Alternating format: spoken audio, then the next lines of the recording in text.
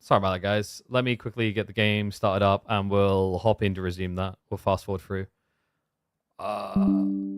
Dude, like, I'm gonna check the crash logs after this stream. Like, I don't understand. Like, legitimately, just all I'd done. I was like, okay, let me just check something in the background because I'd accidentally clicked something wrong in the overlay, and I just pressed Windows key, and everything froze. Like everything. Even the IQ, which had the riding horse, froze. That's crazy. I'm so confused. I'm like getting super paranoid now. So like what I'm starting to think, we're starting AV4 up now. What I'm starting to think is like we thought it was the driver update for AMD, right? Which we reverted, and that's fine, and it worked fine. Like I was literally playing last night. Dune had never worked better than it had when I'd done that. I'm wondering if there was a Windows update.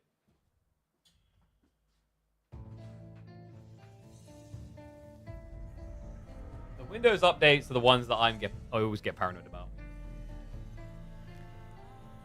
Wouldn't happen on your Intel machine? Sure, honey. Definitely didn't move away from Intel after my i7 basically fried itself. Can be Windows itself? I think so. I'm going to have to, like, what, check this, you reckon? Oh, no, I just ran it now. I wanted to list it for running later. I think it's running in the background. I'm going to have to remember all the stuff I need to go through, basically. All right, I'm going to get Wham versus Otto up again, and we'll just fast forward through to where we're at. But, like, what am I missing something? Was there actually, like, a Windows update in the last few days or something? Because I'm starting to think I missed something here. I got ambushed by a stupid update. Because Windows 11 in particular has had this habit of making gaming on Windows and everything on Windows worse the last few times. All right, but let's try this again. XD, of course. Get reset to doing that.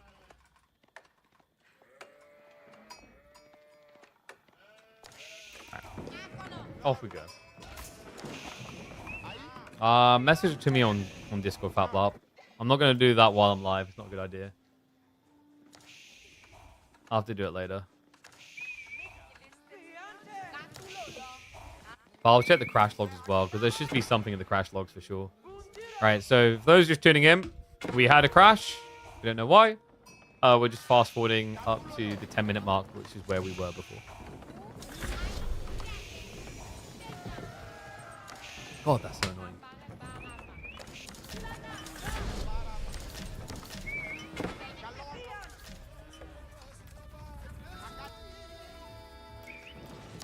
Everyone likes receding, they just don't like scouting the beard. What's up with that? Is it because Wham and Otto don't have a beard? I could have sworn that Wham had a beard. I think I'm remembering that right. Wham definitely has a beard. Okay, so it should be, I think, 10 minutes 30 is when we got in, because the Mustafadi jump. They do Ring of Roses. Grand Fulani completes. He fights, not just running away with the Mustafadi, kills the knight in the backside. And then we were going to highlight the fact that, like, so I'm not going to press Windows, I'm paranoid now. So the interesting thing is, like, when it comes to, and by the way, we fixed the alt tab issue. That's the weird thing. So, like, we fixed the problem we had before. Whatever happened was some weird new crap. But yeah, the funny thing about Gilded Knights is a Gilded Knight, basically, so Knights were considered the tanks of the medieval age, right? But Gilded Knights are like a King Tiger tank. Very scary, very powerful, but if you lose it, like anyone who's played Company Heroes knows, you just call GG. Especially when you rush it. Yeah, and the other problem you now have is like giant, I guess not a fair comparison to King Tiger. King Tiger will go into a main battle and win. These are raiding type units, really. More like a Panther. Like a Yagda Panther, right? And the problem is, like, he's just not able to get in because of how condensed the economy is, right? There's not an easy, obvious entry point. I even love the fact that Wham left a Donzo or two here, so that he can brace when the charge comes in, and that's going to pin long enough that reinforcements can arrive. Great read. Yeah, what I think like Otto might be aiming for here is actually Imperial Age. He's stockpiling a lot of food. The gold is a little bit lacking. Like these capturing the Forgotten Runes, the Stone Gen's going to be great to get into some emplacements here. While you're doing that, Wham is already getting the archers. And also, this is Imperial Age. Is there any reason you want to build that many spears? I mean, there's no other reason, right? I mean, you could argue you don't want the men at arms, but like with what you're up against, you'd surely think about adding in a backline here. Like archers, expos, whatever. Right.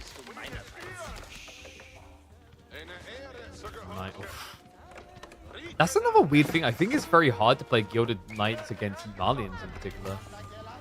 He actually pins him with the villagers. Sick micro by Wham. But yeah, remember, like with Gonzos, when you get a lot of them, they're probably going to overkill if they will target one knight. Not when you play against OTD. When you play against OTD, it never feels like it's enough. So at least you remain damage efficient, shall we say. Right? You're not leaving things on the table. It's not like when you watch, 20 javelins attack one archer, you go, well, that's a bit overkill. Blob looking good for Wham, man. I mean, we're seeing Otto now switch into archers. If he can get the time to scale that backline with scale armor, this could make a lot of sense. And he's going back to the men-at-arms because you can see that Wham actually stopped producing Musafari. But in fairness, the Donzos have the hybrid attack. You've now got Toxin on the archers as well. And the problem with the men-at-arms here is, like, if you don't flood them efficiently, like, optimally, you're just going to get target fired down while being cut, right? Which I think is what we're on our way towards. Funnily enough, Flotaro was getting ready to ram into his opponent. Instead, Wham's going to come to him. Outpost is going to go down. Workers try to run for the high hills. We're going to break away. The archers, well, they're going to try to target fire them down. Nicely done. Just micro is passed. I think Wham is just outclassing on a micro level. He's not wasting time on redundant targets each time in these engagements. You saw the Musafadi earlier on this location. We see it now in the military blob up. That's going to be a blob out and a tap out for Otto. He's not even producing units anymore. He looks lost on what to build. And what, at home he's got, no food at all, as expected. So this is now just going to be a suffocation and a kill. Otto just doesn't have the food to really bulk anything. I mean, he could try to get archers together in theory. But you're trying to scale from so far behind, man. Yeah, kind of your worst nightmare when you're playing OTD, I guess. Playing against the Zergy Civ. In theory, there was the Gilded Landsnake idea we talked about, but Landsnakes would come in a little bit too late now. With 23 archers in play, like they would be your golden solution. And now they dive underneath the TC. He's hunting for anything he can find. The villagers get caught running to the south side. I think he was just glanced at there. And yep, the secondary group as well. They're going to reveal the others. There's just nowhere to go. Nowhere to be safe. And no hope for Otto to enter quarterfinals this week in Midweek Muster. He'll have to come back and try in the last two. As his journey will end here in the round of 16. Why people don't farm? Saying let's do farms is a lot easier than let's do farms. It's one thing to say, yo, just go farms. Another thing to actually do it. Farm transitions, like these days, are much, much harder.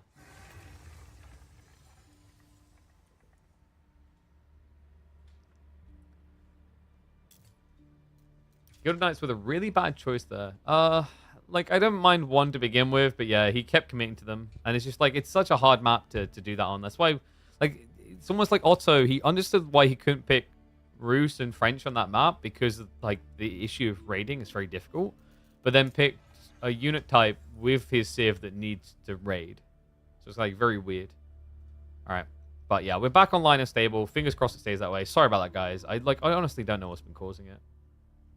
I mean, I thought it was like the newly installed, like we updated to a new GPU driver too soon. But even after revert, I think maybe there's some residual, like, maybe some residual driver there that's causing issues. But up next, we are going to be checking in on Cat versus Starlock. Let me get that draft ready. This is like a matchup that I'd say should be pretty close. Like, this should be a very competitive matchup.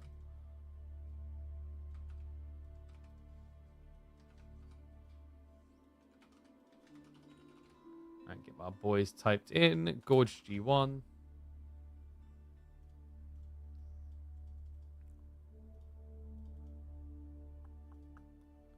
Hit the Windows key again? No, dude, I might just disable the Windows key. That is a thing you can do, by the way. I used to have to do that when I played like Warzone and Apex a lot. Warzone in particular. Because the problem with Warzone, so Warzone, if anyone's played it, you know what like the slide cancelling is. Slide cancelling was strategically very, very, very important.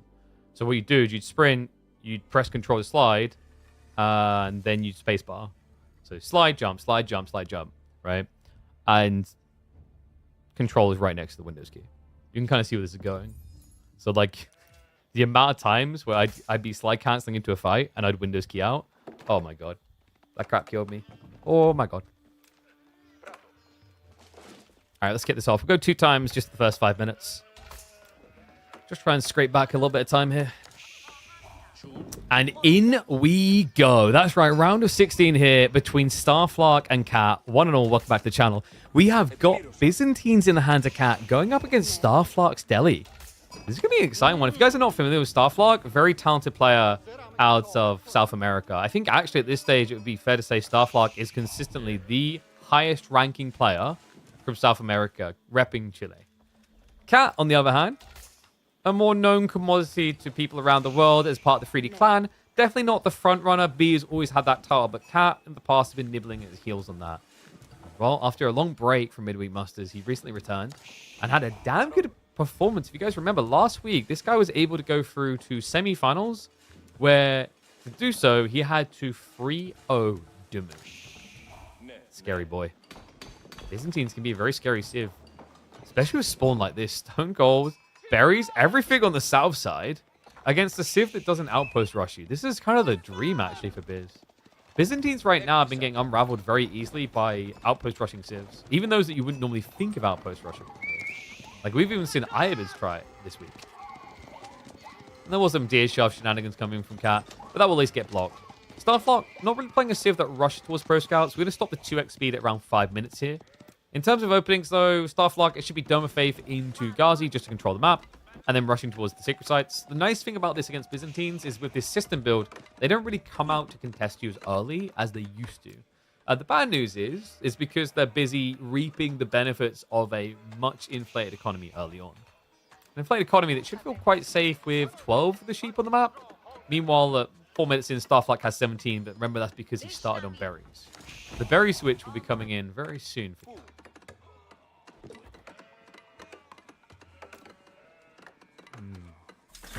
Looking at the spawn, actually. Berries, would I say this is generous or bad? Ooh, actually, getting berries and boars is quite nice for Cat. With all these scattered tree lines, it's quite a semi-wallable area. I'd say you could like wall here to here, and then maybe you just wall here to create a single funnel point, which daisy chains with systems nicely in the mid-game. So I'd actually say Cat has a reasonable spawn to play with. Gorge can sometimes be pretty merciless with locations of things. And yeah, he's already prepping for that extension out there, by the way. We have the third cistern out towards the deer. Limitane now going to be in the way, and the first Ghazi hitting the field for Starlock. Gonna root for Cat? Whoa. Wait. You hate Delhi more than Byzantines? Alright, I need to get a vibe check. One's if you hate dealing with Delhi more. Two's if you currently hate dealing with Byzantine more.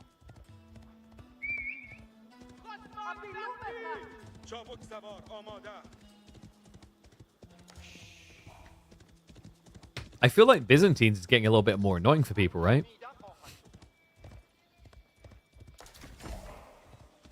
Recently, anyway. Like, Delhi, I get it if you look at 2024 at the end, but Byzantines, ever since the system change, I don't know, man. This civ has reached a new level of let me just camp in my base. You know, you can hate the Merc timing, but at least they were coming out to fight you before. Now they're like, oh no, I've been buffed on my economy. Oh god, oh, I can't produce units and have to come play the game. Oh no, what am I gonna do with... Oh, I guess I'll just not produce units and greed instead. Pretty tricky spawn, by the way. Like I said, it was very good for Cat, but you're seeing the uncomfortable part because he's spamming the system so quickly. He actually is a little bit exposed on the front side, hasn't gone for an outpost yet. Now, what Starlock could actually start doing is torching these systems. It's just poke damage to force reactions, really. But it's better than just running around not doing anything, which is currently what's happening. Like the thing is, your opponent knows he needs to guard the Grand Winery, so he's going to camp there with Limitane.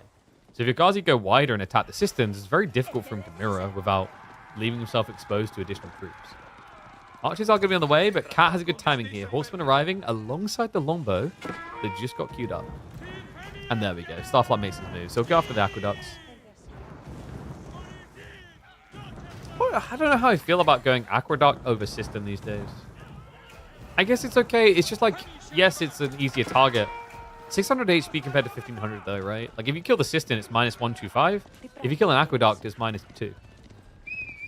The idea is like you're obviously getting more than that. You're disabling the rest of his economy by a little bit of their efficiency. But for the effort, I think where killing the aqueduct makes the most sense is when your opponent has a super wide run to fix the problem. This doesn't feel that negative if you like burn the aqueduct here, because Cat's going to want to move that way anyway because of the berry location. If you want to break an aqueduct, this one makes a lot more sense. I say is actually he's going. Oh my god, he's going all the way out. And look at this timing as well. Starlock, very greedy on the alignment into the scholar count as normally you'd expect. Up to 7 now. He's going to have to pull them for the main fight in the center. Because it feels like it is probably going to be a fight. I mean, Cat could posture for one. He's got a decent number of lombos and horsemen. I guess he doesn't want to risk it for the biscuit, nor the Ghazi factor. So he does back away, shows a respect. This is good news for Starlock. It means it's looking like he's going to get his hands on the relics, or sacred sites rather, with little to no resistance. The dream.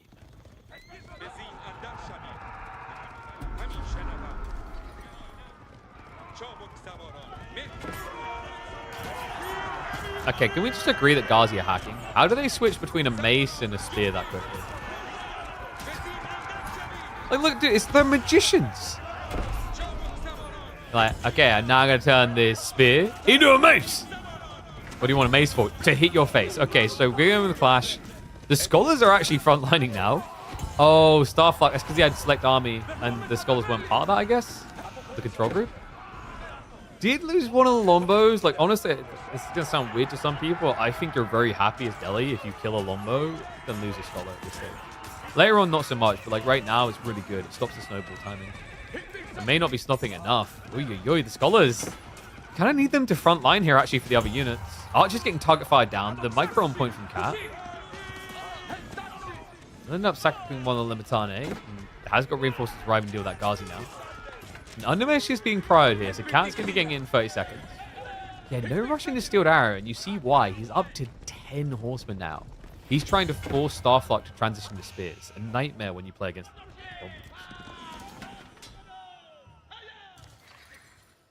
Interesting game we've now got. And Cat has to be very comfortable behind this, right? It's at the level 4 system. Pretty nice, cozy buffer of about 6 workers. About to be even more as he's going to connect the final system across. On top of that, he's blocking win conditions, man. This is pretty horrible for Starlock right now. Like, you're playing Delhi and you don't have a sacred site at 10 minutes. He captured one. He got about, what, a minute or 2 of gathering. Great. But usually by, like, 10 minutes, you're expecting it to be 2 or consistently 1. It shows you how rough the fight is. And that's the deceptive nature of all these scholars. The military count is a lie. You're behind.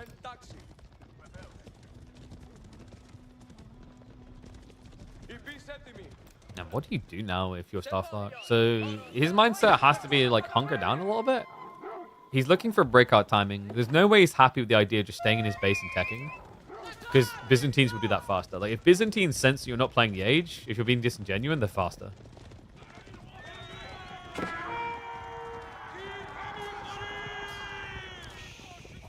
Ghazi are at least going to push away the horsemen. So this would be the perfect time for Starflock to go.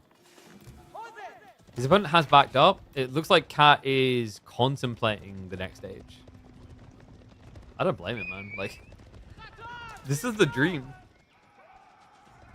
You go into a game against Bible bashing Civ and they have no Bibles? Okay, sorry. You go into a game against Middle East, well, not Middle East, no, Indian. You go in a game against a Muslim bashing. Wait, no, Muslim bashing has different implications. Jesus Christ. Quran. That's the one. My brain wasn't working there. You go into a game against a Quran bashing Civ and they have no Qurans to throw at you. This is the dream. God, I can just feel the uncomfortable nature of the viewers as we go through the religious turmoil of figuring out the right book. You guys shouldn't judge me too hardly. You think I read books? I just about read subtitles. Flash over the Southern Sacred Site. Better lock it in. Outpost set up at home, so he doesn't have to focus too much on that. Maybe stack a retreat, but like for Cat, the goal now is just to go Castle Age. Oh no, Muslim bashing is what the Byzantines are trying to do here. Historically, did not end very well for them, by the way. But luckily, he's not facing the Ottomans here. Oh no.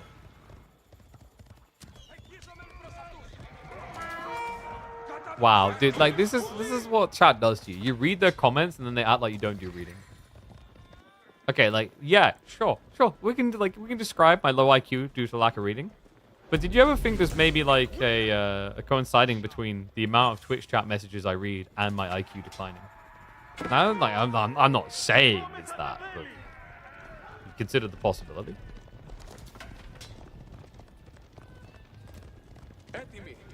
I'm not blaming you, but I'm not blaming you. Alright, so Cat, ready to now pull the trigger. Starlock, I'm a bit shocked actually. He backed up entirely. He does. Wait, is he not aware of what's happening?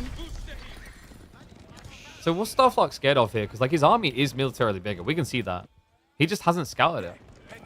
He's got 4 scouts and he's doing the cardinal sin. He's not scouting with them. They're pro scouting. And as we know, guys, like we have a say on this channel, pro scouts are rookie scouts. Pro scouting equal amateur scouting. Pro deering. They're different things. Of course I read picture books. I've got a 3-year-old. What do you think I'm going to do with that? Open Tolkien's writings and confuse her? I'll be like, and thus the history of the elves came to an end at the Battle of... Where's Baby Shark? That's all I'll get. Yo, by the way, if you want to educate your kids, definitely go with Bluey, though. Ooh, does he? Nice little raid here, Cat. He's out of position to defend himself, so he's going to have to sneak in a repair if he wants to try and buy enough time for the horseman to arrive. There we go, yeah, Cat. We'll buy about, what, 2-3 seconds, which is good enough. Horsemen do get in there, so nicely played. No losses needed. Tech up now on the way. House of Learning coming from Starlock. By the way, talking of making, like, Baby Shark really dark. Did you guys know that, like, sharks eat their siblings in utero? Yeah. So sharks, like, they only typically are born one at a time. They are all Dwight Schrutes.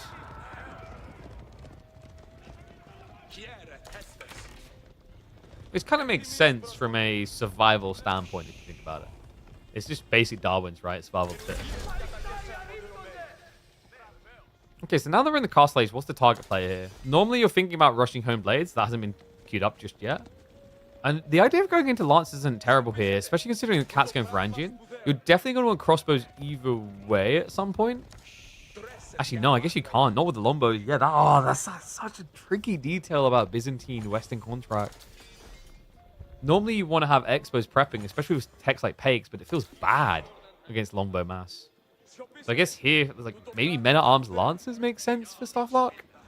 Even though LBs are higher base damage archers, so they'll feel good against that. Rangian is a decent frontline hold. Also means like Limitane still needs to be answered to get you through. Oh, of course, elephants, right? How could I forget? Okay, so Starlock is trying to force Cat to go crossbow, but like why? This is always the tricky one. When you see like war elephants, but then see another heavily armored unit, it's very much you're just kind of throwing your units under the bus sort of thing, right? Well, lol, gonna get blocked out here, so we'll be able to deny the relic pick it up. Starlock, the only one to secure a relic so far in this game. Like, this is why, like, I think it's kind of okay to go War Elephant plus Lancer, but, like, Men-at-Arms is a whole different beast. Because there's 2 units that will get kited and killed by crossbows, whereas, like, Knights at least can raid. I think maybe instead Starlock's expectation is showing a War Elephant will force Cat to build a lot of Limitane. But, guys, we've seen that... I mean, it's a simple fact at this point, right? Like, Limitane, Spearmen in general don't really solve elephants. They lose to them, even after the buffers. Unless you have an insane count. Like, yeah, you could say, like, 20 Spearmen going to beat 1 elephant. I mean, that's obvious. But when you scale up to 4 or 5 elephants, the answer really is only crossbows. Anything else just doesn't feel very efficient. Raid north side. Oh, the Horseman intercept again. Starlock does find 1 additional worker kill out of this. Might be able to make it a second. Unfortunately, the pathing not working out there. The body block's on point. So he shuts down the Ghazi. Now going for the clash of Rangian. A little bit difficult with that elephant showing up, though. And he knows it. He's going to have to back away. Now, the question is, does Cat react with the crossbows? Or does he only see 1 elephant and think this is a bait? Because it feels a little like Starlock done this to force a reaction.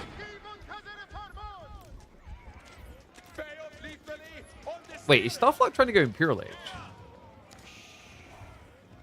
Game from RTS going to be epic? It could be.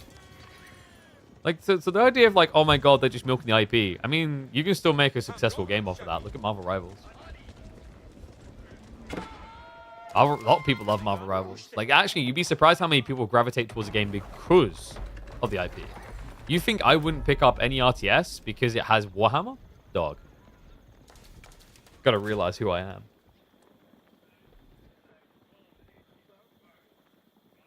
They have the whole ocean, but sharks eat siblings? Yeah, what better place to start? You know, it's like a great way of getting started in life. It's like, oh no, sharks are the big predators of the sea. So if I like eat them now, I'm already like, you know, immune to the threat. I mean, if you want to see darker things that happen upon birth, actually, I shouldn't tell you to do this. Look up like centipedes eating their parents.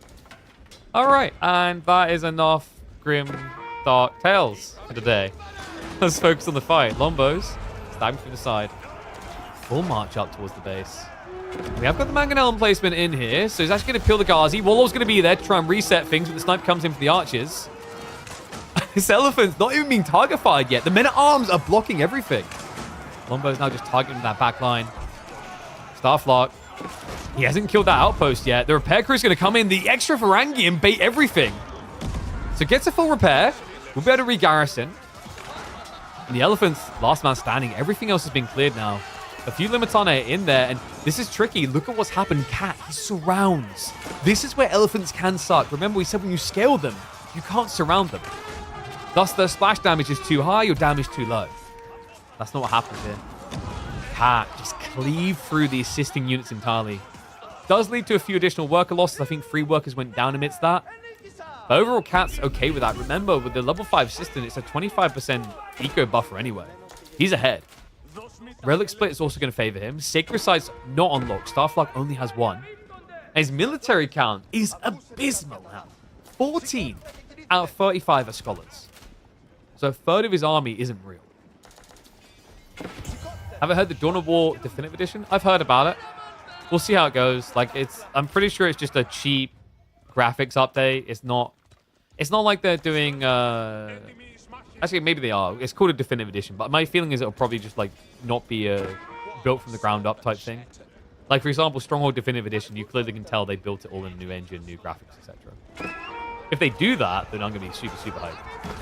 I'm not hyped for Starlock on this though. Heap drop coming in, but the Lombos gonna make him pay the price. Just enough to get through the textiles as well. So more villages have to be pulled, but this is costing him a pretty penny. Starlock will complete the castle. It will stabilize him for the time being.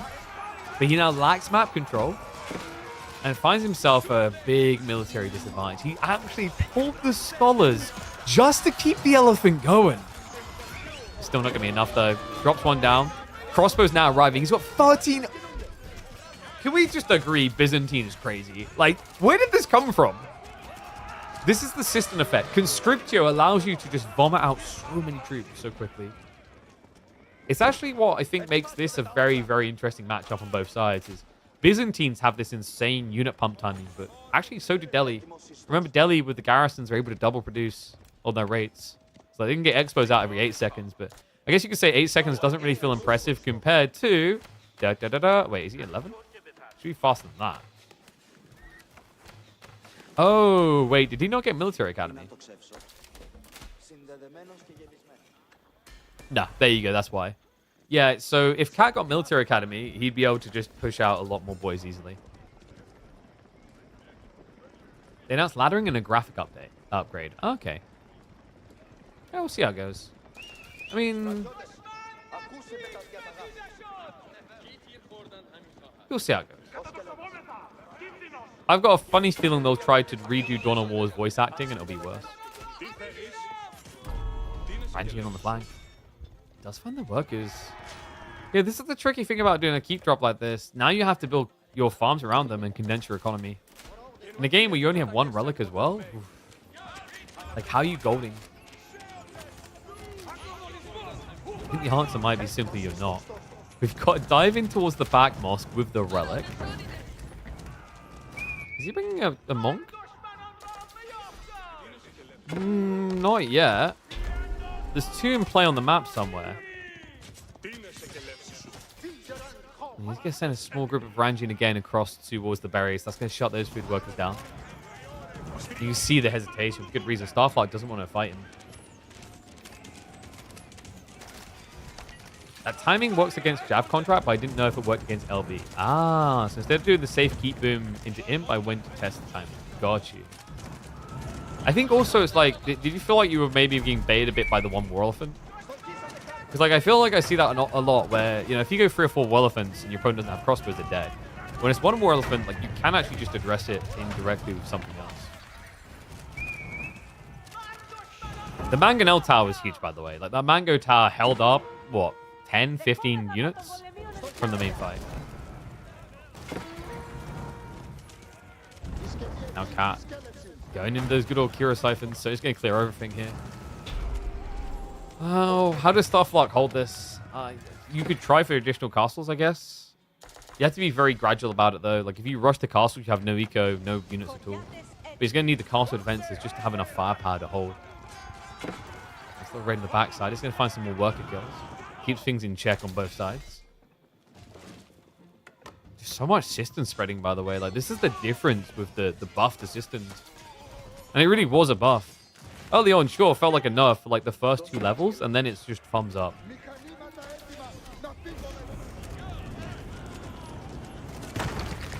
Yeah, this looks over to me.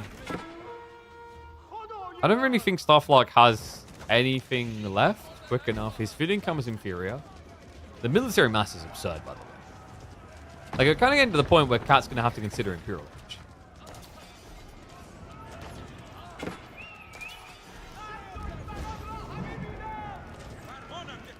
What could Starlock have done different? I mean, yeah, that all-in was maybe not needed. I guess you had other tricky issues, right? Like, losing the Relic War doesn't feel great either. There is an argument if you just try to go into castles earlier, your opponent's going to just maybe blob and go on you instead. 50 plus Lombo is very difficult to answer. Kazi at least going to get a cheeky little raid in here. So that is actually an eco lead now for Starlock. Wait, please. I think he's trying to go for the Kira siphons. Dives in a bit deeper, but the Lombo mass is just so freaking big at this stage. Stands their ground, doesn't give a damn. And the pushing with the Kiras continues. All attempts are going to be there. The Lombos, crossbows could easily snipe that. He's just going to back away instead.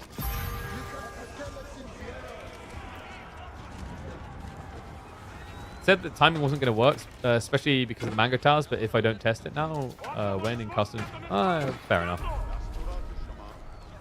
I love the way he said, what am I? A non-casual? Just sticks the monocle in. But I game here to improve. I respect that.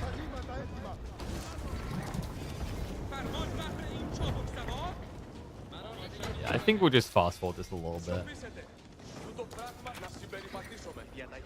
Starlock seems very reluctant to throw in the towel. Maybe he's expecting Cat was going Imperial Age. That might be the one reason why he hasn't GG'd. Because, like, in theory, you just keep spamming castles. It makes you harder to kill, and you get more villages over time. But the bigger problem I see here for Starlock is where you get confused. TC, in the meantime, going to be burned down. 5 Curious Siphons enough to do it for sure. And next up's the castle.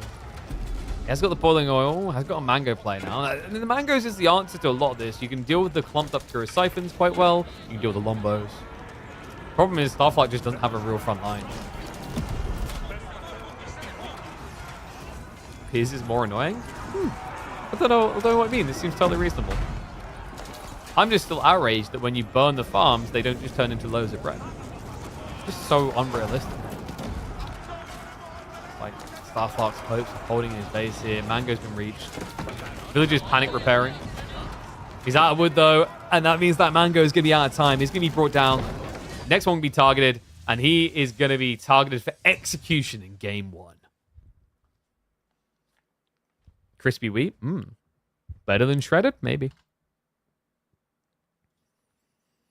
Don't know. Is that game uploadable? I'll have to think on that one.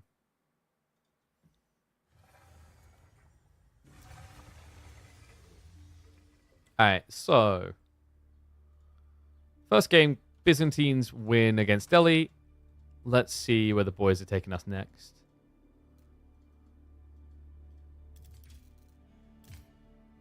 Okay, Dry Arabia, Roose versus Japan. This matchup always feels really weird for Japan. At least it did. Maybe with the new Dark Age players.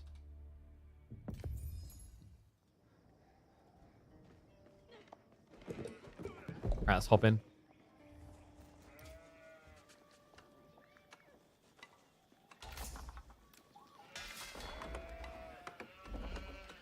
And in we go, folks, to a matchup that has been the bane of Japan's existence for quite some time. That's right, Starlock, the Japanese, facing elimination, goes up against Cat's Roose. New era dawning for the Japanese Empire, for the Golden Sun.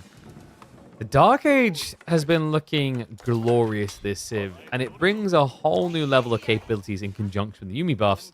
Actually might make Roose a lot better off here. Japanese a lot better off here than they've ever been historically against Roose. All begins with this, though. Deer shove to try and remove some value from the map. Now, Cat did scout where those deer were, but he didn't hang around to lane them, surprisingly enough. Instead, focusing on getting as many sheep as possible. Really good news for Starlock, actually, because of the way this spawns. By the time the Cat would realize what's happened, the deer's already going to be home. This is painful. I'm a bit shocked that Cat didn't shoot one or two of these down, so that's a huge edge. And folks, make no mistake about it, it seems like such a pitifully small detail, but the deer shove on its own has been responsible for so much of Japan's success. This is a food-heavy Civ that usually loses because of a lack of food. Well, imagine what happens when all of a sudden you've got 2.5k more food out of nowhere to work with. Pretty good existence, if you ask me. So it gets it home safely. We're just on the 2 XP for the time being. Just the opening of the game. You can't deer shove that quickly. You can try, though. And Golden Gate coming in. So let's think about win conditions here. For Starlock, I mean, you could technically play Yumi Blob to block Pro Scouts, but this is a really rough spawn for it. Double back deer.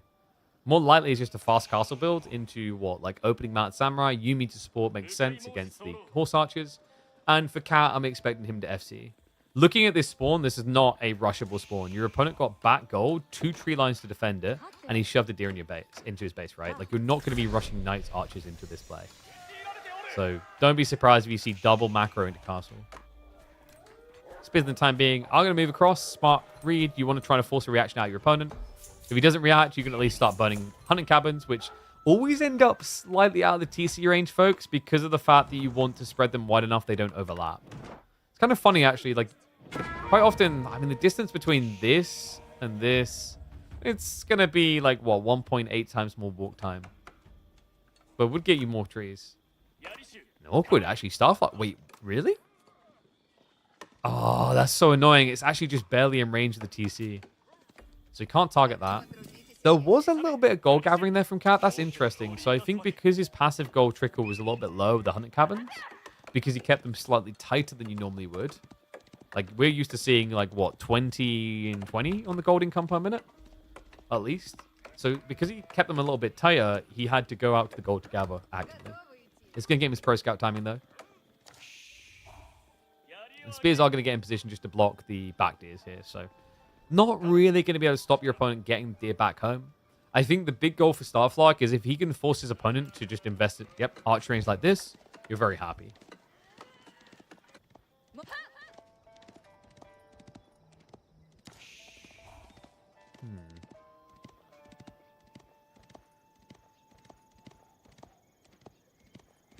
I wonder. I don't think anything's going to stop Starlock from just opening Mounted Samurai here. It just feels too free. Even more so now because your opponent built archers. Like, this is actually quite a big deal, guys. Every time your opponent builds an archer like this, I mean, the archer range alone has slowed you down on attack up by 150, then it's 80 per extra.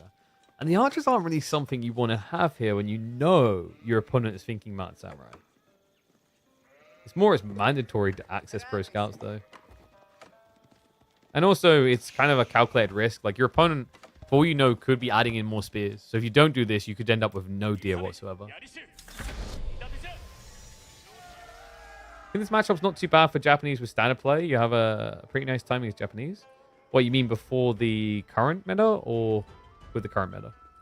I'd agree with the current meta. I think the old meta, where like you had pro scouts being very strong in Season 9, Japan struggled quite a bit there. But there's been a huge switch up with this Dark Age Rax rush play. Because before, what ended up happening is Japan would just try to rush castle, and they get there first, but then Roose just arrived like maybe a minute later with mass horse archer. And the problem that Japan had is because of the normalcy of going like Coca at the time especially, it was very difficult to then go into horsemen. Between the fact you didn't have deer and you didn't even have Kura, you couldn't really afford horsemen, which would have been the optimal unit play into horse archer. And also remember in Season 9, that was before we saw the Yumi buff where they got decreased on their cost by 10%. So yeah, those are the details that have flipped this matchup a bit. It's not that it's now dominant one way or the other, it's that either side can compete. Love that Cat ran this archer across map like this. And by the way, considering I just got lasered in the balls, there is no way in hell I'm doing those push-up commands, so joke's on you, son. Yeah, Notara is a little bit crazy from Starlock, but in fairness to him, it's actually weirdly enough worked out. It's going to be a little bit annoying for him, but he's got 266 gold in reserve. He's already got a samurai coming out to contest this. And that's an interesting choice. You might be wondering why samurai? You're not going to upgrade it at all, but like the idea here is now the archers, they get less DPS into the villages, or they stand still, maximizing DPS and slowly die. But Cat on point with the micro has offset most of that problem. First Mount Samurai is going to hit the fields. That's the archers removed. I still feel like Starlock is going to have to outpost here. Either outpost or wall. Outpost makes more sense because of lightly horse archers. And also there's a second gold here that you also want. All right, get your numbers in, folks. High Trade House is on the way. Pretty respectable one. He almost got the perfect embedment on the timing here. Stuff like, I believe we should be having him moving out to the first relic already. Yeah, it's already on the way home. Wolf in tow as well.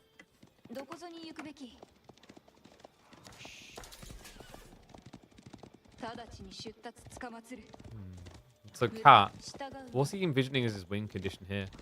From his POV, he's expecting Holy Mounted Samurai. He already saw the first one with the archers. Like, that's one of the interesting things about what Cat done there, by the way. He dove 2 archers in, not just to harass any eco. He knows it's going to force a reaction, which is going to reveal an intent. That's very important, especially against civs that do these Dark Age Rax openings, because you want to know if they're going to commit to it. It's likely Mounted Samurai, but on the small percentile off chance it's Yumi, you need to be prepped for the opportunity to switch knights. And now he has confidence, it's going to be the Mounted Samurai, just standard horse archer play. First Mounted Samurai already addressed by the emplacements. Notice what he done here. That was huge, by the way. He went for castle turrets. This tech is critically underrated when you play against diving civs. It increases the damage of every single arrow shot out of this building by 2. So, to put it another way, every flurry of attacks from the garrison crew, that's an extra 16 damage. Pretty nuts. Even more so, Starlock does not have undermesh. Cardinal Sin here. Dives in again. Not going to be able to get a horse archer kill there. Will be contained, but he does block the Pro Scout's retrieval on the front side. Nicely played. Starlock just trying to suffocate any additional food from getting home. Behind this, we've already got one relic in the base. Second Yorishiro drop will be TC. And he's already moving out for Sacred Sites. Oh, wait, maybe not. The wolf is kind of griefing him. I actually like the idea of stopping off the Sacred Site, by the way. Probably Starlock's not going to because this is a relic race. Roose is one of the best civs at rushing relics. So he just wants to get as many off the map as possible before his opponent arrives. Which is why... Okay, I thought he was... Yeah, I think originally he was rallying north. I was about to say, it would be very surprising if he took this relic now. You want to get the ones in the middle of the map that your opponent could reach. And the High Trade House says nay. 136 gold. Respectable.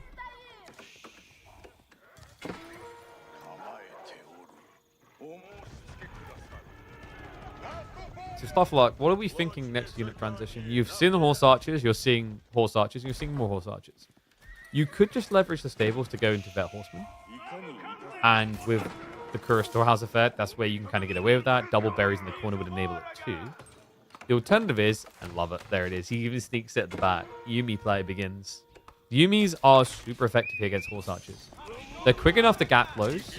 And on top of that, the issue with horse archers is they are going to majority overkill Yuumi by comparison. Just quantity beats quality logic. Speaking of the quality in the meantime, a dive underneath the TC. Find some worker kills.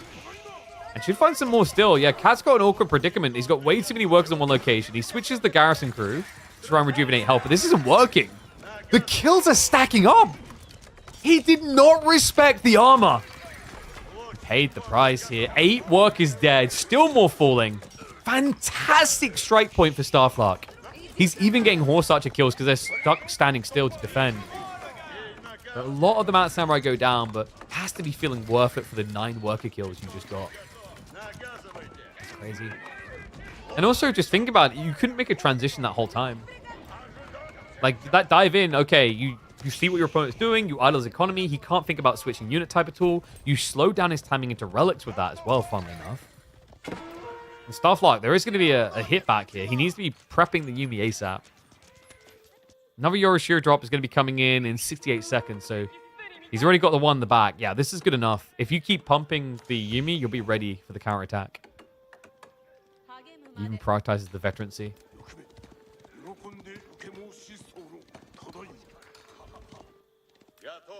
Yeah, tricky from Cat. I wonder if, like, in hindsight, a second Wooden Fortress would have been logical here. Second Wooden Fortress, castle turrets abound. Like, I could see that actually working out quite well. I think what Cat done is he was probably expecting that dive to come in. He was going to do his garrison trick like he'd done last time, and then Starlock was going to leave. So there was kind of an assumption from Cat that that trick would scare Starlock away. But it was a great read. He understood where the food was and just camped it.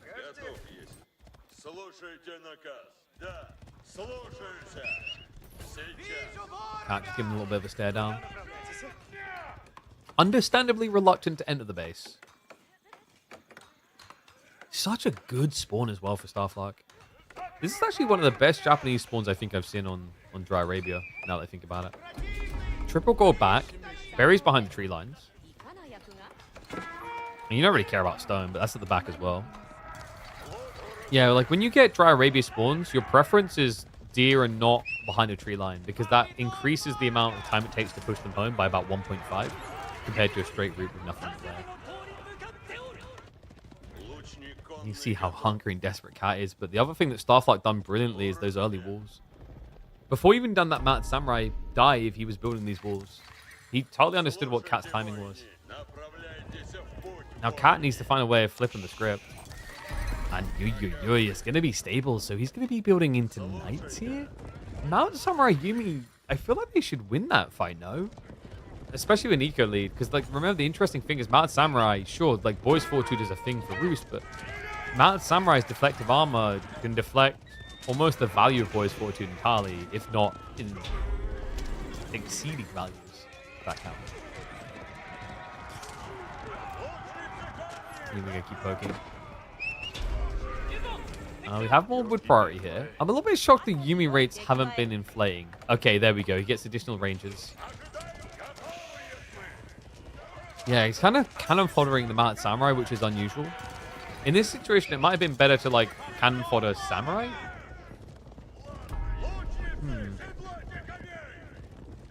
The other thing is Starlock has not moved out for the berries yet. Yeah, he just arrived.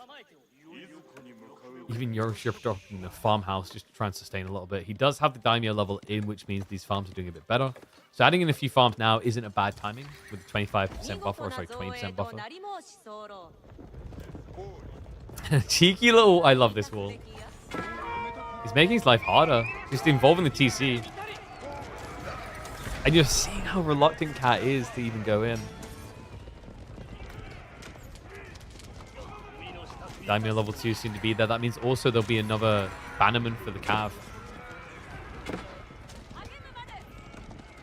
And this is scary, right? Like, his food income is just still not there. And I'm a little bit surprised when he's got Tawara and Takazaiku. That's a 50% buff gathering rate on berries. But we have to remember, he only brought 5 out. It's not like he's been rushing the villages. But he's starting to fix that now.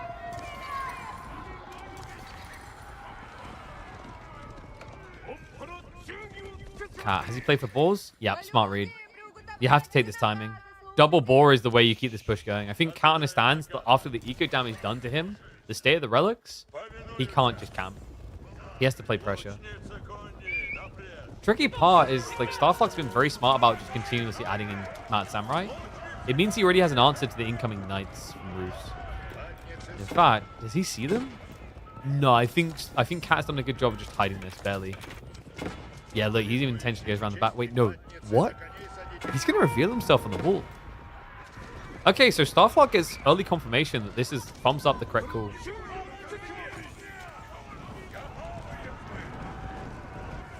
The other awkward thing for Cat is you notice he keeps trying to go in regularly because if you wait, the deflective armor regenerates. It gives a huge edge over to Japan here. Woo-wee! What's up, Dragon? Appreciate the Prime sub. Thank you very much.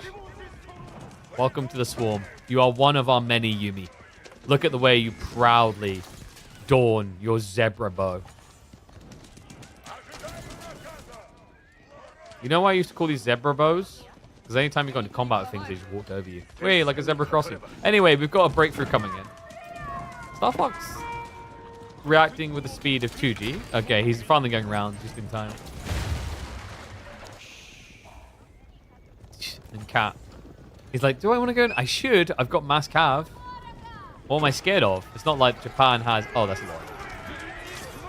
Even Onimusha. Okay, that's kind of cool. So Starlock, the Onimusha is about just chasing the knights to try to go around the flanks, if need be. One has peeled on the back. He's going to pull the Onimusha back now. And look at this front line just disintegrate.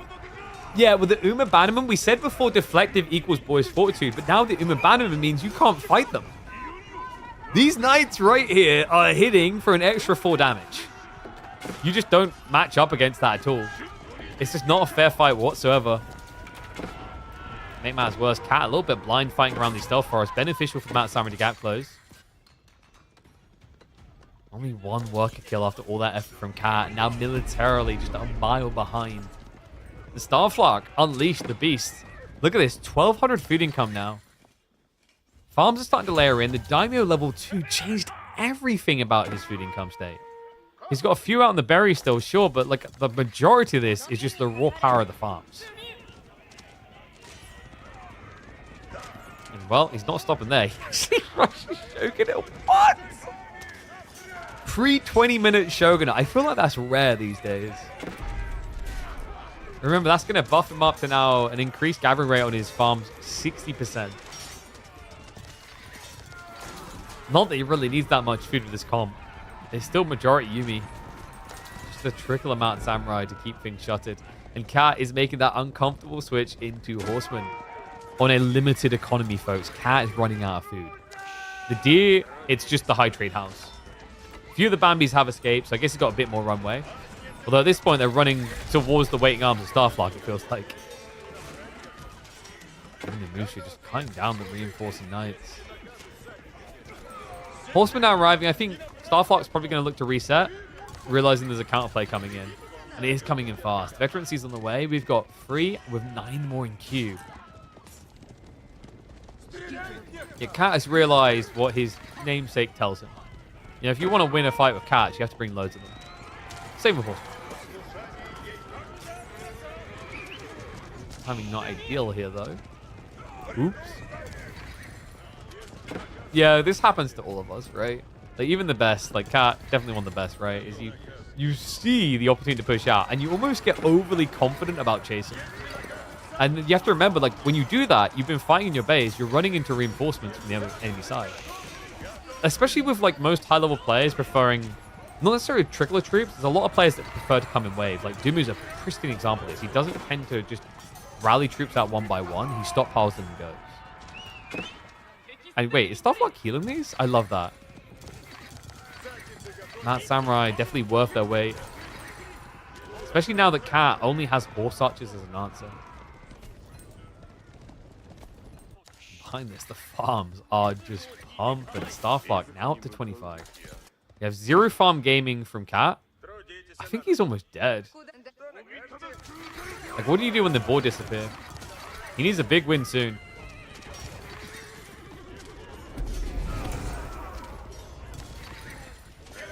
Other awkward things, like horse archers are this weird unit, I find, in these situations. Very snowbally when you get the comp together, but like once the count goes down to like 15, 12, it feels like it's impossible to recover it. Especially against Mounted Samurai that would just take a millennium to kill. Starlock actually like has sacrificed Yumi altogether. Ah, interesting. So like, is he basically playing more expensive horse archer to counter horse archer? It feels like it, right? It's a little bit funky. I get that you didn't want the Yumi against the horseman, and Onimusha can run away from horsemen is the idea.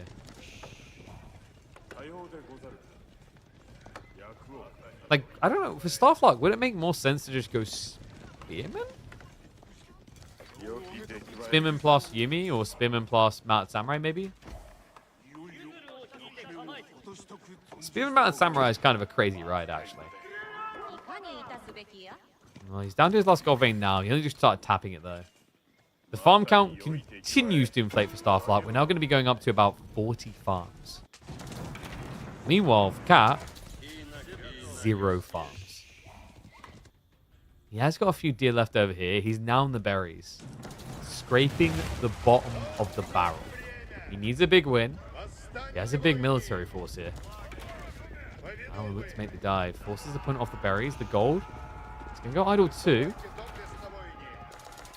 Spearman, what is that? Isn't that a deer pushing unit? Yeah, you need more deer pushers. Look. Like, if you get enough spears, I think you could push this deer. You know, you just stick it, like, underneath him and shovel him. That should be the real pro scouts, by the way. It's like 8 spearmen walk over, they all shish kebab the deer, and then carry it back between them.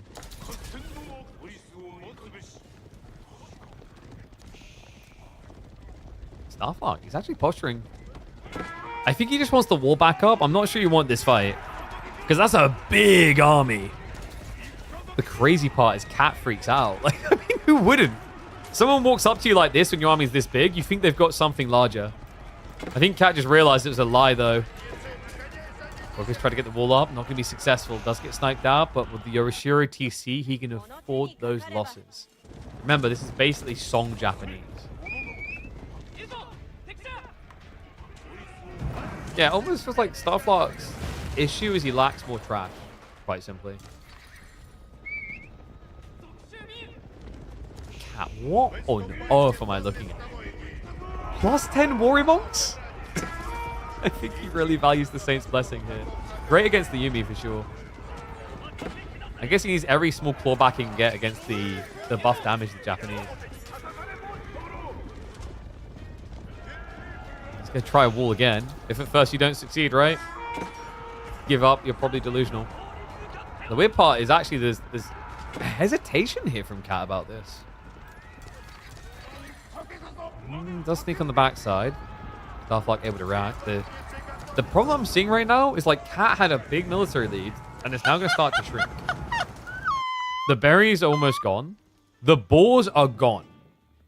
His food income is about to plummet. In fact, it already took a huge dive. It was up at 1,800, now down to what, 1,000 to 1,200. What up? I'm up 1 at least on the Prime subs and the subs alongside that. What's up, Surge? Appreciate you, bud. Always remember to get those subs in. It supports the channel to give us more epic games like this.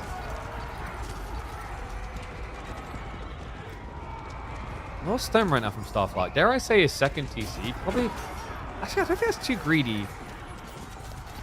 Eventually becomes a rocket launcher of his own, but hold on a sec, we've got to stand ground here. The Warrior Monks are tanking this, but the Mounted Samurai! They're in so deep! Too deep! Cat has nowhere to run! What a timing! Starlock just full-on sends it. The mass Samurai able to push this back, and the retreat's going to get a little bit ugly. Cat about to lose military lead from a position that he should not really be allowed to recover. Yuumi are swept aside to be left over to deal with the Warrior Monks. They're fine with that. Warrior Monks just don't have armor. Are going to arrive to start taking down the remaining horse archers. Neck-to-neck trade, but I mean, this is now where the fight begins to heavily favor Starlock, and he needed this for the gold. He's going to move out for the 4K at the perfect moment. And the reason this was such an important fight is without the Warrior Monk buff on that second part of the fight, you lost a lot of tankiness to this back line. Hence why the Yuumi resumed sniping down these horse archers and are now able to push him entirely away. Insane defense out of Starlock.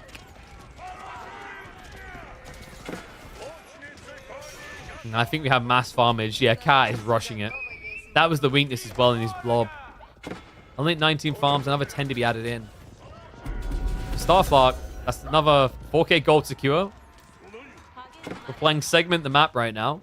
His food income is fine. He's up at 43 of these bad boy farms.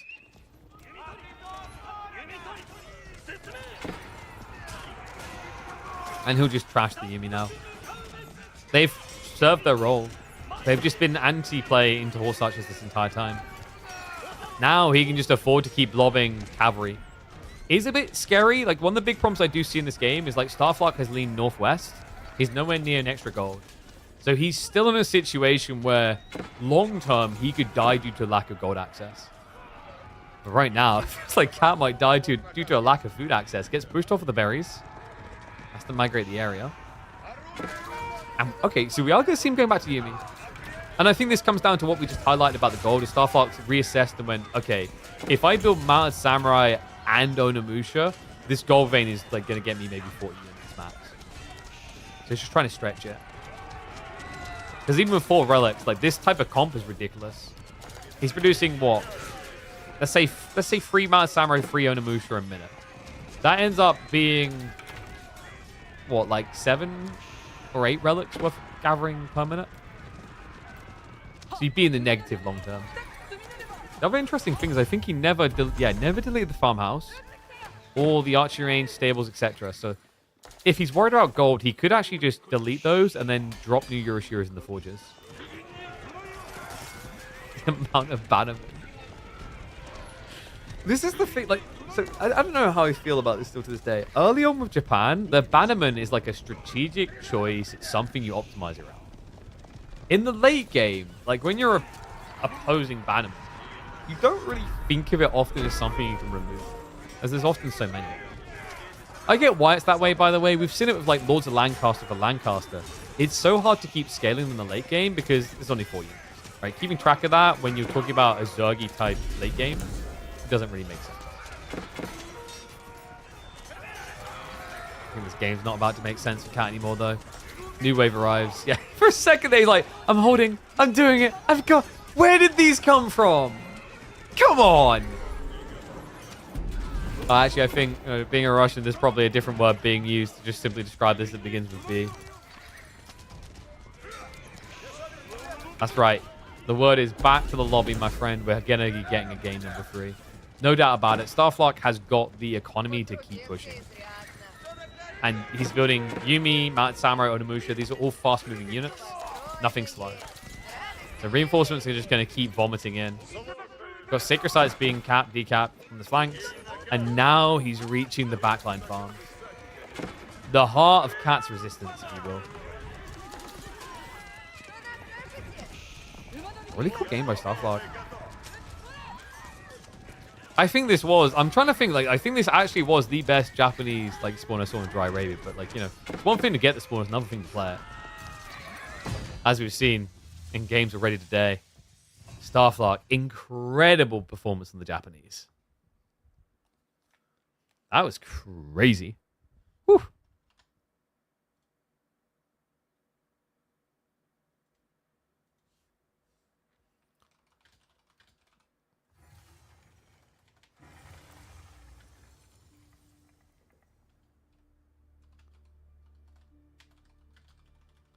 The best Japanese spawn ever, and he allows this. Probably just show the archers early on.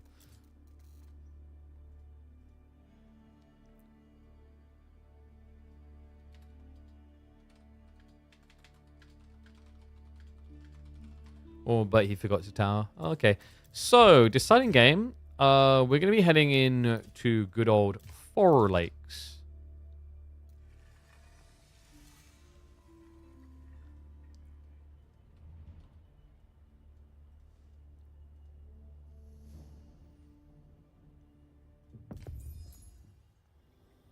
And then after this, we should have Dumu versus Lash. Nice.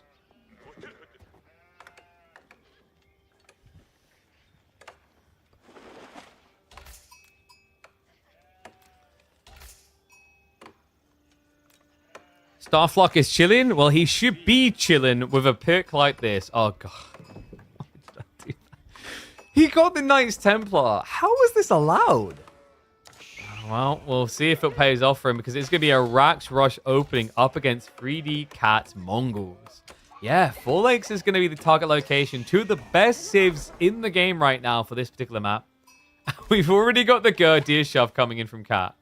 I'm just not sure if he's trying to shove them into his base or away from them right now. Interesting matchup, actually. So does Cat just maybe go straight feudal and ignore everything? No, he took the bait.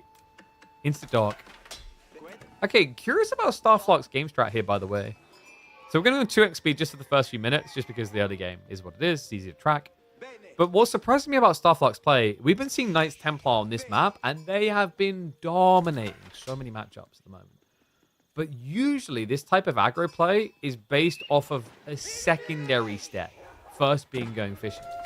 Starlock neglected that entirely, and I think the reason is he was maybe a bit paranoid that the Mongols were going to try to rush his dock if he done it. Instead, he's going to be able to just deny that out. And Cat, seeing this, he is going to react to Rax. Okay, that's a little bit interesting. I thought instead what he might actually do is just go straight into archery range with feudal. Probably feels it's too risky, though. And docks are now going to be set up by Starlock, so attempt with the state of affairs. Cat, of course, has got that Uber already set up, so he's got the double production, which means he will be able to catch up on spears. Starlock, I don't think he's got enough burn power to actually kill this off.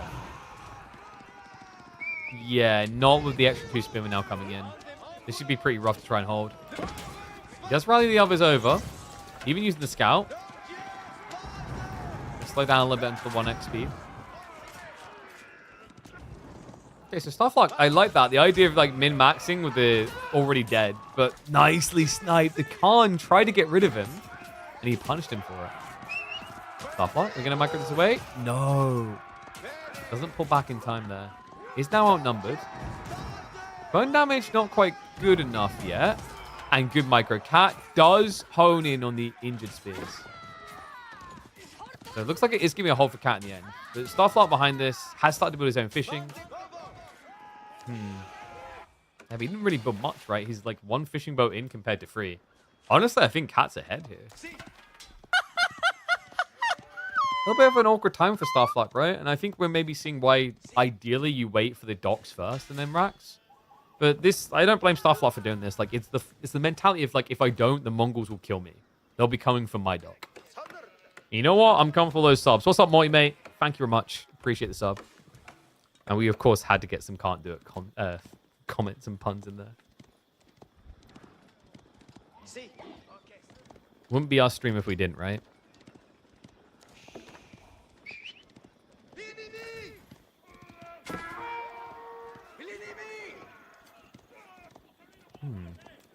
I guess we'll go back to the 2x speed. I think this is going to turn into a bit of a stare down and a feudal now. So Starlock probably going to be teching up with a standard French. I think win condition for Mongols here is fast imp, though. You don't want to play a long feudal against Knights Templar because they are quite frankly ridiculous. The archer spam is just unreal. There's not many civs that can compete with it, actually. And there's confirmation. Kingdom of France on the way. Deerstone on the other side. Spearmen are going to keep pressing, but you shouldn't be able to get this. Not with the repair now. Yeah, he's just trying to drag to buy time. So the archery ship should be forced. And that's where Starlock will likely have to back off here. I say, but Cat hasn't actually built one yet. He's being greedy about this. And what is up? I'm happy to be greedy that way. Huffy Tuffy. Appreciate the sub. Keep those subs pumping. And good cancel. I think Cat, he did queue up the archery range for a second, then stopped. Or the archery ship, rather. We're going to slow down the 1x speed again as shenanigans are happening. Cat sneaks in. No way. Starlock, he tried to block him with the fishing boat, but wasn't quick enough. All right, that was dirty. I actually feel a bit for Starlock on that one.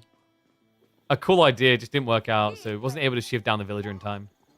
Now he has to pull the way home. Now, the good news is his opponent isn't rushing across, so should be able to get rid of the dock in time. The bad news for Starlock is look at what Cat is doing. He's not only prepping resources for tech, he's adding in Magadite. The Magadite is just a fantastic answer on water maps.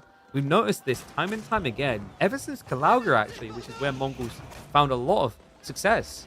The value play in going for the Magadite is your opponent struggles to fight you on water and land simultaneously. In those type of environments, 1 or 2 ranged cav units can be a huge difference. Demo. Nice hit. The Avalaris that's paying off there already. Spearman to try and clear the way. If you get the archer ship as well, definitely make it worth this investment. But I think Dock will be cleared before that. Yeah, Khan Hunter was running across, was never going to get there in time. And Starlock has already gotten to the archers as a reaction, so he's already prepping for the inevitability of what's coming. Likely we should be looking at step readout. With these type of builds, step readout just feels superior. All the time, I'd say.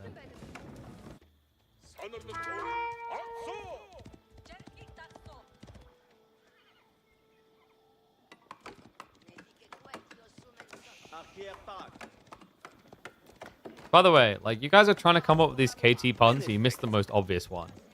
The most obvious one is KT, I don't even know her. Like, come on, guys. I am waiting for tournament games where we refer to Knights Templar as KT, and people are like, who's KT? He's casting with Crackety, I don't get it.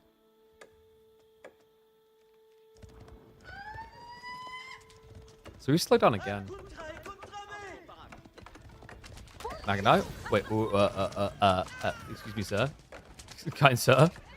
Oh, nicely done. A double kill. Cost him nothing for it. Great patience there as well. Remember, Cat had the Falcon, so he knew exactly when those workers were running out. Pounces to punish. And more still to come. Yeah, because like this is the awkward thing when you play water maps. Another reason why Mongols are so good on water hybrid maps. Your villages aren't near the TC. Ergo, you don't have an insta garrison to kill in return with. Diving gets 2 more kills. Does lose him to Magadai. Hang of an Empire now on the way. Cat already on his way towards saving into Imperial. Triple outpost to guarantee it. Angavin's interesting here, guys. Like, Angavin is pretty nice. It means that your docks can never really be denied. They're so tanky. Sets up a fortresses later. I think of the options, I mean, I don't think you really want to ever be doing the crossbowman here. You're not going to be able to do pilgrimage against Magadai anyway. And you don't want to build Genoese crossbowmen against Magadai either. They suck. That would have left the Genitors. I don't want to talk about the Genitors. The problem with Genitors is, like, in theory, it would be the counter solution here, but in practice, it's so bad to wield. Like, the micro point. The amount of times I watch people who've tried Genitors just cancel an attack because they think it's complete is ridiculous. So that's why he goes Angevin. The idea being is spearmen are cheap trash to blob up fast. It's like a men-at-arms that doesn't cost as much as a men-at-arms.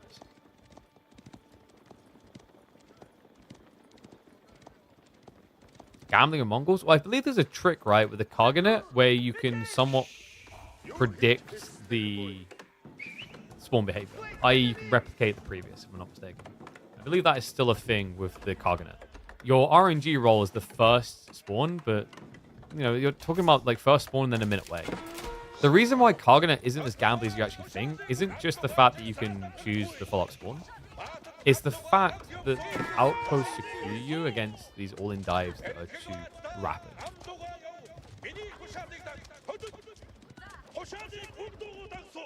Every time you go Genitals, you lose? Okay, I'm going to ask you a different question, though. Every time you go KT, do you lose? Okay, I'm sorry. You don't need to answer that. It's like you're like, yes. Crossbow reaction now from Cat. Makes sense. Needs a solid solution to the heavy spears. We do not have sprint placements. Okay, there we go. One's coming in here. Has he got some on the back? Only one. So he split them between the gold and the TC location. We do have Starlock getting his first pilgrimage out. Khan is working very hard to stop.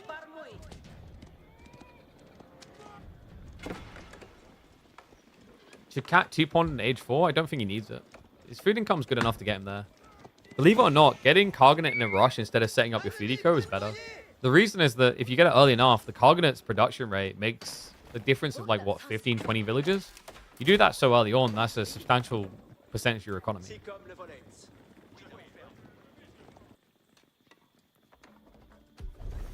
Yeah, Mongols have more eco because look what Cat done. He done this temporary play. So we've got 12 fishing boats to 13 now. But remember the worker difference. This is ridiculous. Did he double produce on the TC? I don't think it's in range. No, it's just the 5 worker kills plus the tech ups, right? Shows you the difference it makes against Knights Templar. Now dive coming in, but Cargonet being rushed here. Spearman going to body block it. Crossbowmen have to be sniped by the archer, but it means the villagers are going to be able to complete their task. The sprint placements adding a decent amount of DPS in the defense, and we've got a new one on the way in just 15 seconds. Cargonet first is going to be the Knights. Not ideal against the heavy spears, but that's what the outpost in place was going to be for. Already got the range +2, so a lot of damage to be done here, but Undermesh to answer that out. Villagers are going to be forced to repair. They're buying decent time. You can't really afford to let these go down, though. And the first outpost is taken out. Archers now rotating to the south side, but this isn't as diveable. You've already got a screen on placement in play, and triple outpost means the archers are going to get sacked. For all that effort, Starlock, I don't think this was enough. No, there's no persistence behind the dive here. He has to retreat, and now hand cannoneers are coming out to play. Oh boy. Not just hand cannoneers, folks. Look at the... Are you kidding me? He gets Magadai roll on Mark II. That's so crazy. Remember, when you play hand cannoneers, they will benefit from the Magadai spawn because it gives you the Khan Hunter as well. The Khan Hunter that's going to increase you to almost the same tower range as archers. First 3 knights. I'm feeling quite valiant. Maybe a bit over-ambitious here. Yeah, I think Cat... Like, wait, what was Cat expecting Starlock to try and age or something? That was an ambitious dive out. A bit gluttonous, so hand cannoneers have to hide in the base again. Fishing is struggling a bit here. Yeah, the deep water close by has been exhausted, so might be worth Cat coming out just to set up a new dock. And we have got ram timings now coming through. Yeah, a little bit awkward actually with the fishing here. Oh, does he need it that badly? Not really. It's more about the hand cannoneer play. And wait, what's happening? Is he just... Oh, that's sick. Guys, you could either build triple outpost to defend your gold, or, hear me out, you could just spend 600 on a voucher one. You know, what's cheaper? Triple outpost with springles or a voucher one?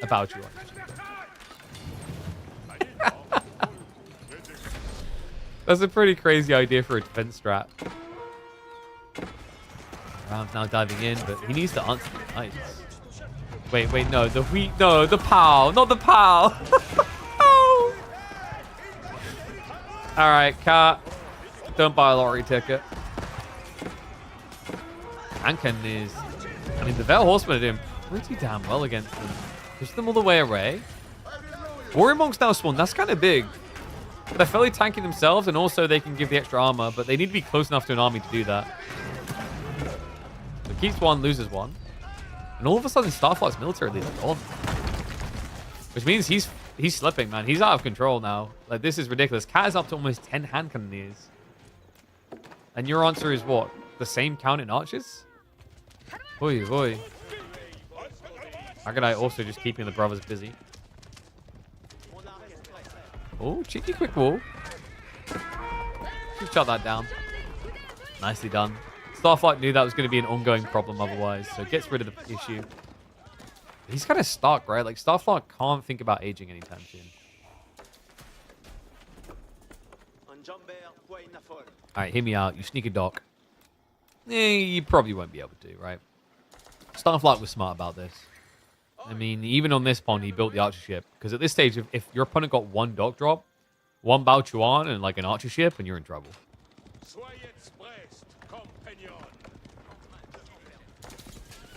Full slowdown now. I mean, that benefits Cat more, no? Gold has still got 2k here. He's moved out into the deer as well. Like, yeah, he's actually that desperate for food. He's playing boar and deer. Shoot the boar. Shoot the boar. Come on, dude. No, come. Why does no one use this giant cannon? Not worth the ammo, apparently. Double working. Yo, no, no. No. Oh, he's getting obliterated by the Khan. The Khan 2 hits villagers at this stage, guys. Oh, sorry. Actually, is it free because of the undermesh? Yeah, looks like it. He didn't get the +1 for the third time. Which is funny, because if he does, he can free hit or 2 hit, right? If your opponent has textiles, it's still going to be free hit. Otherwise, 2. Yeah, I swear. Like, in these type of games, the Khan is just so slapped on. It's 450 HP, and he hits like a truck. This guy is just an individual raider, and you have to remember, this is what makes the Mongol fast imp builds disgusting, especially on maps like this. You get it so quickly, where your opponent just losing a few villages could easily happen because he doesn't have a good defense against a 450 HP unit. And no, wait, no, not like this. Come on. These are ambitious walls. This has to be so tilting for Starlock as well.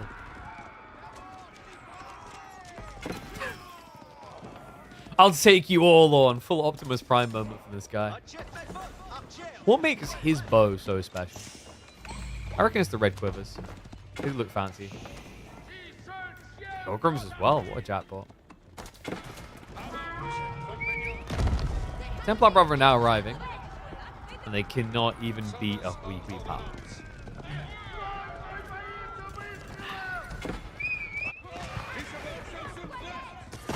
Wait, oh no, wait. What? The horsemen aren't here? Yeah, and look where the hand cannons went from Cat. That's crazy. This could have been seen as risky, but with the horsemen nowhere near, it's going to be a wipe.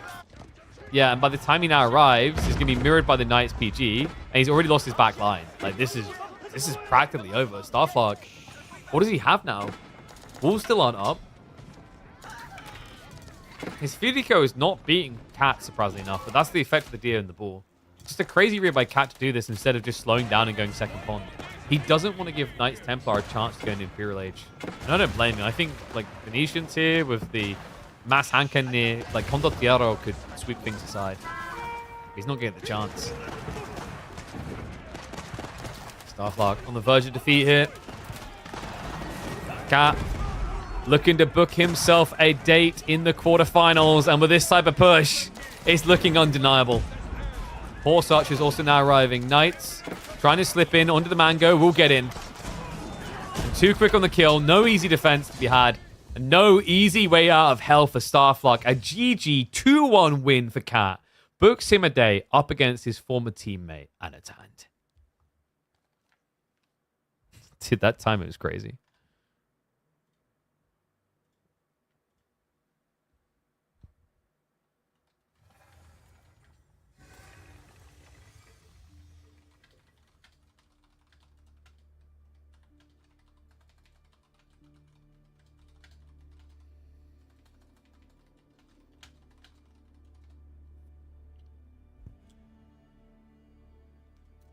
Cognate Palace wins again. I mean, the thing is, you say that, but like a lot of people will be like, wait, what? Knights Templar lost that? So, yay and nay, right? Okay, so I believe, do we have a draft now for Dumu series? I think they're literally about to start drafting. So we've got Dumu versus Lash coming up next. Indeed, Arena, we do. Okay, so let's wipe this and get ready to rock and roll.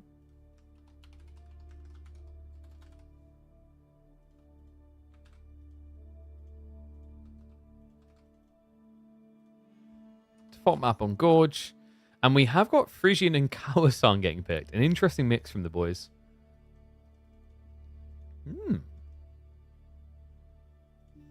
Still still don't know how to deal with Mongol fast impulse forelegs with many civs. I probably needed early rams. How do you feel about the idea of just building your docks and doing the racks play after the docks? Which KPMM week is this? This is week number 28. We've only got 2 more editions after this week. We're close to the end. And I don't know if we'll get a renewal. We'll see.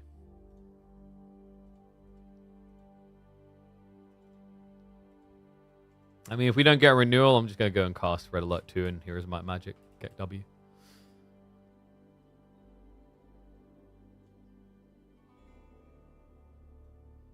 Okay. Sorry, I'm just double checking some in the background.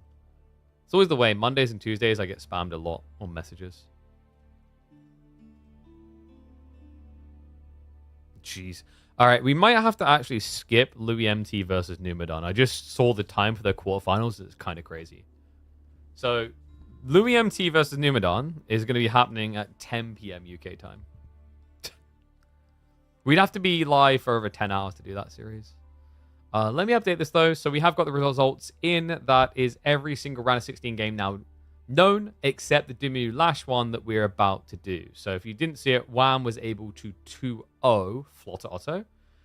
And we just saw a 2-1 victory for Cat over Starlock. In fact, why is my Photoshop being so slow today? There we go. Save. Let me push the change. Doink. What is that draft?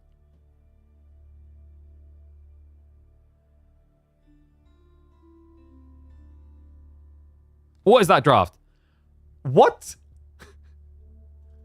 Dumu gets both Roose and Knights Templar. I mean, Lash, China Shushi, good all-rounder civs, but giving over those 2 picks is kind of nuts. Holy crap.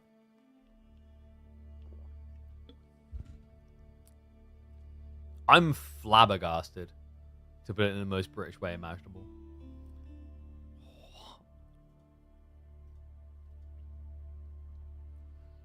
If you open dock and then racks, he has time to rack better, so won't ever destroy his docks. Okay.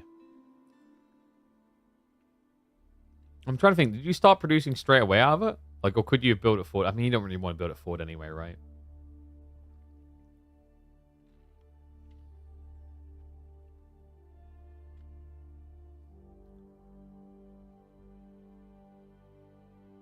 Yeah, I don't know, man. Like, Lash's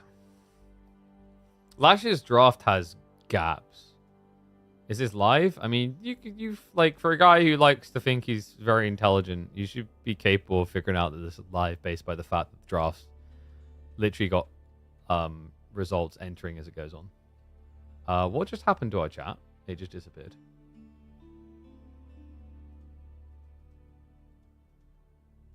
What on earth happened to my chat window?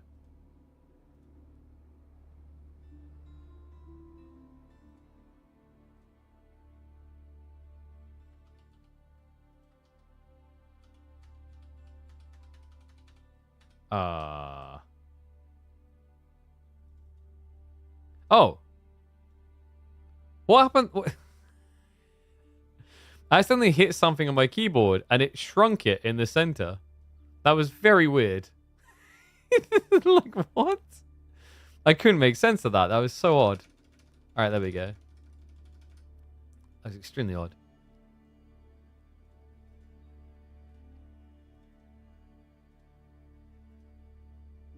All right, so game 1 on Gorge, Roose Malians. Yeah, I think Dumu could have, like, what? Could you maybe flex OTD for Gorge? Why would you, though? You've got Phrygian for Ottomans or Knights Templar, but you're probably thinking of just, like, KT into Kawa. So, like, Lash, so I think we're going to be seeing Kawasan will be Shushi versus Knights Templar. And then Phrygian... Yeah, it's China, right? It has to be China. Delhi was the one flex. He didn't want Delhi against Roose, though. Our KPMM's prize pool sponsored or out of pocket? So we are sponsored by World's Edge for the prize pool, but there's a lot more stuff that goes into running a tournament than just a prize pool. We keep our budget lower because we don't bring in guest casters or whatever. But, like, you know, I have to pay Tune. These graphics don't make themselves. And then there's just the entire time investment. So, yeah.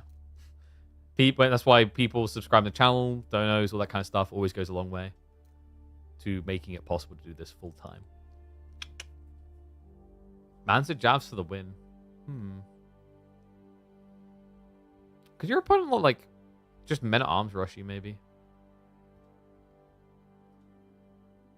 Men-at-arms rush would be kind of interesting. When was the last time Dumu won the KPMM? I think Dumu has never won KPMM. Dumu has come second a few times. He had 2 second-place finishes at the start of the year. But outside that, Dumu has never won KPMM.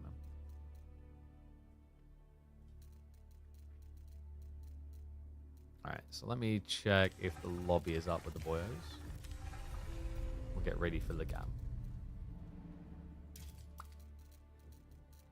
Okay, they haven't set it up yet. Let me double check. I imagine they're quickly just stretching the legs and whatnot.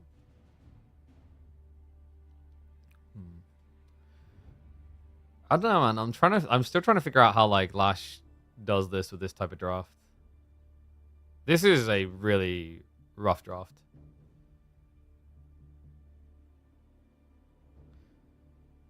I mean, like, I think Shushi can win Kawasan, so I don't think Kawasan's a problem. Frisian might be a bind. Like, China has been very good there. I'm, like, curious about the potential for Knights Templar being thrown there instead. Ottomans versus China could be interesting.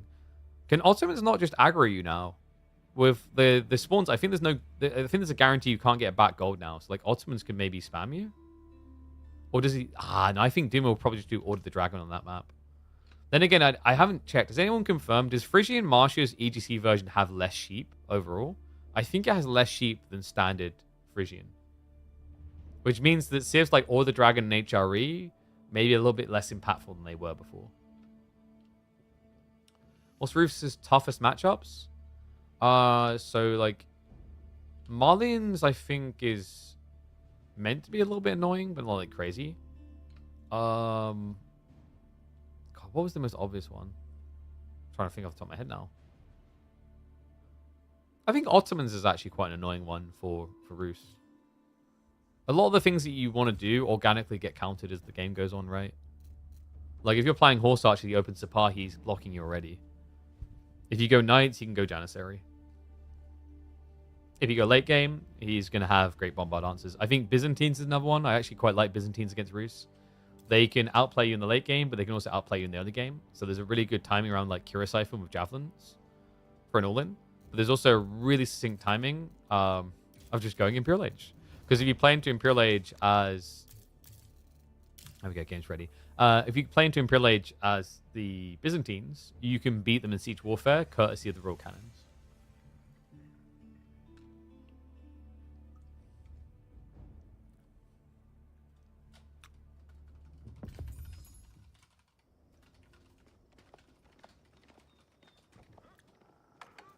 Alright, let's get ready to roll. We got any mods to set up Gamba, please? Thank you, thank you.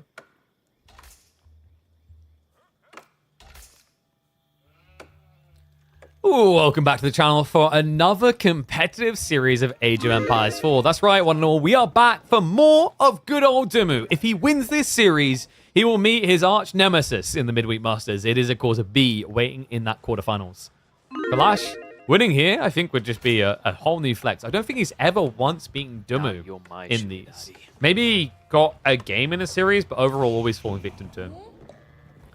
And he's going to be opening up with Marlians. Gotta say, by the way, these drafts are insane. These drafts are ridiculous. Look at that.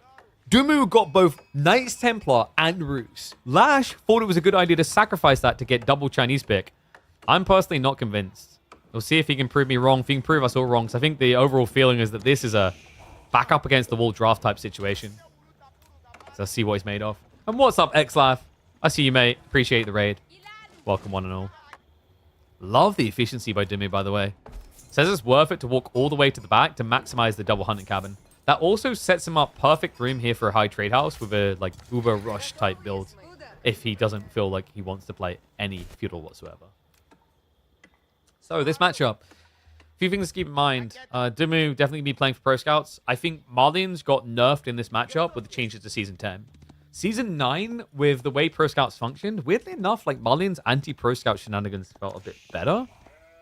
I feel like now it's too slow, which is odd. You'd think the Civ that's greedy on Pro Scouts would get punished more. But to me, after the nerfs that came into Pro Scouts, Roose was weirdly enough one of the biggest benefactors of the Pro Scouting Civs. And it's because of this early play into Scouts. It lets you deer shove like no other. In fact, Dumu's going all the way up to 4 Scouts. Is there a world in which he's going for a double deer shove? It kind of is crazy, but I could actually see it working here because he got a great spawn. 2 deers on the north side of the map. I wonder if Roose is free elo in Plat. Wait, what makes you think they're only free elo in Plat? There's other ranks where Roose could easily be a free win.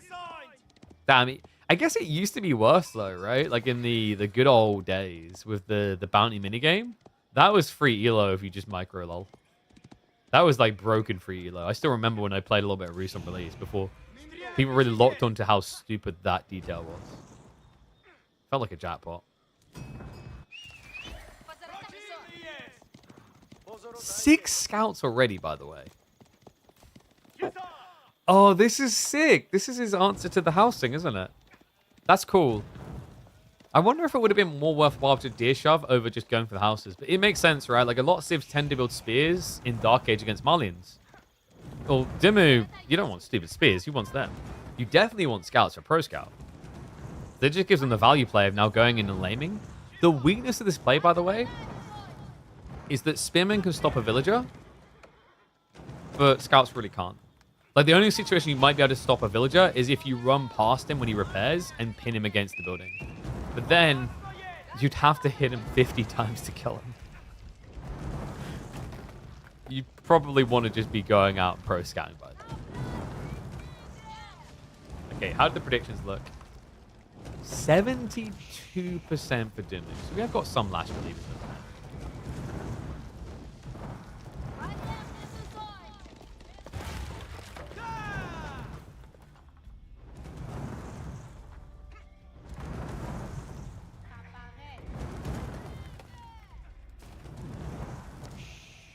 I wonder what the eventual goal is here, because I've noticed a lot more players going back to Fulani. Just not sure if I rate it that highly against like Pro Scouts particularly. He's like, you can't out-repair this. Wow, he actually forced Donzos. Kind of crazy, actually. A little bit surprised Lash went towards it in the end. I wonder if it would have been better just to have waited and gone into archer range, because then you can like potentially block the horse archers. Now Dumu, cha-ching, look at what he's doing. He's heading over to Lash's deer. He hasn't actually scouted them yet. He just knows they're in this area after checking the east side. This is rough. 7 scouts. Now, there is one very greedy thing about what Ben's doing here, with this timing in mind. Is like, your scouts being this far on the enemy side means you're not going to get the superior gathering rate for quite a while. So maybe it's worth reassessing and having like 1 or 2 scouts on your own side instead. Look at the gold gathering, though. I think Lash is probably mirroring Pro Scouts. We have stables being dropped. No mill yet. No, come on. He just rebuilt these. Like, can we just get, like, I don't know, a 5-year lease with an insurance policy where they don't get touchied? Oh my god, this is like that little gremlin which turns up to steal from your plate when you're not looking. It's a weird name to give to my daughter. Pro Scouts is on the way. It's going to be coming in 38 seconds. Now, I assume we're going to be getting a mill next. After he has to replace the house again. There we go. So, Pro Scouts to be triggered in a second by Lash. Kind of worked out okay for him, actually. Dumu wasn't able to rush the enemy deer. Goes back for his own. And those are already getting lamed by a Donzo. Oops. Yeah, Lash spread quite thin, but to block everything. I just realized, by the way, I think we're like 20 seconds out from live. Let me just fast forward that.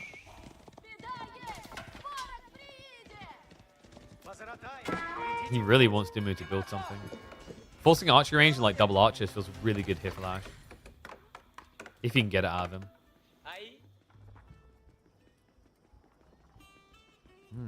Anything interesting about the spawn that's exploitable? Nothing too out of the ordinary. Like, you've got the classic issues. Like, for example, Lash, you ever want to go for a second pit mine? This is something that Marlians suck for. You have to go so wide. This is something that I think puts Marlians at a bit of a disadvantage against Roose on this map anyway. Is Roose will look to play Horse Archers, and they know they can punish you with it because of how wide you tend to play the map. Yeah, because there's always that temptation. We see it all the time. Like, the most predictable thing is Marlians love to go for the 8K vein.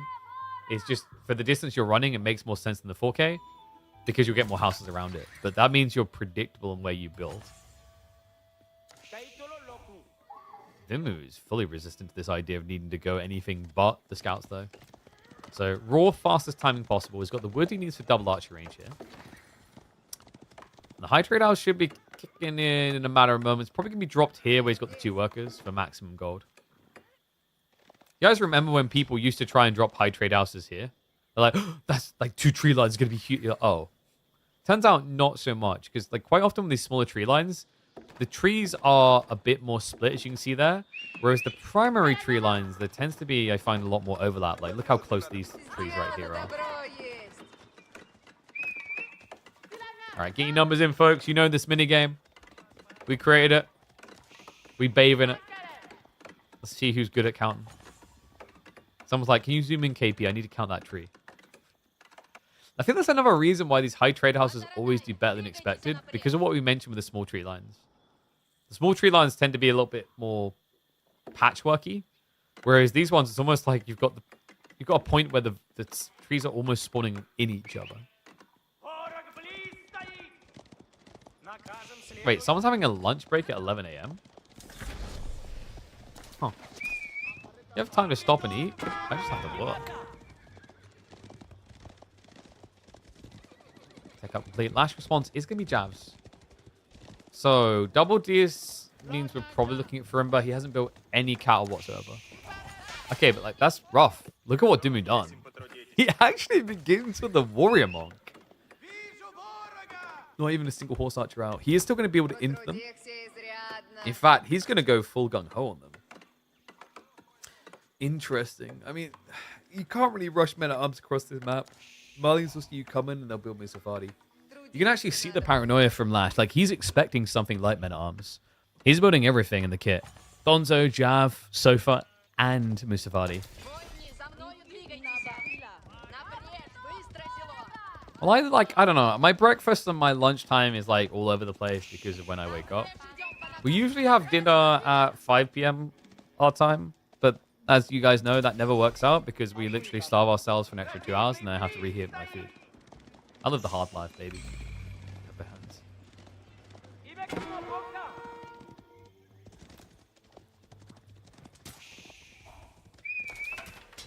And that is going to be the 50-50 deer split. Pretty much the expected outcome. You can see it's actually going to be way too late to stop Lash from getting these goodies home.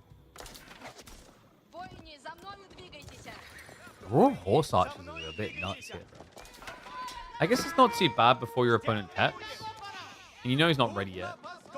So I think the idea is just, yeah, javelins are meant to counter me, but horse archer base damage is mirroring the jabs, right? Remember, jabs hit for 12, you hit for 12. And although they have more range than you, you have the movement speed to gap close. And you have more health. Effective HP is quite comparative, though, because of the free ranged armor. But the cost is interesting, right? It's like, you can afford wood until that Amazonian jungle no longer exists as Roose. Whereas Marlians can afford gold until the great Toledo gold mine no longer exists. Wait, is that thing still have gold in it? Look, I spent most of my life playing games in like the 14th to 18th century. So to me, Toledo's still got plenty of gold.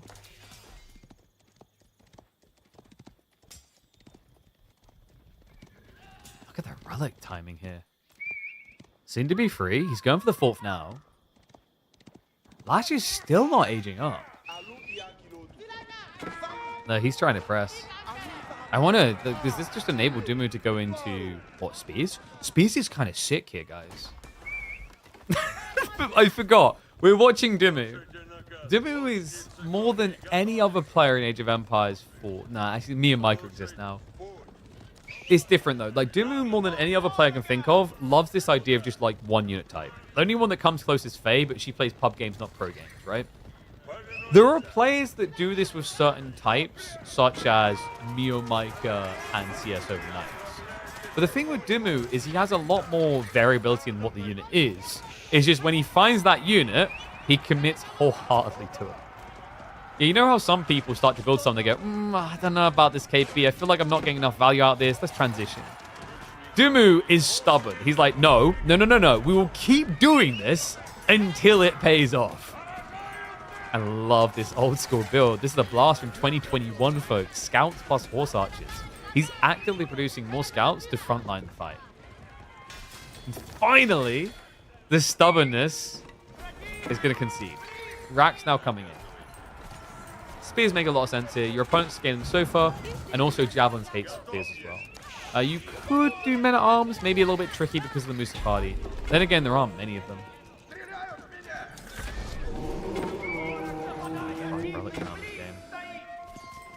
Yeah, he brings the other one home. He's going to go for the wall, isn't he, to scare him away. He's like, okay.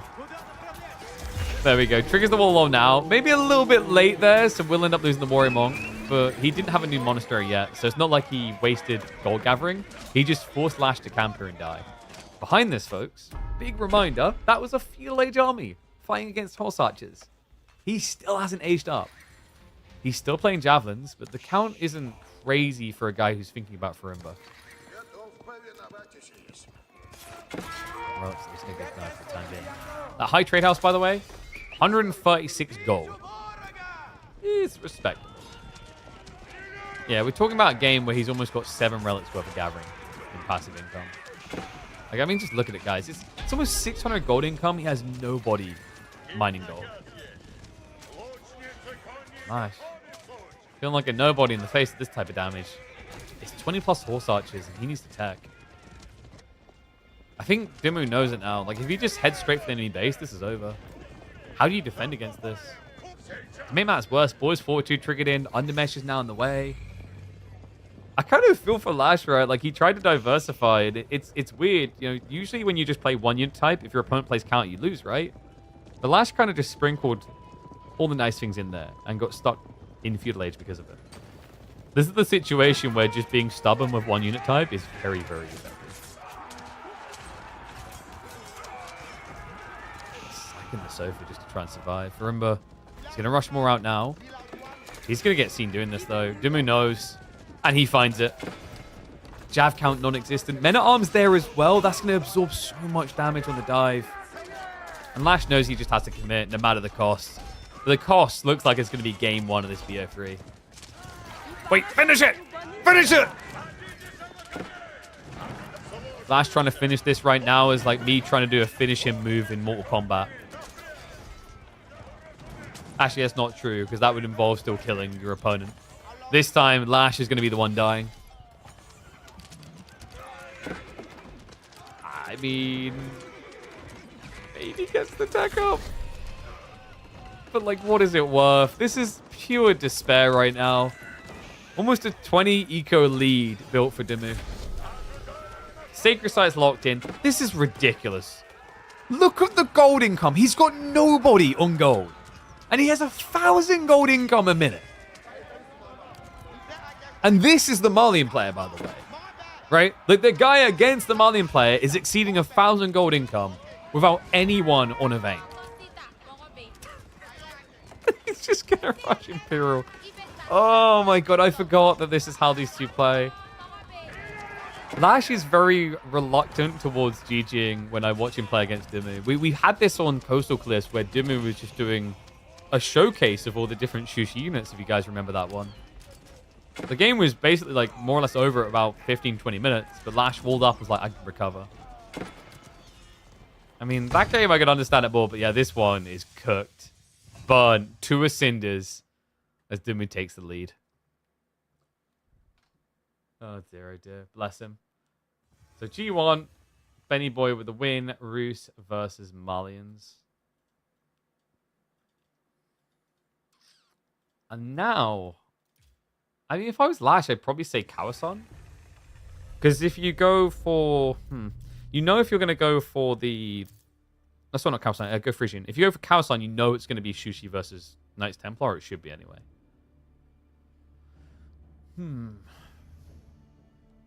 I wonder, do you... No, you would never deli on Frisian, I don't think. I think the deli pick was just variants for Gorge. And now, like, this is the tricky thing in the BO3. I think it's nice to have a little bit of variability to where you can apply picks. Like, you know, Dumu going to game 1, you could see a world in which you've done Roose or maybe, like, Order of the Dragon. Game 2, let's say you go Frisian, I could see Otto or OOTD there. And then if he's left with Order of the Dragon, then, like, you could say OOTD or Knights Templar on Khao-San, but, like, KT is the obvious one there, at least. So let me pull up the draft. We'll see what they're going to pick.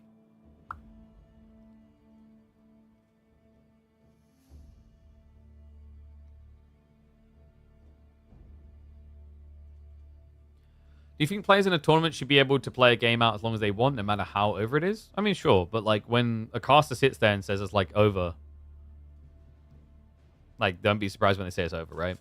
What we tend to do is, like, we'll digest, like, what it would take. If like, the it's over drags, what we then do is pivot to, okay, let's discuss why he hasn't GG'd. What does he think can happen here? That game just didn't go long enough for us to have to do that, right? And some people call that, like, what's the point? That's, like, copium. But the point is, like, if you're down to a 1% chance to win, and the guy still believes there's a 1% chance to win, then it is your duty as a caster in that situation to either find something entertaining to talk about. Maybe you have a co-caster, you're having, like, a meaningful discussion. Or, if nothing else, just take the obvious route of explaining why the player thinks the game is not over. So, game 2, it is going to be Khao-San. We've got Knights Templar versus Sushi. I thought that Sushi were really good at this map at first, but, like, in the last week or two, Knights Templar has been taking the lead, I think.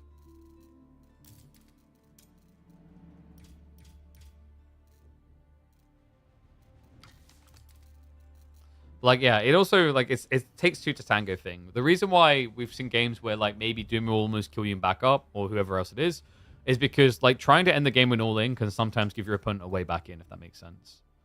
He's brought up a good point that casters point out mistakes more frequently now. Like, that's a bad position instead of great catch, if you know what I mean.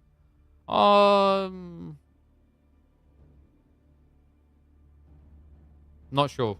I don't feel like I listen to many, like, casts from other people, because I spend so many hours casting myself. I think we've always been quite balanced in that. And it might be like, if we say someone's in a bad position, it's because someone caught him, sort of thing. I don't know, I think that's splitting hairs in some cases, but maybe there's casters out there that are being, like, overly aggressive about someone being bad or something. But we've said this time and time again. We go out of our way to never, ever flame people. We criticize, we analyze, but we don't, like, flame. And some people aren't going to like that. Like, I know there's douchebags in the community that, like, slag me off behind closed doors. God damn, a lot of our quarterfinals are going to be hyper late tonight. So I just got confirmation. Anatan and Cat is 9 p.m. my time. So in 5.5 hours? I'm guessing Wham Voldemar won't be much earlier. All right. We're going to need whoever goes up against B is going to have to be a BO5 that lasts 4 hours. Thank you very much.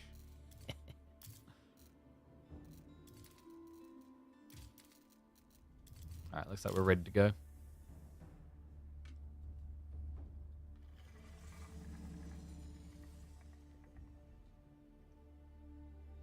If I know I can't win this game, I'll try to get the other guy to get tired and win the next.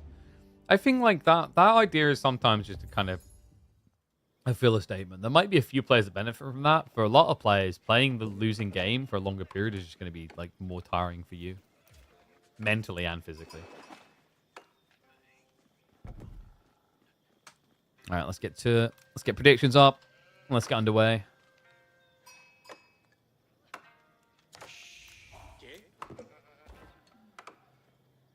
And in we go. Game number 2 on our screens. Team Liquid's Dumu has got the pick. The one that everyone dreams or screams about. Knights Templar on a water map. On the other side, Lash has chosen something that is almost as highly coveted for Khao-San. It is going to be the Sushi pick going into this double pond map. And an interesting opening to kick us off, folks. Yes, this is interesting because in this matchup, or at least with this Civ, usually Shushi on this map does not begin with a dock. They begin with a fast tech Medi Garden because of this. Oh, look at it. Smush berries all over your face and scream my name. That's ridiculous. You could easily get 140, 150 resources from the food alone and then the stone outcropping. Instead, though, it's going to be a shared pond activity to open up game number 2. This changes things quite a bit then. You could still go for the meditation garden timing. I don't think it's like an impossibility here. I think he probably still would as well. It depends how many fishing boats you really want to add in at the end of the day. Like, if you go ham, you're up to 6 fishing boats before you tech up. You can't really wait walking out to the middle of the map. But what we might see is, like, Lash just pulls this villager plus 2 more to the center to build a Medigarden, and then moves over to dock here as well. That's what makes Shushi feel so good, by the way, is they are actively encouraged to place their meditation garden out in the middle of the map, where they want to pond dock drop, because of just how good the number is. Like, getting a meditation garden versus worth 150, rather, is equivalent to, like, what, an extra 5-6 workers. It's so powerful. Look at those predictions. Lash getting a bit of strike backs. 80-20 split so far. Ooh, okay, now I'm switched on. Love to see that. Belief in both the players here. Dumu. He's keeping an eye out for that. He's wondering if it is actually going to be the play he's expecting here. Yeah, because he hadn't actually checked, right? I think his fishing boats didn't glimpse the fishing until now. So maybe you kind of like wipe a sigh of relief here. You don't have to worry about your opponent getting that all-in aggro play. And this matchup, by the way, always Kingdom of France. I'd be very surprised if you ever saw anything but Kingdom of France. Like Antioch plus Hospitalier both struggle against Shushi Legacy because of Chugnu. Chugnu destroy axe throws, and they can also shred Hospitalier.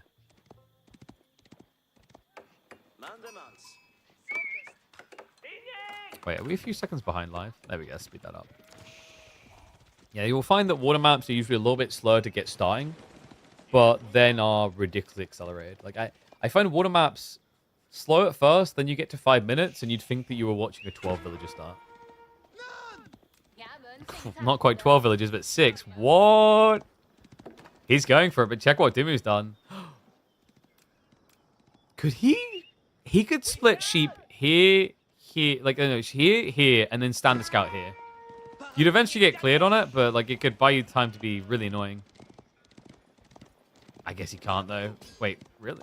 No, it's going to be too late. All right, so Lash, he hits the jackpot. Yeah, crazy difference that would have made. If you could have delayed this timing just a little bit, like 20 seconds. Allows you to shut down your opponent's fishing, but that might still happen. Dumu moves the aggressive second dock. Right up in the face of his opponent. That mini garden, folks. Ooh, baby. We get the stone clip here. He's got 4 berries down here, plus the 6. Another 6, up to 16. 18. 24. Oh my god. 24, 27. 27 berries in range. That's 162 food. He's almost cracked 200 resources with this thing. Absolute absurdity. You know what? That's the absurdity I love to see. The pigeon tackling on the screen. Thank you very much, Spiff and Move, for the prime sub. Welcome to Swarm. That's interesting. He actually, like, yeah, he stopped Dumu from getting sheep home, but, like, if the villager ever ran out of food, he's now got a backup option. Doubt it'll get that deep in the game. But absolute insanity here. Look at this glorious Medigarden.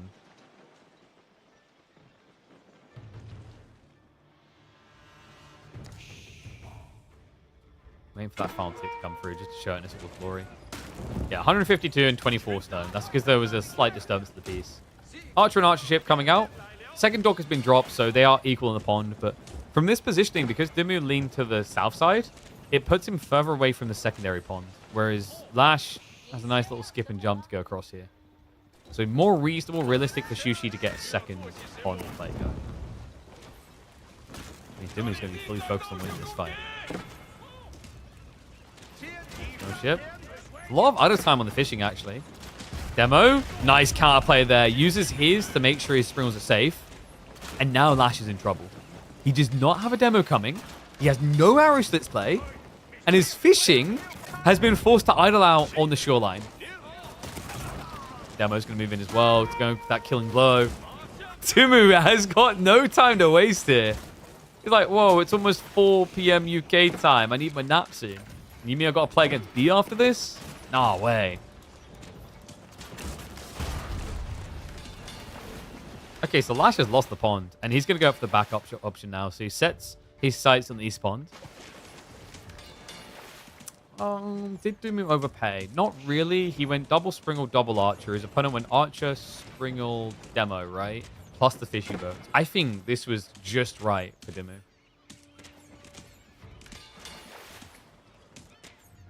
Needed to be as well, considering this inflator.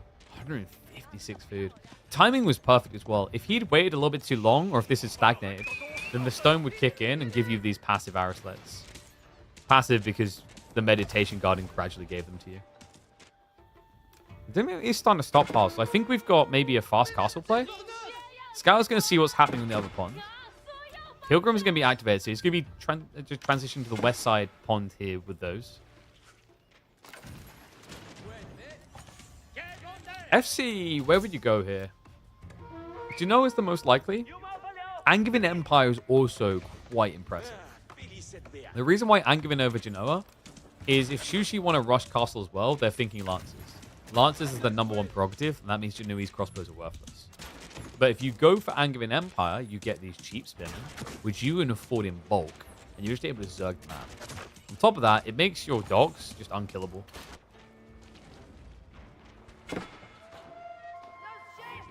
Lash actually building into an army. As you get home. Interesting. Meantime, we have got double pilgrimage. And I have a slight terror coming to say hello to the stream. Hey, Freya. Oh, did you make Daddy your Father's Day card? I've got to show the stream that. Oh, we've got a moment in the game. Look at that stream. We've got Happy Father's Day from Freya. Come over here. What does it say? With love from Freya. Oh, look at that. Give Daddy a kiss. I love you. Yeah. Thank you, darling. I'll put that right here. Bless her. Wait, is it Father's Day? I didn't keep track. Woo! Wait! That boy's done a poo, Emma. Jeez. Alright. 15th of June. Wait, but no, but we've been over this. It's different for the UK and America, right? Okay, so Dumi's about to trigger the age up. Look how far ahead he is of Lash here. It makes sense. Fishing boat count is 3 versus 14. Ah, 15th of June for UK. Okay, so she's done it early for me, bless her. Yeah, because in the morning I'm going to be going to the nursery for like an hour with her, which I'm not looking forward to. A bunch of careless kids who don't care who they run into in headbutt, and my nuts are still healing from the surgery. Not looking forward to it. Anyway, Angevin is on the way. Demons get poked on land. Pilgrims, oh, they sneak through. That's so important. Look at his gold income right now. That's going to net him another 260 reserve. So it's actually going to be an extra 50% to work with on tech up. Really important for just vomiting out your spearmen. Which I think is what Dimmy wants to do here. Oh, yes, he does. What?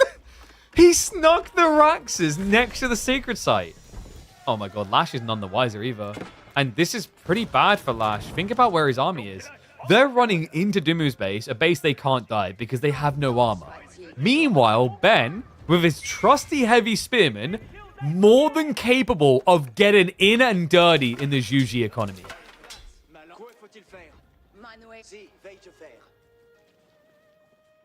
This is crazy. I love this. It could be such a quick end to the game as well.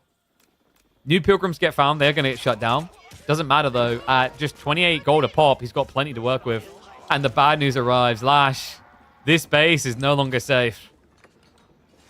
This is just wave number 1. Villagers vacate the area. He rushes everyone onto gold. That can easily be shut down. Imperial official losses are a big deal. Backside, berries do get found. So nice little bit of harassment there from Lash. But more damage to be done here. Remember, at some point, Lash has to age up. He has to build it somewhere. He has to find somewhere safe. And I just don't know where the hell is ever going to be safe against this. No undermesh is the only real upside for Lash right now. So the Spearman tanky, but not absurdly. It's just going to be absurdly so many of them. It's a bigger problem. Could actually switch Pilgrims to the east side, by the way. There's an opening now.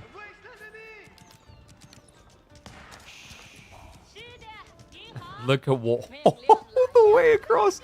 The scout sees him, though. Come on. Lash just can't catch a break. I love that Dumu just hits him. It's like, hey, I know, by the way. Like, just in case you think this is working, I know exactly where you're going. And the rest of the spearmen are on their way, presumably? Yeah, okay, so they're going back to secure the base. And then they can switch over onto the gold vein. Wouldn't mind seeing Dumu just add in a stable, get 1 or 2 knights out here. Even Chevalier, just something to idle out that gold now. Looks like he did get the space for that. Mount Academy on the way. The funny thing is, Dumu could have actually kept diving the base quite easily there. It gives him a bit of a breather. Lash did do a good job of finding some worker kills, by the way. Still finding more. Good micro. Dumu just switches the garrison, so make sure that he actually gets the injured party in. Scout does go down. Agent Sheep's going to keep informing, though. We also have monks. Wait, he built... What? That's sick.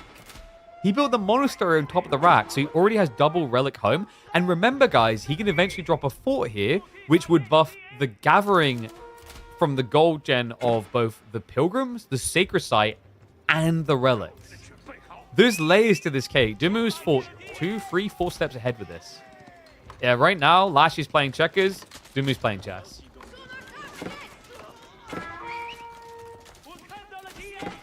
That workers are getting idled out a bit. Doesn't want to pull them away, funnily enough. So actually, Lash now has the eco lead. Military is still a really big concern. Lash is prepping crossbows for that, though. The meditation garden must go, says the spears. Well, he's going to find his way towards that gold. So Lash may have an eco lead, but it doesn't feel like it when you've idled out 12 of your 54 workers. Trickle raids are going to get cleared. So now it's just going to start to turn towards a direct fight. Now, crossbows are skinning for Lash, but the heavy spear count is getting ridiculous. Up to 21 already. Wait a second. That's actually kind of genius. Lash, he moves deeper. In this position, Dumu would be reasonable in expecting his opponent to have ran home after being revealed by the scout. But he doesn't. He takes the gamble in the middle of the map still.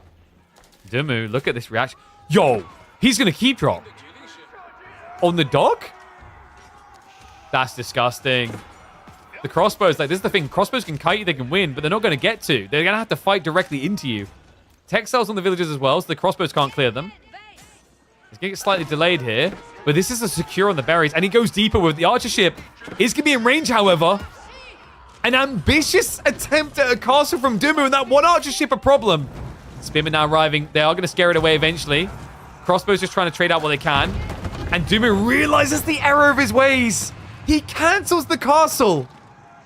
But it costs him so much. What was that? 6, 7 villagers going down. Still more falling. Are you kidding me right now? Is this actually happening?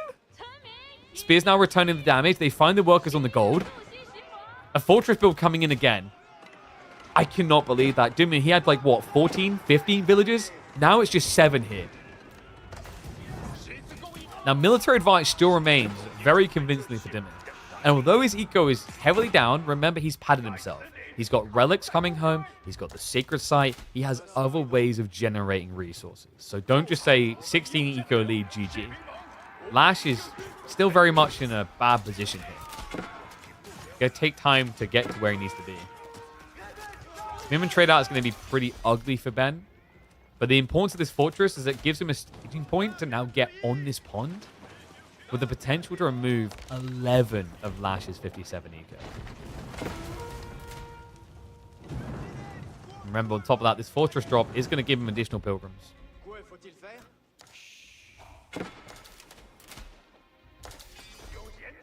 What a weird game. Fortress just about gets up. What was this game? This is the Dumu experience. Like, I've said this about Ben before. He has some very unorthodox styles that make the games incredibly interesting.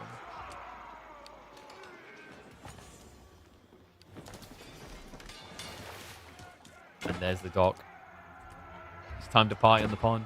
And also on top of that, look at how tanky this thing is. Between the Age Up and the Angevin Empire choice, this is a 6,500 HP fortress. The dock that he's about to drop as well is also going to be 2.2k HP. These don't die easily. Spear Spam's just still overwhelming the crossbows. He's just drowning him in bodies right now. He can actually afford to build more axes, by the way. You see it by the macro. And instead, he's gone 2TC. What? All right, Dumu's in chill mode.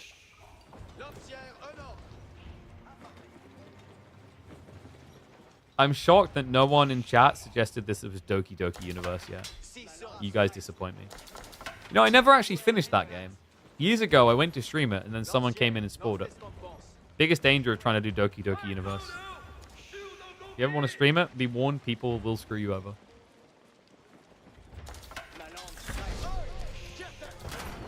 Double Sacred Sight now also unlocked. And Archer ships are shutting him down. Lash just has too much fishing here. He's trying to get into the Spring ships now. We've got arrow slits coming in. We've got a Hulk on the way as well for Ben.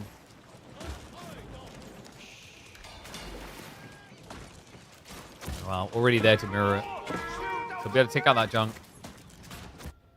Wouldn't be surprised if Dumu's going to drop a castle over here next. He's even stonewalling. This is kind of sick, actually. If you build a fortress in this area, the influence will clip here and it'll give arrow slits to a lot of these wall segments. What is this map play? It's just so unusual, but also so logical for Knights Templar, weirdly enough.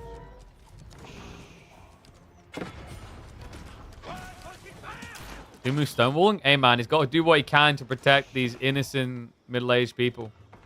All right, look at these people. They haven't even thrived to the point in life where they are bald yet. Dumu is trying to ensure that people reach the age of bald. It's important. Against the bald Sith. Trev has arrived. Dumu is just fully focused on winning water right now. Yes, tricky. You can't dive in too deep as well with the fortress here. Demo ship player is going to be coming in. Fishing boats will pull to repair the junk ship. That keeps it out of action, which means the Spril ship can actually be taken out easy peasy. Look at the state of eco. Like, the other problem I see in this game is Lash has no idea that it's 2DC. How would he? When would he have looked? Look at his vision. He's locked sights onto the fortress, and that's it. And where's keep number 2? Consolidating in the center, I see. Free TC. Okay, come on.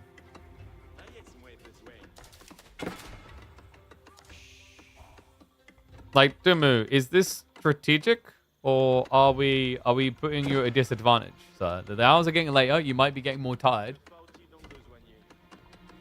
And I think B somewhat likes the later hours.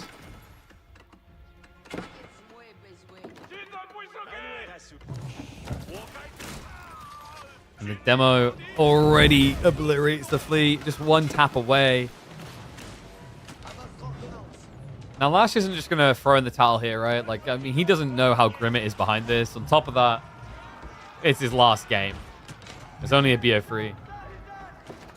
But this is painful.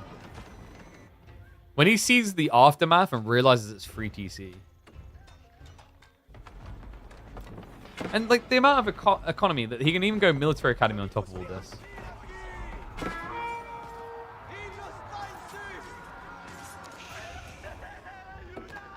Spim actually do manage to... Wait, no. Oh, I feel like I've been there. I've done this. It's just... like, perspectives, man. They lie. God, they're everywhere. These spears. This is the crazy thing. He wrapped them all the way east. And remember, he's had these Raxes here the whole time. So it's a pincer maneuver. One that's shutting down, what, probably about half of Lash's eco right now, while the other half is building up walls. The fishing has now been entirely lost. Dumu can now build his own here. This game is over, but part of me wants him to not wave the white flag until we at least get Condottiero. Actually, no, we won't get Condottiero here. Remember, like, Condottiero are really good against gunpowder units, and Shushi don't have good gunpowder units, really. They have the siege, but that's about it.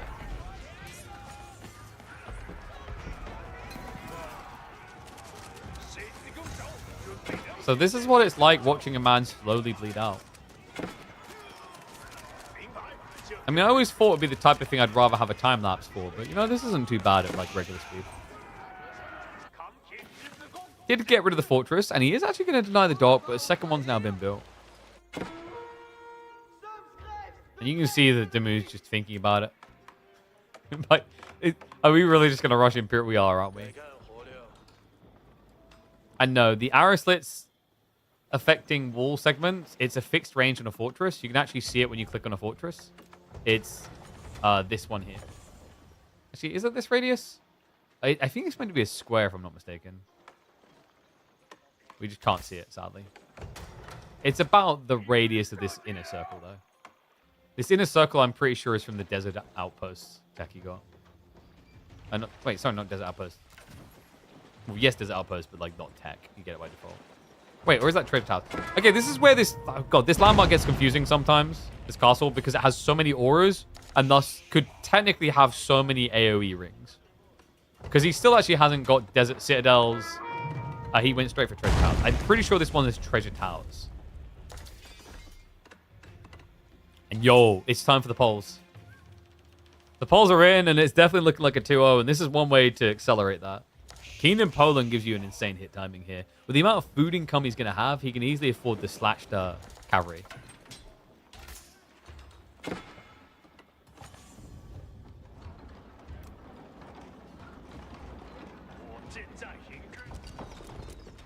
Alright, predictions in. How many castles will Dumu build before the game ends? We're getting our third now.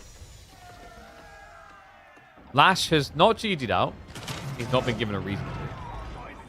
Dumu has got a lot of stone. And he's going to keep on pumping them, you can tell.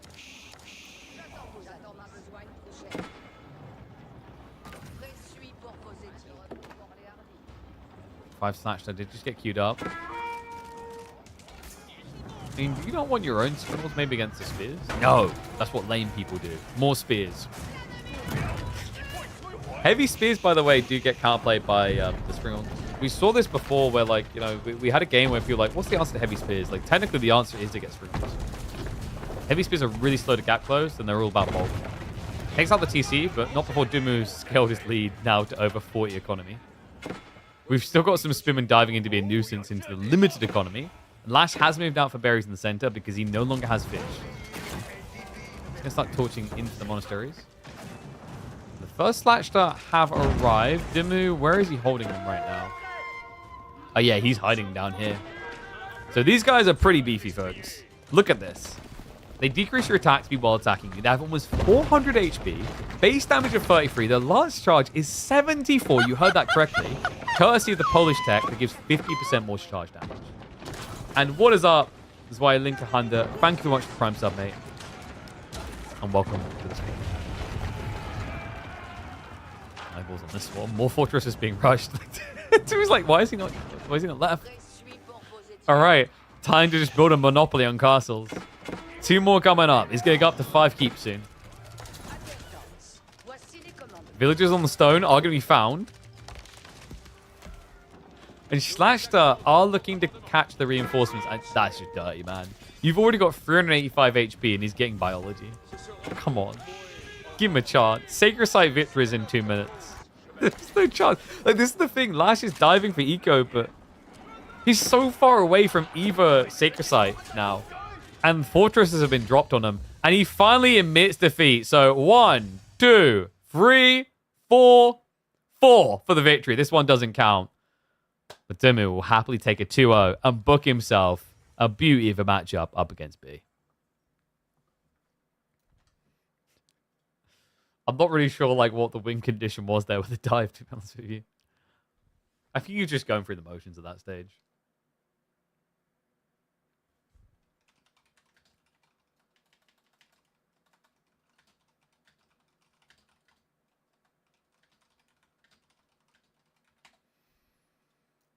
You not notice it? Maybe not. Day to push the Windows key. I just pushed it. Now sub.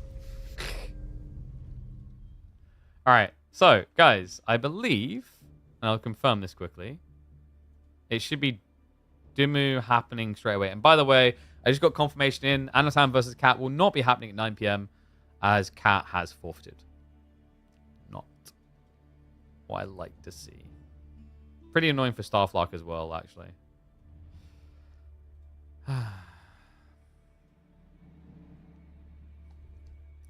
Right. So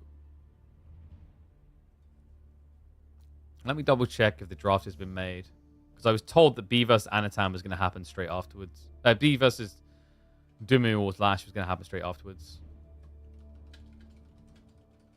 In fact, I'll check with Chim. Let me update our tile. So we'll reset this. Control F5. And we're in BO5 territory now, so quarterfinals.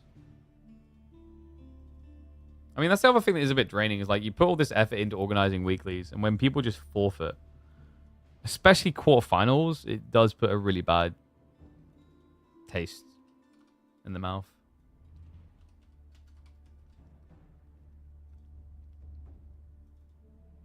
Okay, so update that.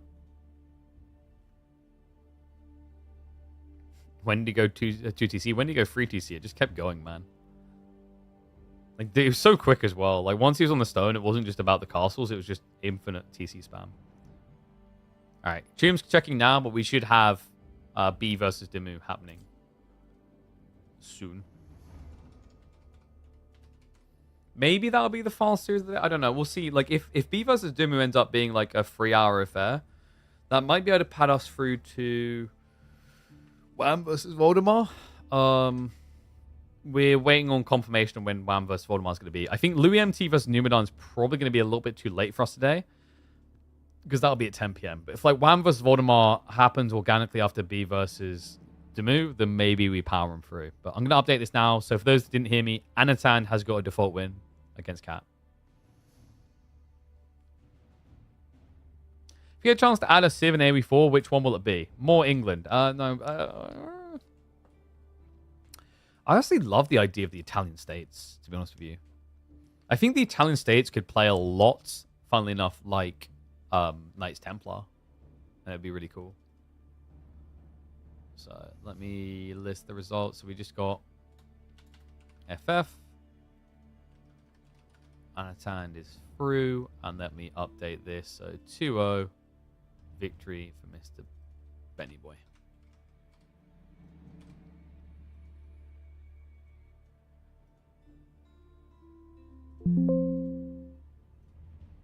I would be surprised if Dumu has a problem playing straight afterwards. Because like when it was originally pitched and the time in mind they had for the last series, I'd say that first series was really quick.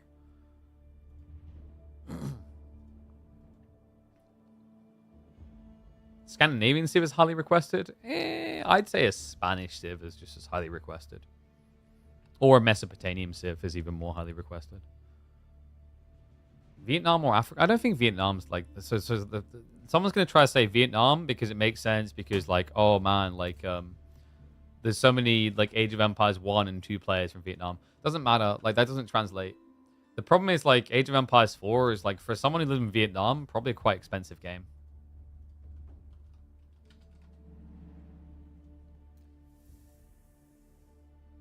Give you Kema? Kema would be cool. I wouldn't mind seeing Bengalis, actually. Bengali... Dude, I think Bengalis would be pretty sick.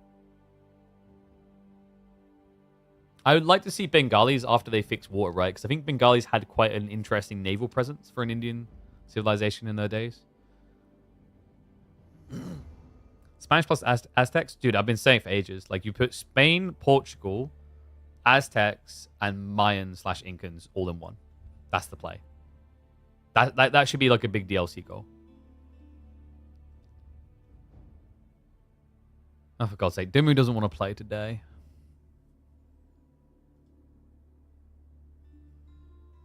I hope he's flexible to semis on Thursday then, hopefully. We'll see. I would at least like to be able to catch that. That's a bit of a heartbreaker, though. So we're not... Because I don't stream on Wednesdays, guys. I can't. I have to take that day off. Family plus work, etc. So that means B vs Dumu, we probably won't be able to cast at all.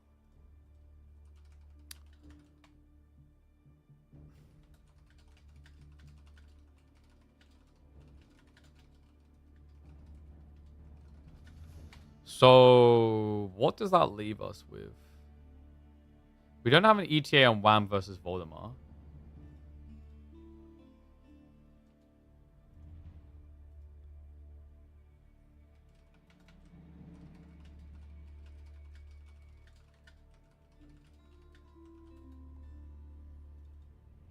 I guess we could do some pub games.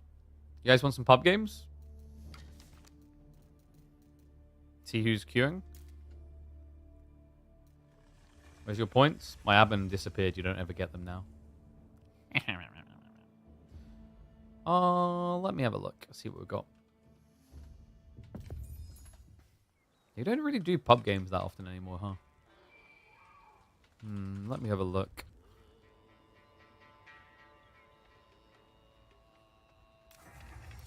We'll see who's on the ladder. We've got any interesting live matchups right now.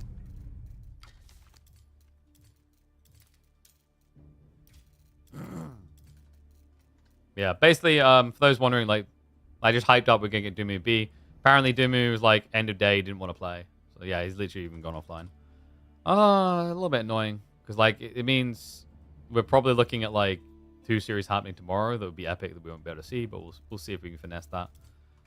Ideally, Dumu's up for, like, playing one of those series on the Thursday. So we actually have the full kit and caboodle.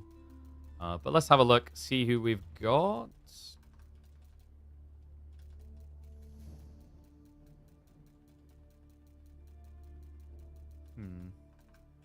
Don't think I've got any of the big boys live right now. Give me a sec. I got an idea. What we'll do... check in on Louis. Mr. Louis.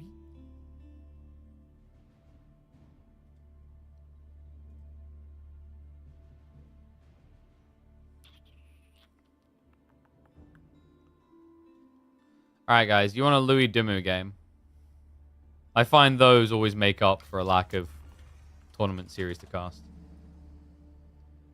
I've got an interesting one. Malians versus Chinese on Gorge. Dude, Gorge is like a crazy map, I swear. Do you guys want Louis versus Dumu? Or we could do... what's we got here? Louis actually hasn't been playing that many pub games at the moment.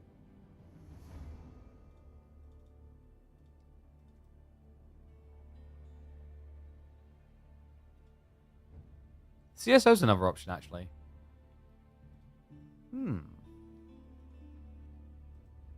Let's go with the Louis Dumu one. I'm intrigued. So let me find it. Gorge. I mean, Louis versus Dumu is like a classic to me. Let's go for it. KB's Road to Conqueror. Told you what you guys need to do if you really want to see that. Got to keep sharing that stream around. Keep tuning in. Combo meal it.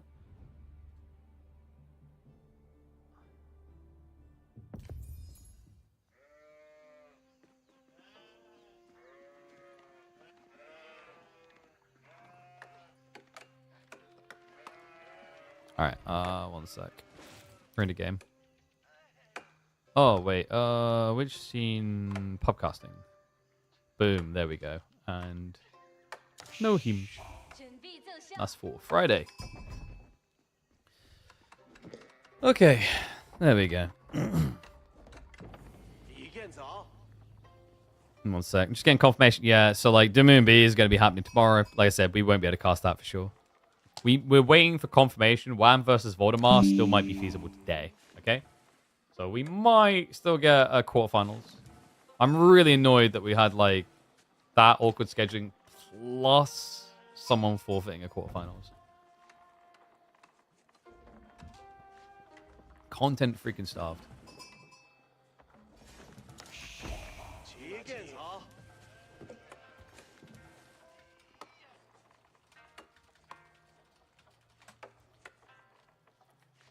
All right, but let's get ready. We'll focus on the game.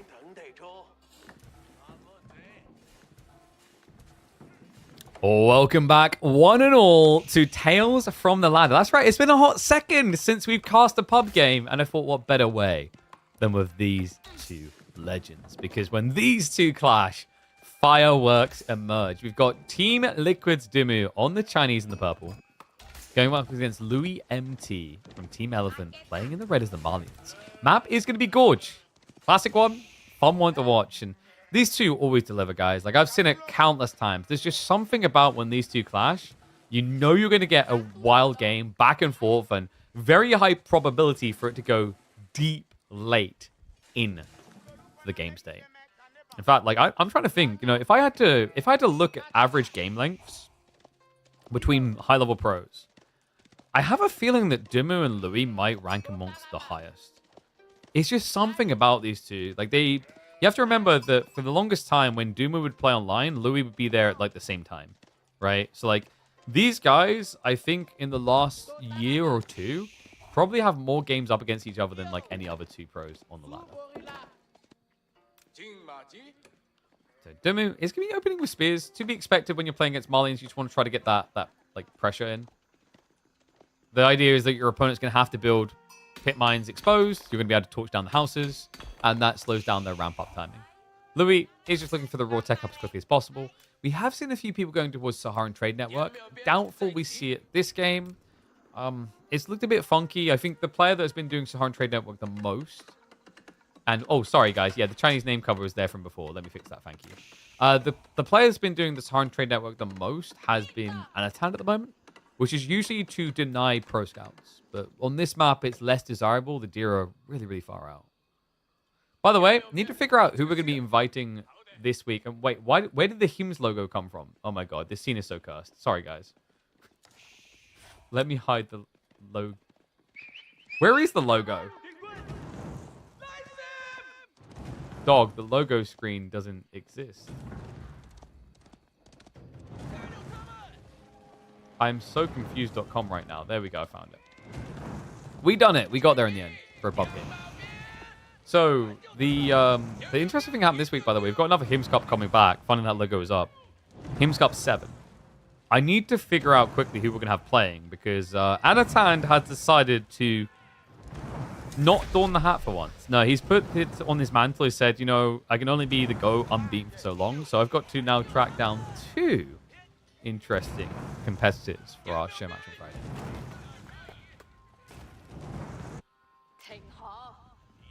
I was thinking about bringing Louis back, but we just had him lose, so like maybe we give it a bit of breathing room.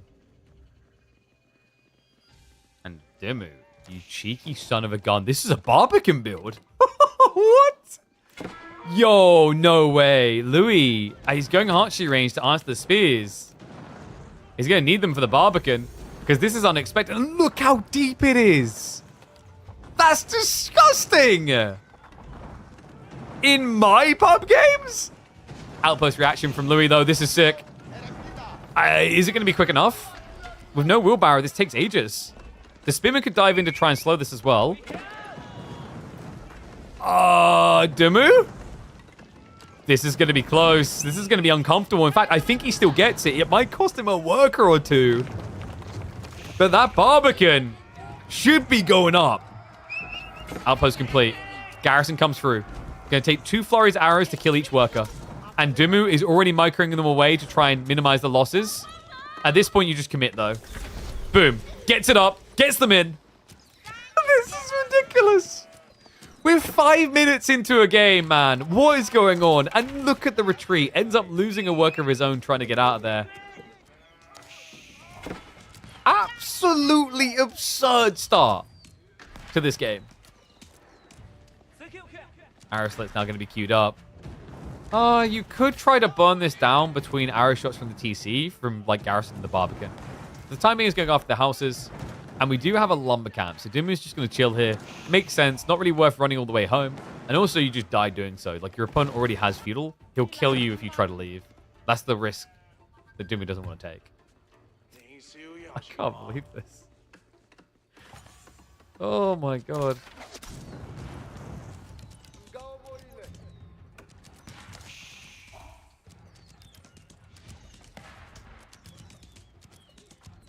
Okay, so what now? Imperial Academy makes a lot of sense, but now you've already got an early song, which feels comfortable. Does he still go for Pro Scouts? Is what I'm wondering. Because Pro Scouts just has to feel pretty damn good. Especially now that your opponent's blocked out of gold, he can't really rush Pro Scouts himself.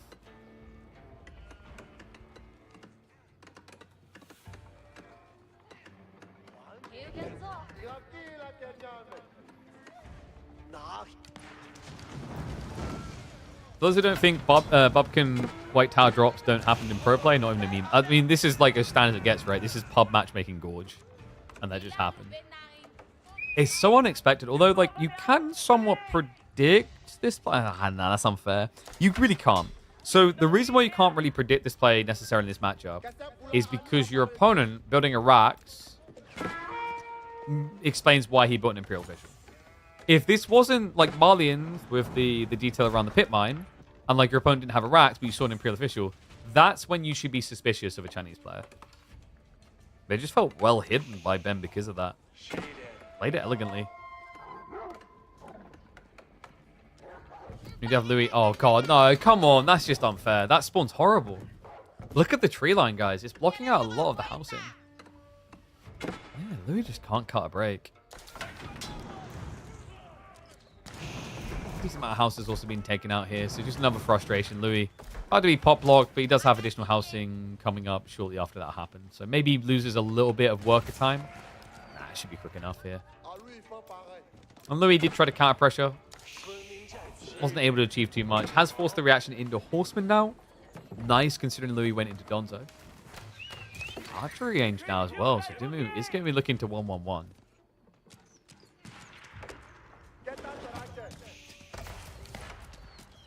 So, whose pub games look like this? Be honest.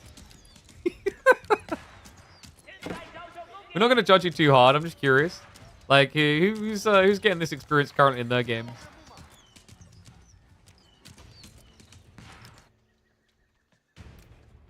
Louis, love that he's got a scout here. So the thought process for Louis right now, he needs to know if it's pro scout or not. If it's pro scout, he's going to lean south side hard because it's double deer. Otherwise, he has to be a little bit paranoid about his opponent, like expanding on the flanks and going for ball.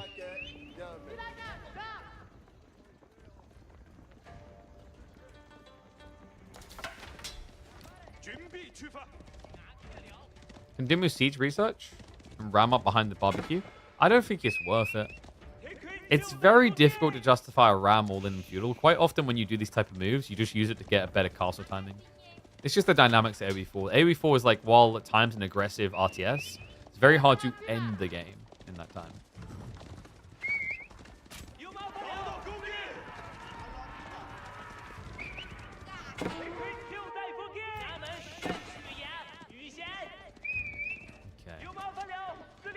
I have updated the scenes everywhere. Okay, yeah, we're good. So I was just double checking that because we had an impromptu experience. We were meant to be doing midweek muster games all Tuesday, but very unexpected change in schedule. Glad though. Like I'm very interested to see how this plays out. Louis is scaling a lot of feudal forces here.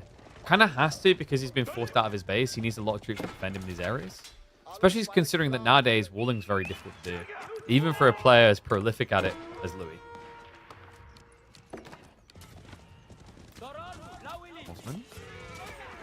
Won't be able to get much damage done there. So good reaction so far by Louis. It's tricky because I think he knows he's up against the clock. Like, this is the thing about this Barbican drop. It makes it very obvious to you that your opponent has got Song. So you know he's scaling a lead. So, like, long term, Louis staying feudal doesn't feel great here.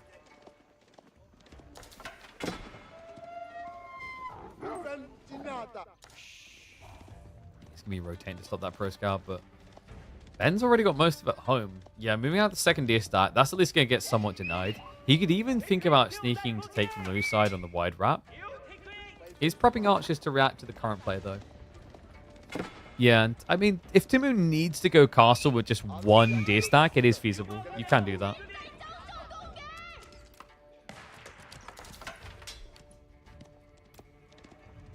Awesome spam now. So Dumu is just going to try to directly answer the Javelin Donzo force. Which I think makes sense for the time being. Like, there is a little bit of a growing paranoia your opponent will try to Farimba rush. He has limited food, sure, but like with 12 Javelins at this stage, has a really scary timing.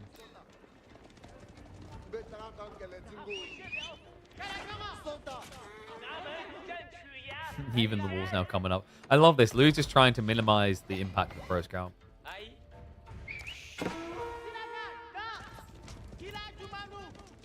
Alright, ones if you think Dumu's going to win this game. Twos if you think Louis is. Militarily, Louis should be a bit more scary right now. But I think he's having to spread his troops out to defend. Like, just look at the mini-map. There's a very big difference in the way these two players are playing. One gets to kind of hunker down and remain safe. The other one's having to take vast risks out on that.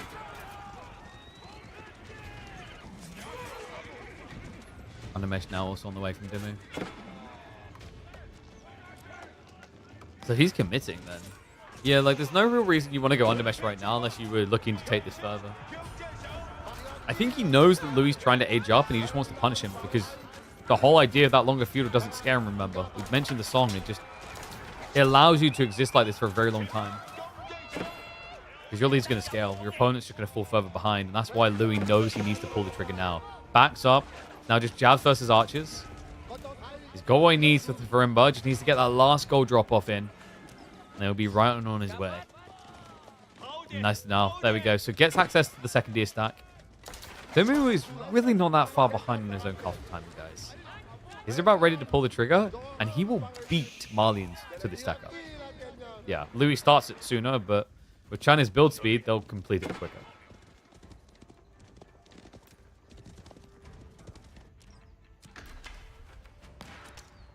Man, talking about China and building things, I don't know why my brain, it just gave me like flashbacks to Emperor Rise of the Middle Kingdom. I really need to go back and play that game. I was thinking about this also when I was playing Dune the other day. It gave me an itch to go back and play the old Emperor Dune RTS game. Not the Dune RTSs from like, what's it called? Like the, from the like 90s. Like the OG RTSs. I'm talking the like early 2000s 3D one. Where you could ride sandworms. Imperial Palace Rub complete. Dumu, whoa. Not pulling away that quickly. Louis. Great timing, by the way. Like, this read, he knew exactly when Dumu was being greedy. That's crazy. So gets the push in, finds some worker kills, much needed as well, considering Dumu was pulling ahead.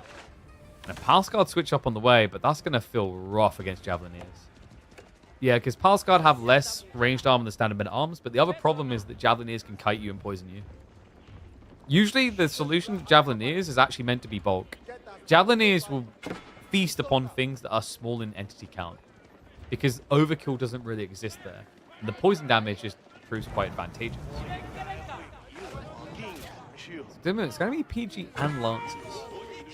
With this, you can use the Lancers to cut reinforcements, is the good thing. Outside that, I mean, he's in a very sticky situation. A little bit intrigued by the fact he went Imperial Palace over Nesta Beast.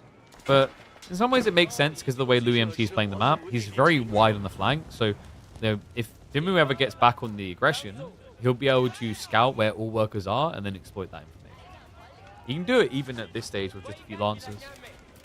That's the thing, like most people when they open Lancer play at this stage of the game, they're going to be somewhat punting, guessing where their opponent is. That's where this landmark plays very different. The Imperial Palace just lets you see them. Now though, those Lancers are going to be focused on just chasing this army away. 11 Donzos in the mixer. And the way he's playing this, he's intentionally hiding the Donzos behind so that the Archer auto attacks go into the jabs. And this is what we talked about, where the jabs just aren't really threatened by 1 or 2 melee units. This is a little bit awkward now. He's going to keep committing, though. I guess you kind of have to. Like, if you turn around now, the javelins chase you. You can't get out of range of them. So, stands his ground, trades as best he can. Big reserves to Dumu right now. 1,000 food sitting in the bank. The difference is day and night, folks. It's 3 times plus the income for Chinese over Malian City when it comes to food.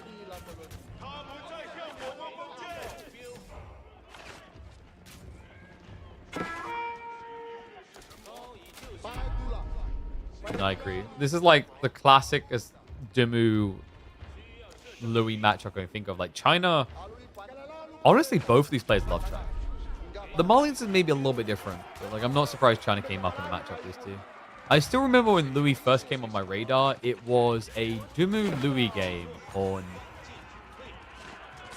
It wasn't the first one, but it was one of the most memorable. It was a Dumu Louis game on Danube River, and they mirrored China.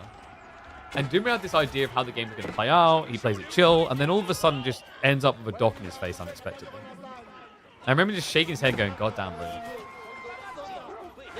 I mean, that's the thing that's always made Louis one of the most entertaining players for me to watch. Like, people envision him as just this kind of campy, play for the late game. He likes the late game player, wall a lot, etc. He has a lot of twists and turns along the way in the other game. I just love that Dumu was the one twisting his arm instead in this opener.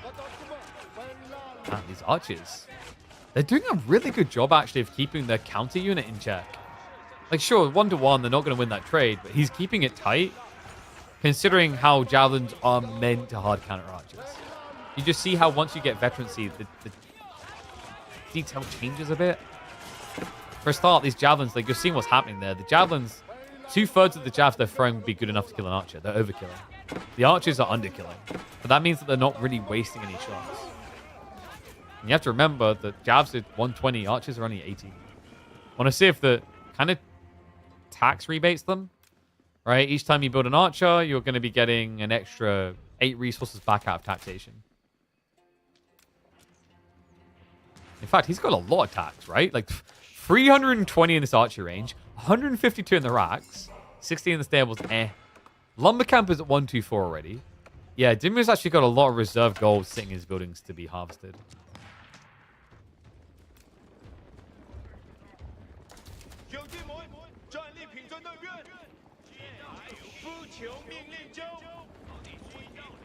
What do you guys think is the coolest looking archer in Age of Empires 4? For veterans. For veterans is interesting. Like, if you just straight up Imperial, I think like French is pretty dope. But for vet, there's something pretty cool about the Chinese one. The tin hats are quite adorable.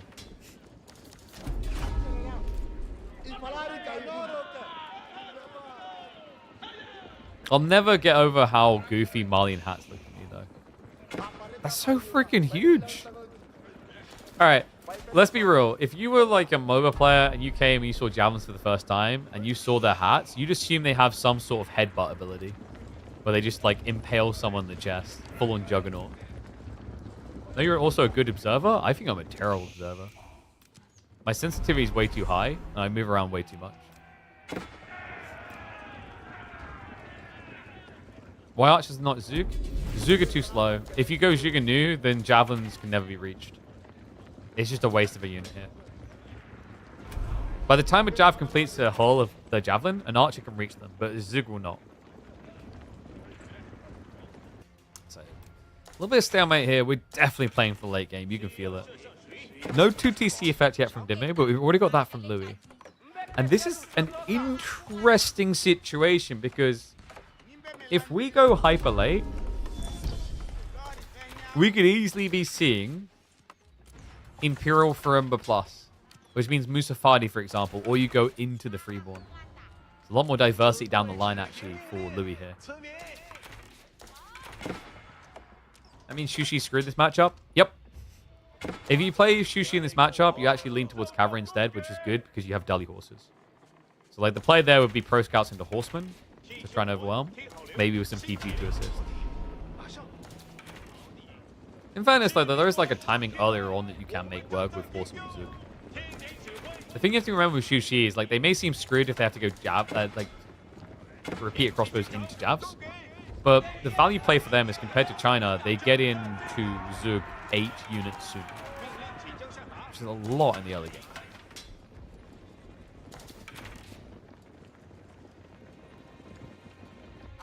We're going to hit the 2x speed just for a minute or two, because it's just stare down mode. We're now getting the full farm transition from both.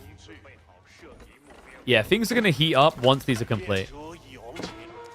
Love that we're seeing Dumu play the boar in the meantime. This is something that Louis couldn't do, so the south side boar is redundant. Doesn't matter, the Barbican blocked it out at all. He's just fully encapsulating himself in the north side. He's got more walls coming up to protect him. With the double pit mine, the big stone, the walls, just makes a lot of sense. I like the idea of an eventual keep drop here to just lock in towards the sacred site. This is also a decent map for Marlene trade down the line. Not that Louis needs it before.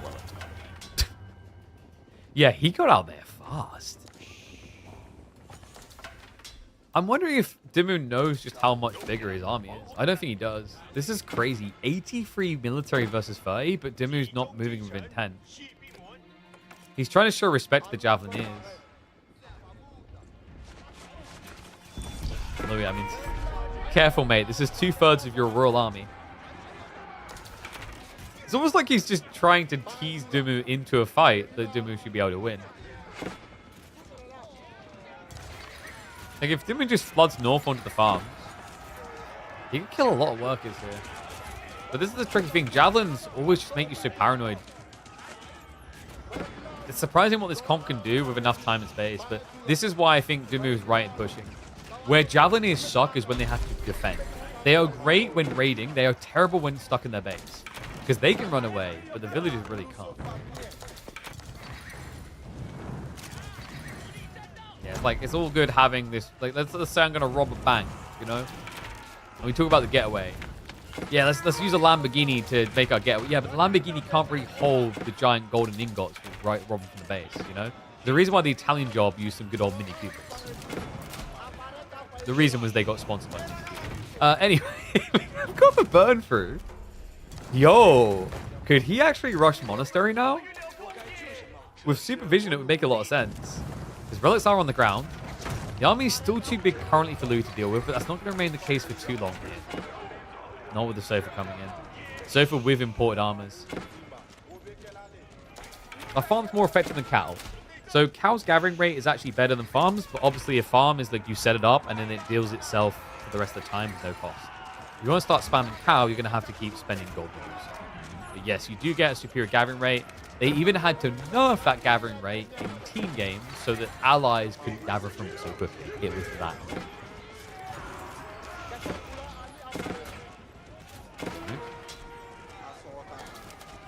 I don't get past this point now.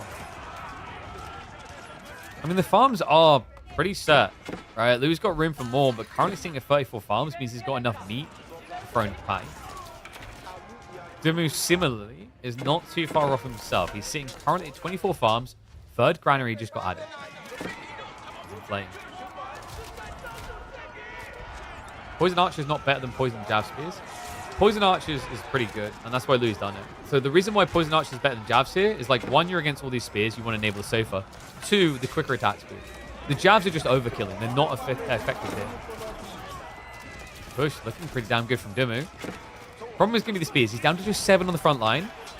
He has, however, got 14 crossbowmen to deal with the Sofa. The issue, however, is he's now diving into the production line. So get shoved away again. Good hold by Louis. Dumu, with only about 25 military here, is going to get bullied out of the base. Meanwhile, on the south side, a Barbican still exists. But soon it will beat this. Yeah, like, it only takes, 860 more shots.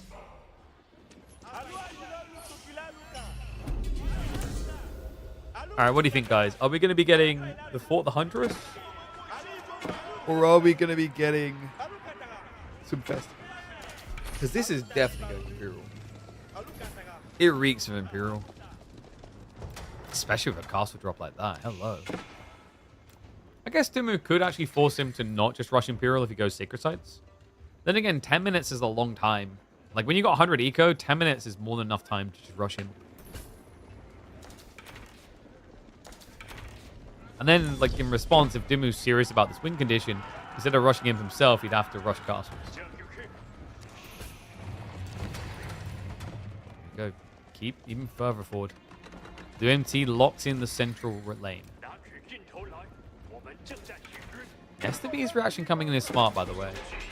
Definitely against the archers. Just not as effective at kiting out the shots as Javs would be. Like, Javs with more range and more movement speed means they can actually kite out the knobs. So who wins if this goes Imperial? So, Dumu, like, there's something you'd want to value highly, such as the hand candy of pyrotechnics. But never discredit the ability for, like, Malians to hero or outrage you, nor their ability to play very strong into the late game with Fulani.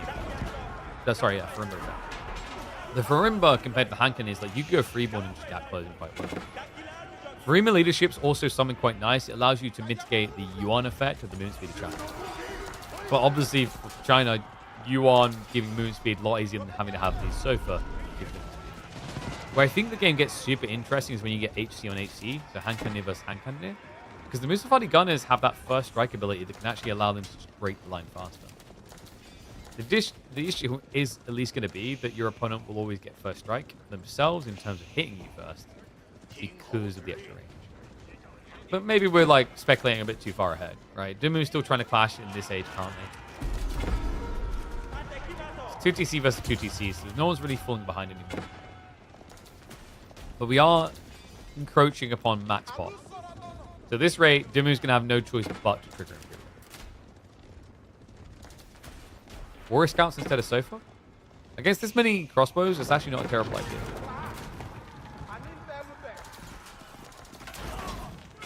Let's see, why wouldn't you want to do it? In fairness, even though like crossbows counter you, you have substantially more health on Veteran Sofa compared to Veteran Scouts. But if Lou is to build like 4 stables, it could definitely make sense. The problem is, like, once you go Imperial, I think you like the idea of Farima leadership a bit more. Well, that seems to be what we're aiming for here. Age number 4 ready to be triggered. Louis MT is going to be fought the Huntress. And he's going to drop it. Slap bang on top of Sacred Sites. He's going for the win condition. Dumu, someone mentioned about that 4k gold. This is a Dumu move. He likes to stockpile, and then he likes to buy everything upon age up. He's a great shot there. Takes out about 10, 12 of the archers. Sofa. I'm going to get a great backstab. Takes out double treb. That's important. It means that you can't just blitz through here. And that should give Louis the space now he needs for that second castle on the north side. Yeah, Louis just doing a great job of in and outing here. He goes in again for it. And the knob's now dead. They're able to clear all seeds that Dumu had access to. Louis MT is about, what, 10, 15 seconds away from the age up. The villagers are going to be safe here. Fort Ventress will complete in time. And the positioning is important, folks, because it actually sets up the possibility for trade down the line for Louis. Very important if he is worried about this trending towards 40, 50 minutes and he wants to play things like guns. Of course, Marlin is just a civ that plays trade very well. Whoa. Yeah, he's walling to guarantee it's an option for him while also preventing it from being an option for Dumu.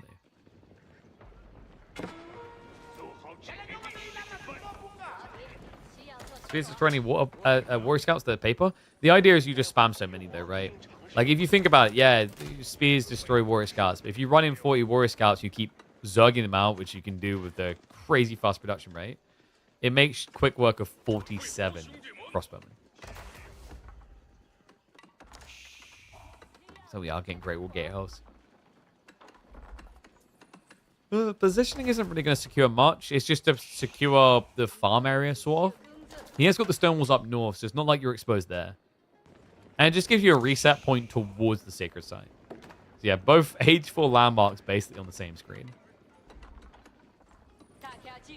Can we just appreciate, question, or maybe even simply blow our minds at the fact that a game that began with this has gone all the way to Imperial and is still nowhere near done?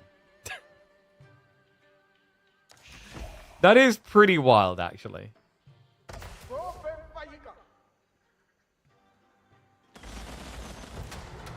Ashton will clock down now. This is big for Dumu. Give him that movement speed pump we talked about.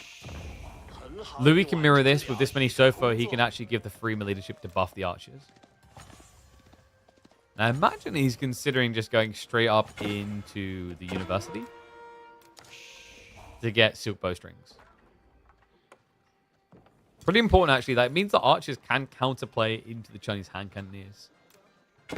Definitely not pop efficient, but can be trade efficient. These players love late game. I think they were born in the late game, molded by it. They didn't see the... Oh, wait, no, we're not going to do that. It doesn't make sense. Anyway, we do have free leadership on the way. 6.5 minutes on Sacred Site win condition, but Dimu's ready to contest that. He's also now switching hand cannoneers. Only the early infant stages, but like this is usually the way you like to do it with China. Like you bulk up these crossbows. You don't really want to keep them. You know, they're not as space efficient or as impactful as like each individual hand cannon. What you can do is slowly replace them through prolonged fights. You know, one crossbow down, one hand cannon. Love the precision training. That's going to be his buff damage. Nick's up for the lack of incendiary arrows. While sieging is going to begin.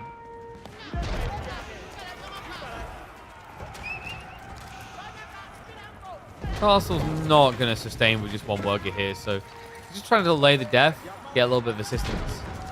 I mean, if you don't pull more workers, though, the Sacred Site win condition is not realistic here, so yeah, he's just going to lose control of it. Dimu is going to be able to remove that pressure on him. And yes, you can still place a pit mine on completely tapped goblins. That is a thing.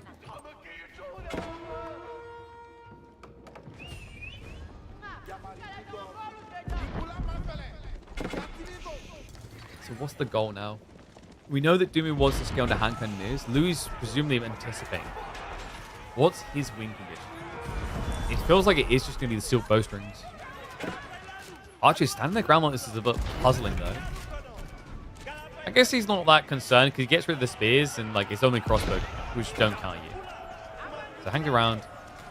For the Huntress is now being targeted down, so it's piece by piece, Louis is losing these castles rather. A little bit of a raid on the backside, nicely done. Louis does get some chip damage in there. We have shared custody of the goal. Yeah, you can have him like 5 days a week, but I get him.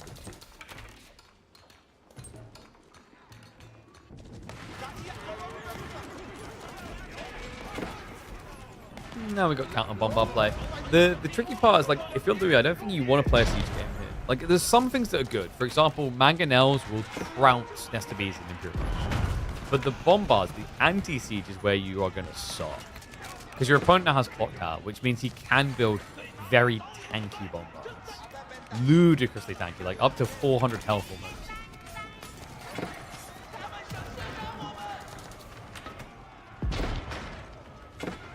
You're one of the best in the world if you start walling properly. I mean, Dumu is one of the best in the world, even without the proper walling.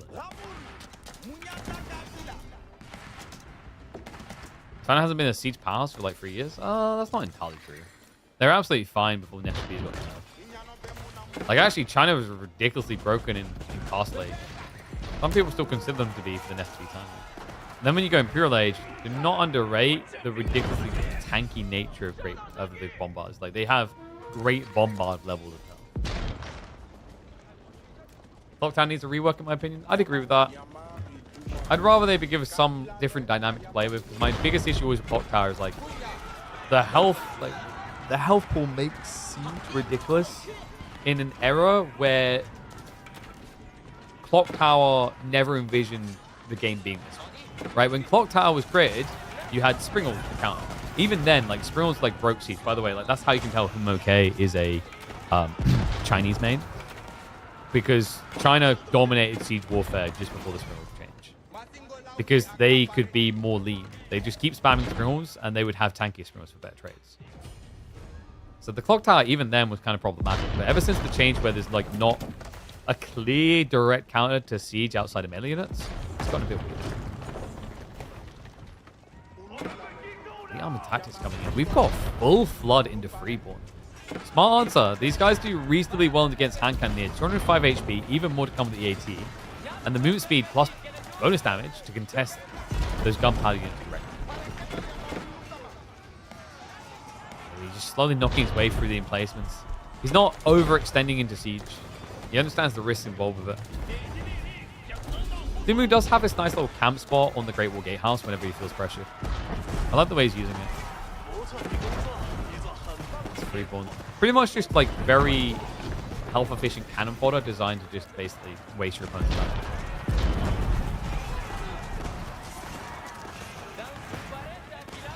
This castle, is it falling?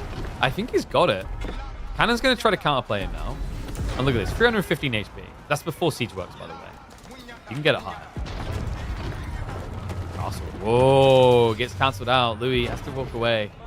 150 eco may be a bit too high. I think Louis' goal is just to keep kind of slowly losing this fight now until he has much more eco. And then you see him like delete 30, 40 villages. It's not an uncommon practice. We've seen it plenty of times in the past. He's also got the ranches on top of this to buff his economy further.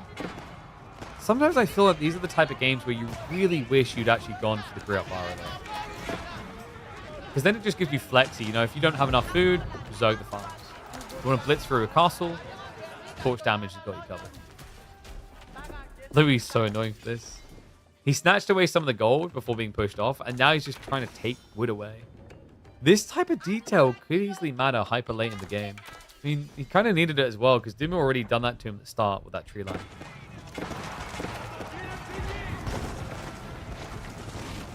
And no, you can't poison siege. You can only poison things that have a soul. Siege doesn't have a soul. Players that like spamming siege also do not. Technically, I should be telling you this, not murder.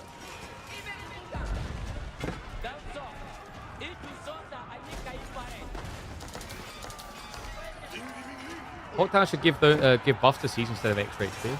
Yeah, it's just like you have to be careful of what you buff and how you buff. Age of Empires 4 has a history of unique siege buffs being broken. Louis, well, we have pushed the economy. I mean, this works out nicely for him, right? Like, this is exactly what the problem was before. He just didn't have enough military for the fights. And look at the transition. Gunners are starting to be spammed out at the same pacing as Dumu, actually faster. So he needs to get more cannon fodder because he just lacks the protection right now. Yeah, I think maybe trusting Freeborn a little bit too much here. Musafadi is a clearer answer. I mean, I tried to hype it up. I will be blunt in saying I would have preferred probably Musafadi here. It's just great against Mance. The Mance Musafadi is just great against Palskar in the late game. They'll destroy them. But I get why Louis felt that he needed to get Freeborn. Freeborn, like, sometimes when you build them like this, they just feel like a two-legged horse.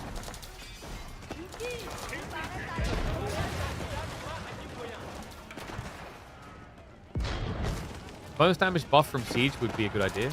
I'm trying to think like what would be interesting to do with Clock Tower really. Like, does it have to stay siege oriented, or is there something else militarily that would be intriguing? Okay, I'm gonna say something that might be broken, but what if like it allowed China to get hand cannoneers in Castle Age, a bit like the weaker ones that Lancaster has? It's gunpowder oriented, but in a different way. Maybe not. My feeling on that is probably China players would just camp and then play for Age 4, already having scaled their hand cannoneer count.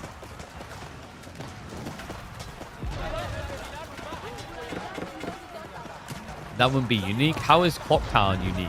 It's just a higher health pool on the same units. Like, basically, China with Clock Tower gets a better version of Siege Worm and doesn't have to pay for it. And gets it early enough where it's kind of insane. What is with Gorge in these games? Like, this is such a Gorge issue, these type of games we get. Horsemen are rotating the flanks. I like this from Dumu. We're reaching the stage where there's no such thing as safe wood gathering, or shouldn't be anyway. I say, is somehow Louis... What? Where has he been getting all the wood? I feel like for a guy who's been spamming archers, you would have expected him to be a bit more extensive on the clear. Dumu will definitely have his wood secure. He's just been spamming castles on the south side to guarantee it.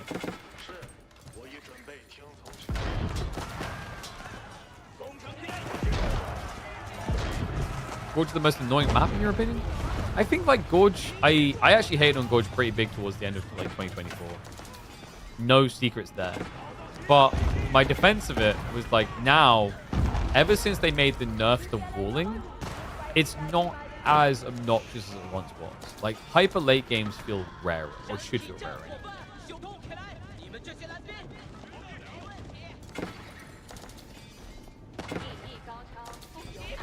So we got more hops. Alright, I mean, I was starting to get hungry, but I guess I'm not going to be eating anytime soon. Must be nice to be you guys, just sitting there, able to have a snack while this is going on. Because this is going to go on and on and on. Na, na, na, na, na, na. I'm sorry, I shouldn't have done that. That's probably stuck in someone's head now. Wait, he's going back to Nest of Thieves. Yeah, we've got additional barrels on the way.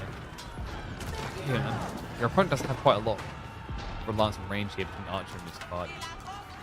And he is also creating the walls that allow that malleability around a siege comp, right? You're not overextended as much. You can essentially, like, what you could do here if you're Dumu is you could ironically wall like Louis would, where you build like the small little clump wall areas to hide in and then move forward.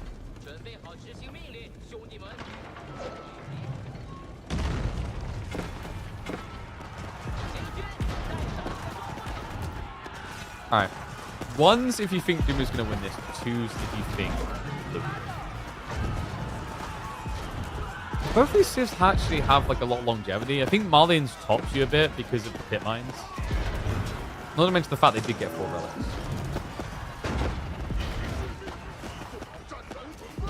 Bombard. Just trying to snipe down rather than reinforcement. Kind of a bit awkward against Musafadi, Donzos like this. You're probably just going to be overkilling a lot. Yeah, it takes 2 hits, and that second hit's not going to feel that high value. Wall will buy some time for a retreat, but Dumu going to have to keep running and not looking back. Louis isn't going to rush through. I think Dumu can end this in 10 or 20 minutes. That is a bold statement. But I'll nod my head in disbelief. I don't know. I think I may have just clicked on a 2-hour game here. I don't think we're going anywhere.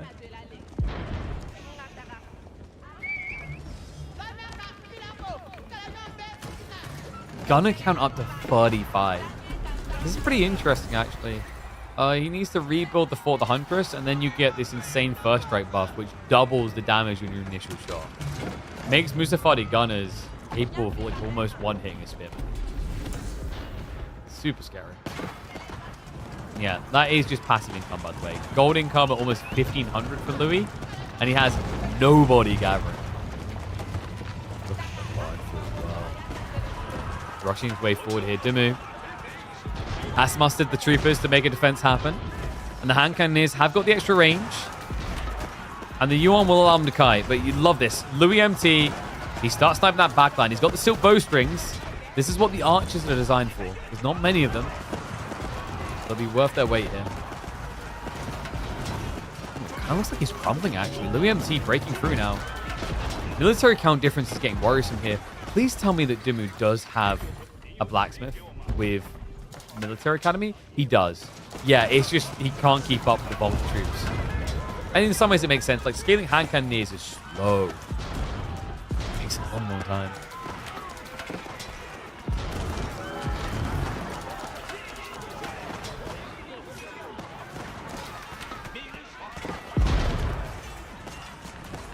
Bombards are going to have to back away. It took a bloody long time just to kill one of them.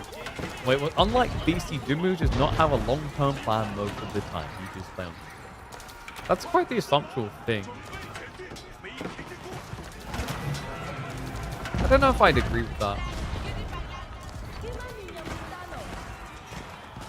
Like, if you're saying Dumu's more fluid with the way he approaches plans, sure, but I don't think it's fair to say Dumu doesn't have a plan.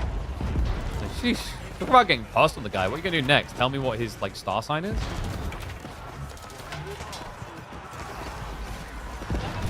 Do you guys ever think that this is just content farm for Dumu?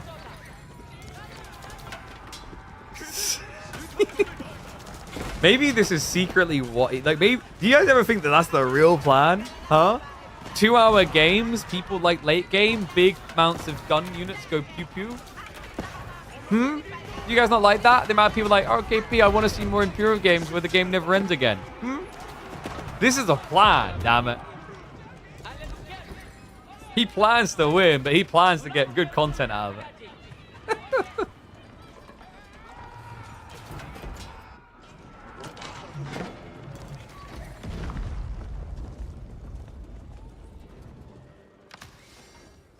Yeah, we have trade, by the way.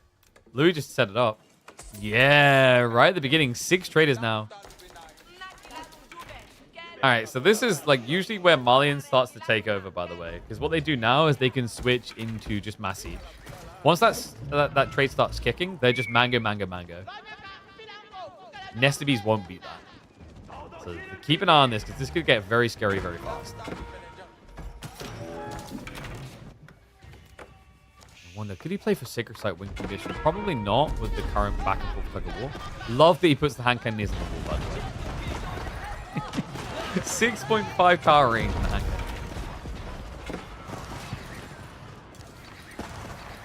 And we actually have got the scout spam now. Yeah, just trash units to throw at this. Makes sense as well, because like wood is going to become a little bit more dear as time goes on. So if your trash unit role can be fulfilled by just scouts, makes sense. That's why Malians is subtly one of the most like crazy civs in the hyper late game. There's not many civs that can brag a unit type that only takes like 2. Right? Like that's where Malians and Byzantines are subtly broken if the game state ever runs out of resources on the map. Because when it runs out, like what can you get? If there's a trade post gold, great, but like sometimes there isn't. The heart of it, the thing you can get is farms, which generate food. Or Byzantines, spoilers. Stab him. Freeborn's chasing away the bombards. Louis, ironically now using that wall against his opponent. With the extra tower range as well. Yeah, so you're seeing what, 8.5 tower range or 7.5 rather? Basically what you get on the Yeoman.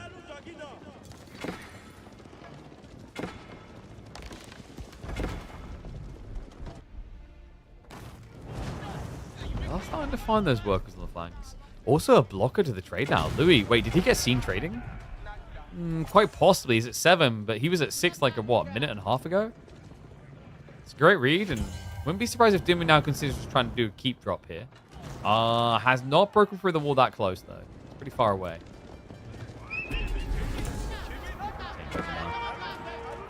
Louis. I don't be needing that gold, especially if the idea was to scale gunners again. Gunners, sofas, all these things. Pricey. Scouts are going to be riding in. 194 HP, able to just dive onto the bombards. Looks for the kill. And yep, you've seen that correctly. This is a unit that gets bonus damage. Against siege. Took a while, but does get rid of them in the end. Archer's left in an unwinnable fight here, though, no? There's still a few horsemen. Actually, in fairness, those archers are doing fairly well, surprisingly. Yeah, now a lot better. Farina leadership arrives. Has the ability to keep pace with the Yuan dynasty. All right, get your predictions in. How deep? Like, how long do you think this game is now going to be? Put a time on it. Because the trade has been spotted, but we know that Dumu has gold issues of his own. Like, hand cannoneer scaling is very difficult for him. Which is why he's just been sticking to archers so hardcore. It does feel like this trickler sofa is making bad trades for Dumu. Because, like, if you're both trickling cavalry, which one's dying quicker? A sofa or a horseman? Well, just organically, a horseman's going to die quicker. Even more so when you consider the poison armor. Dumu. Whoa, he's just started. Okay, he's up to 10. Yo, he's going all the... Wait. He hasn't deleted the walls. This is ridiculous. So he who holds this sacred site holds the fate of the game. That's wild. Dumu. Traders are now just running through the battlefield. I think Louis is actually getting an edge off of this poison arrow damage. Not like an overwhelmingly insane one, but enough. Able to push him back past that choke point. So trade is going to get blocked. Dumu, after this investment, isn't going to be able to use them. Louis is gaining pace, gaining ground here in the center. We do have Sofas also ready on the flank, so let's shut down an economy over there. And militarily, Dumu cannot have as much as Louis. You can see it just by the raw eco count.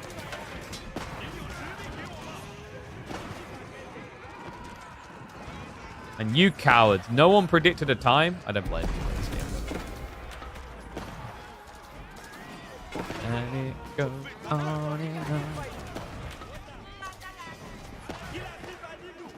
Alright, hear me out. I've got an idea. What if Gorge specifically had a resumable sacred site timer? I think that would be interesting. I would love... So we talked about the idea of, like, some maps experimenting with having, like, Regicide would be cool. Some maps experimenting with, like, a resumable Sacred Site timer win would be pretty sick.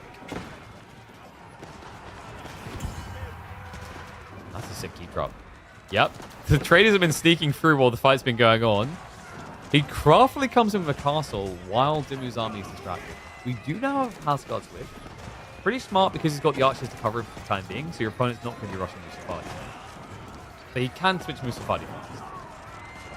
Yeah, I think these are the situations where actually Mansa Musafadi is just better. In an ideal world, you arrive in this late game and you never touch Javelineers and you just go Mansa Musafadi free. The issue, like, what makes it such a hard thing to just say I'll do that is Javelineers in the mid game are by far the best from Farimba. And you're not going to sit there not using Farimba. What's the point in that landmark being built?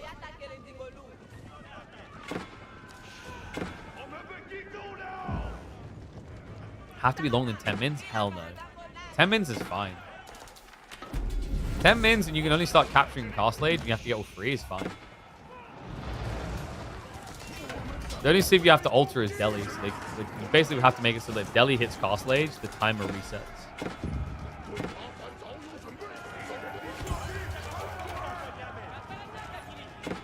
Like, I wish there was a way to bake that into a map by default. Because the problem of, like, saying, okay, so we're just going to have this map and play this mod, is that's an extra chore for players to remember when setting up a lobby. And you can guarantee people are going to forget about it.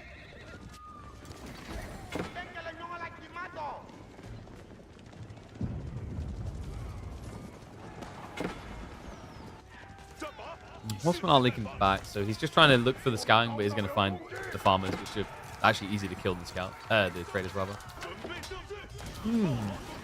He's getting ground.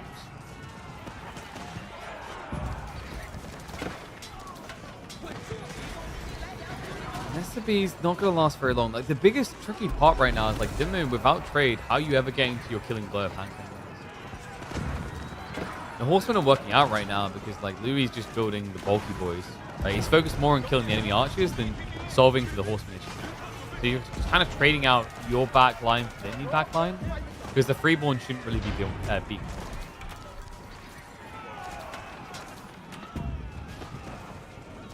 Problem late game poison arrow is you're overkilling. I mean, sure, but like when you're up against these frontline units, these meaty like horsemen, for example, it's not overkilling. That's the point. Like, where poison archers are actually better is when you're against tankier individuals. Like, Marlene's against Horde the Dragon late game, poison arrow should be insane. Doomy's backward line looking like we're clearing the way. We're going to build another Chinese city here. Another 50,000 houses that no one's going to live in. Let's go.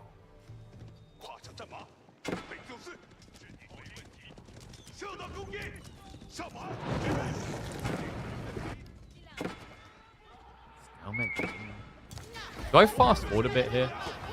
We're just getting kind of redundant raids right now.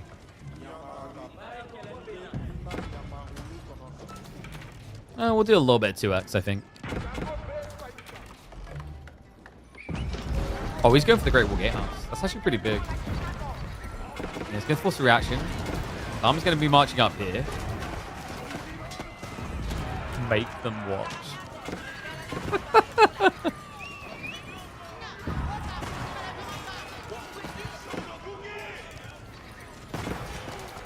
Dumu, I mean, the problem is, like, you want to send the horsemen to the back corner, but, like, how much territory would you lose doing that? Louis MT starting to get a reliable backline going. He needs more gunners, though, is the problem. I think as long as Dumu keeps coming in and slowing down the trade, it's just not going to happen. Louis stopped at 4 trades, and there's the Sofa charging. Goes straight for the bombards. That should be great right there. Look at that. 89 military pop to 34 bio now. Siege also being exposed to the Sofas. It's a great time in there. Louis MT able to surge forward. Dumu, I mean, he's got these hand cannoneers, but they are not safe in these fights, folks. There's barely anything to keep them alive. He loses them. There's no easy way to get them back. Oh, 690 gold income. All right, this has to be the point where Louis holds onto the game. Like, this is firm grip around it now. He's beating the gold income of Dumu, despite the fact that he doesn't really need it that much. It's just going to be a slight sliver for Freeborn plus the Sofa. Yeah, he's just raw doing it with archers. I don't know. I kind of like the change to archers. I know some people, I don't want to say found it polarizing. I think they found it polarizing the buff to archers in Imperial Age because of the nerfs to melee units. But ever since the original Elite Army tactics was brought back, I quite like the role that archers now have in the late. We dive down into production. Trade points would work for you if it wasn't for the fact that out of nowhere we've got 30 horsemen. What? Okay, the Freeborn can hold this back for quite some time, but if Dumu just ignores them, that should be a wipe. And there we go, line formation, he spreads out. Louis was trying to get the walls up to make sure this didn't happen. Too little, too late. Good dive in. Dumu should be able to now take back the military lead. I don't think he's going to rotate it, though. This is just going to flip again, isn't it? It's a big wipe. Louis is so focused on microing, he's not really spending all of his wood reserves to get more archers out. Yeah, if anything, it looks like, is he ready for the full switch? I mean, scaling gunners, but at this stage, like, you don't have much of a backlog of gold income. This game will take forever. Yeah, I'm getting a little bit sleepy. I think it's the hunger, but I'm like feeling like I'm fading slightly. I'm like, oh man. Like, boys, please. What's the longest game of AoE 4 I've ever casted? There might be one from the early days of the channel that was like 3 hours long. I think we cast like a 3-hour game on Confluent. Or was it 2.5? Maybe like 2.5. The Mali and Roose game you're thinking of from KPMM, which was Anatan versus Puppypaw on Highview, is probably the longest KPMM game we've cast. And it was ridiculous. I'm waiting for was this time where Louis could actually get into siege to try and crack this, but now that Dumu is just flooding horsemen, that's not an option anymore. Actually, he's done a lot of the space. I'm kind of shocked. Where did Dumu get this type of income? I mean, he's not been trading, so he's just been, what, like selling food to get this? 20 hand cannoneers.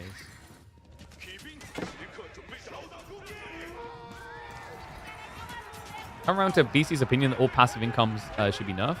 I mean, I've said this for like a long time. It's not just passive incomes, though. Like, the other big problem that causes this on this map, and I don't know why more people aren't on board with this, there's too much wood in each tree. Look at how much wood is still on this map. Now, you can blame this on gorgeous design, but like, if you want to have flexibility in the way the maps are designed, here's your solution. Nerf the amount of wood on a tree. Once you've nerfed the amount of wood on a tree, introduce new wood types. So, for example, Prairie could have a tree type that has 200 wood per tree. But let's have maps like Gorge, where the tree type has only 100 wood per tree, or 75. And then to offset the balance issues there, just make sure you buff the effect of, like, forestry. Boom. Solved. Late game's still a possibility, but the infinity of wood doesn't exist. You like your trees? Then go out and touch some. See? I called you on it. You're a lie. You're not going to go out and touch some because you want to sit here and watch more Age of Empires 4. No. Trees are OP, please nerf. You can mark that up as KP 2025, 2024, and 2023.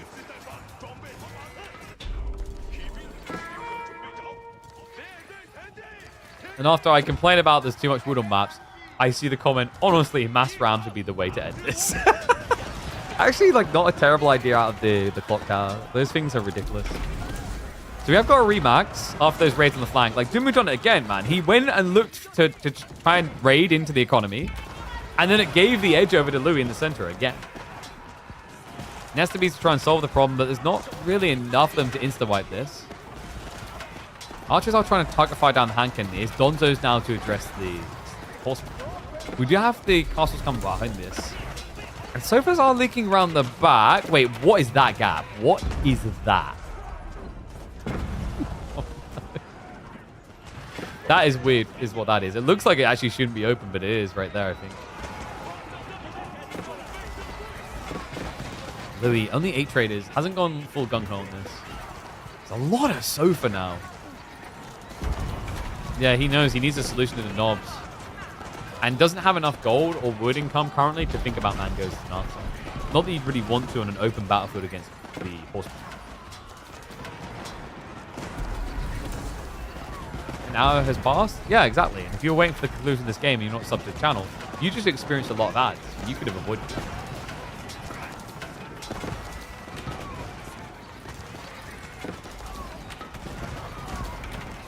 Okay, I'm very close to hitting you. It's just not ending. Okay, and here's why, like, this is very engaging content from a player's perspective.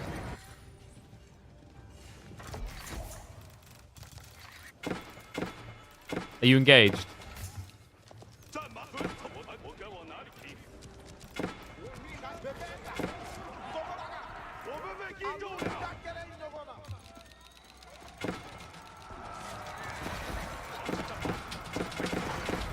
Is the typing loud enough? Honestly, I'm going to turn my mic towards it.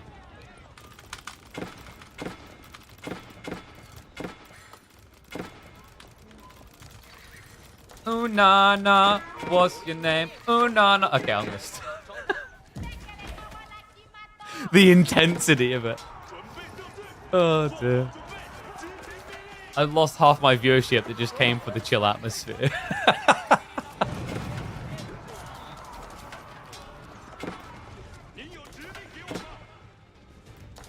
Alright, so Dumu is actually making it on the flanks again, but I feel like we've been here before, folks.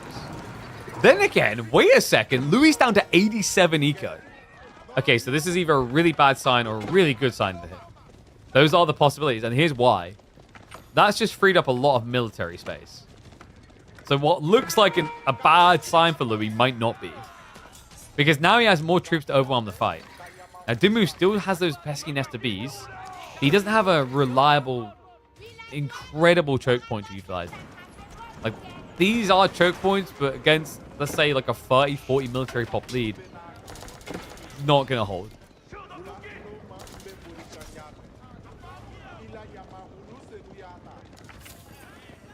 What's wrong with my singing, bruh?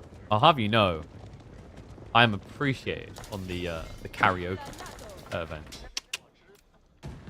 Because I'm a tryhard and I like mimicking voices.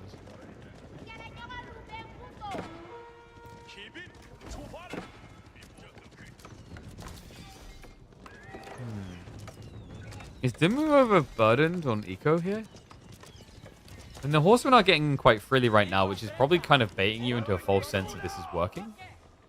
But maybe this is just the eco that Louis wants to sacrifice. Like, the north side is still operational. And he is just taking full chill mode.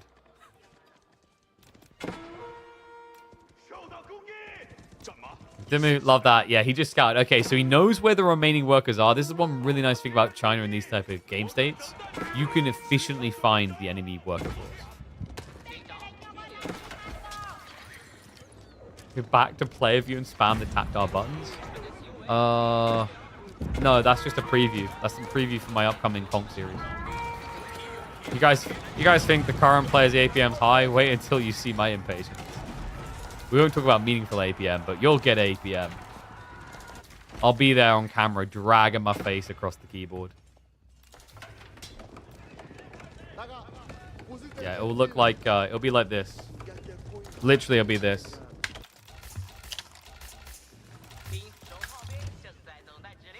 Skill.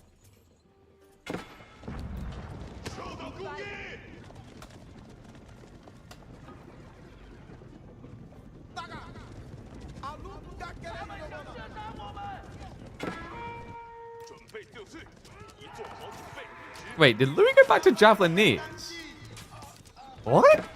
As an answer to the hand cannoneers, I guess? That's kind of wild.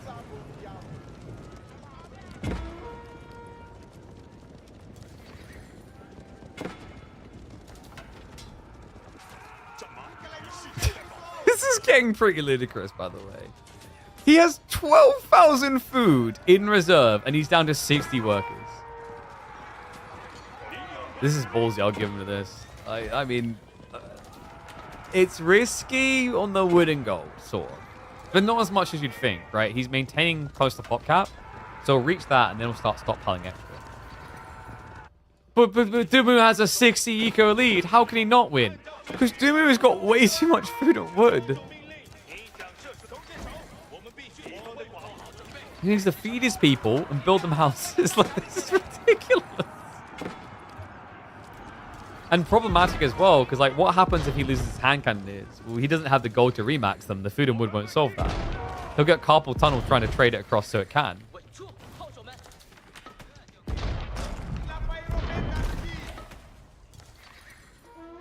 Like, seriously, if you think the solution here for Dumu is let me just sell that, I've got bad news for you.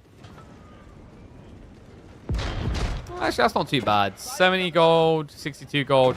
But, like, just spamming that a bit, the number's going to go down. I'm a little bit surprised, actually, more hasn't been taken away from him.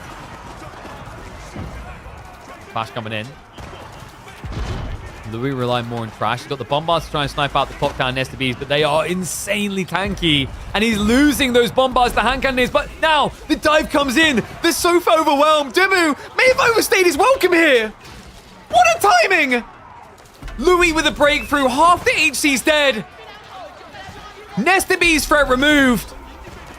And Louis just keeps on pumping. 15 more Sofa in queue. He's found the solution. It is just raw heavy cav. What a timing out of the Chinese kid. Dumu. He keeps a few of the hand cannoneers alive, but barely anything compared to what it once was. And oh, sorry, like this isn't the content you guys came for, right? Let me just there we go. That was Louis' APM in that fight to Overwhelm. What a mad lad. What a fight coming out from him. Can he now keep the momentum going is the real question mark. Because that was one hell of a time. We talked about his wood and his gold being his big weakness. Keeping that type of push going is difficult with this type of income. Food was never the problem. Let's keep trading out that backline. He's just trying to keep the hand cannon the account oppressed. Making Dumu rely on trash.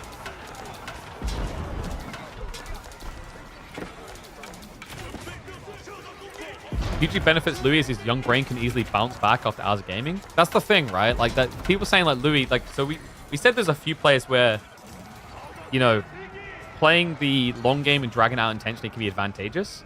And we've tried not to be ageist, but if we're being totally real, the reason is that Louis is young and all the other people are old. There. Louis, he still has traders coming through here, by the way. He's actually up to 18 traders now. So got a little bit of space to trade. Now the hitback's coming through. Louis losing this now. I mean, it doesn't look very good. Surfer count is decent. Freeborn are very tanky. Like, at this point, it feels like Louis is leaning more into the idea of just having tanky things than killer things. I'm ready to wrap wide.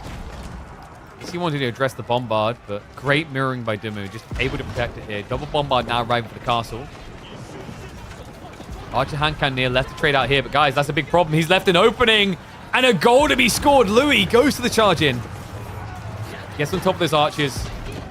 Freeborn are going to force up as well, but good reactions. Dumu minimizes the exposure. If you wonder if actually, like, for Louis, it would have made more sense to pull the Freeborn in and keep the rest of the units dancing over the sofa. This is starting to evaporate a bit for Louis. I mean, he's still got 7,000 food income in reserve. But remember, nowhere near max pop. I think Ben has done it. Like, this took way too long. But I think he's actually netted the win. He's even purging some of the economy now. I mean, I'm not going to call it absolutely over because Louis still has food reserves. But the problem is, like, he needs to be at 1.5 times the military count. That's not happening here. You did at least purge a lot of the bulk of the hand cannoneers. So, like, in some ways, you achieved your required goal. But the follow-up is what I'm struggling to believe in a bit here for Louis. Can you fix the minimap? Oh, yeah, sorry. That's because I pressed all the buttons. Let me fix that. Whoops.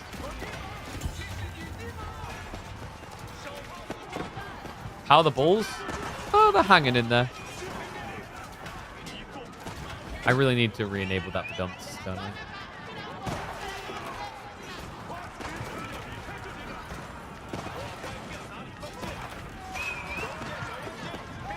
I think the word I would use to describe them the last 2 or 3 days is bruised.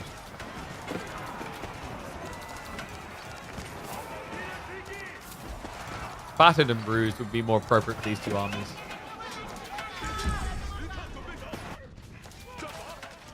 Yeah, not battered though.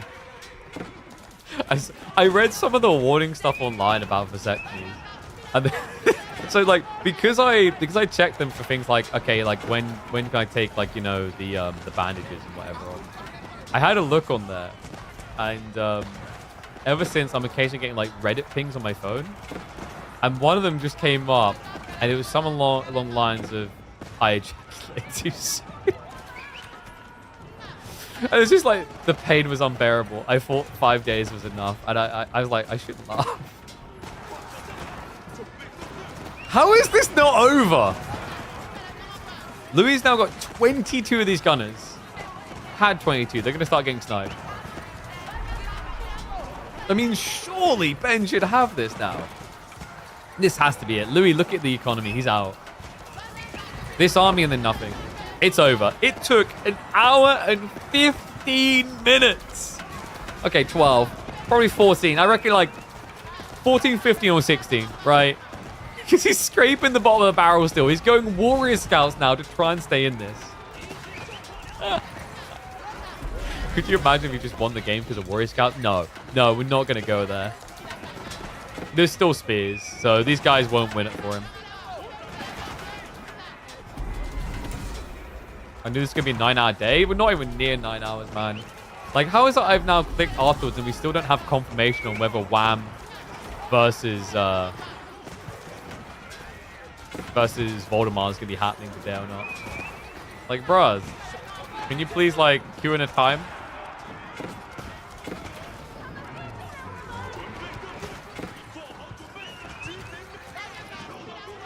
Louis MT. At this point, I think we've got a bit of sunken cost fallacy. He's like, well, I've still got an army, and I've been here for an hour. What's a few more minutes?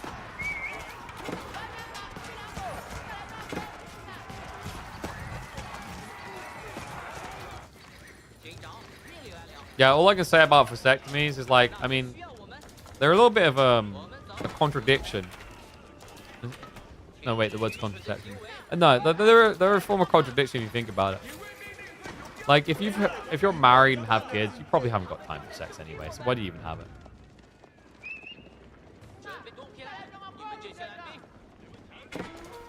Yeah, this game is getting dragged out longer than dog drags its balls across someone's carpet.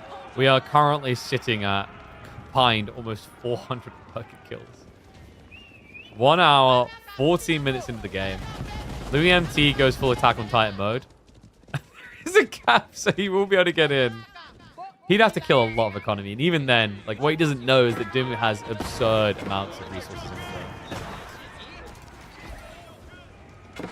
But guys, Louis has got 2 TCs, so now he can rebuild the army, and then we can get back to this situation another hour from here. And Dumu, by the way, now has traders. He's got 7. Not a lot, but it's going to be scaling.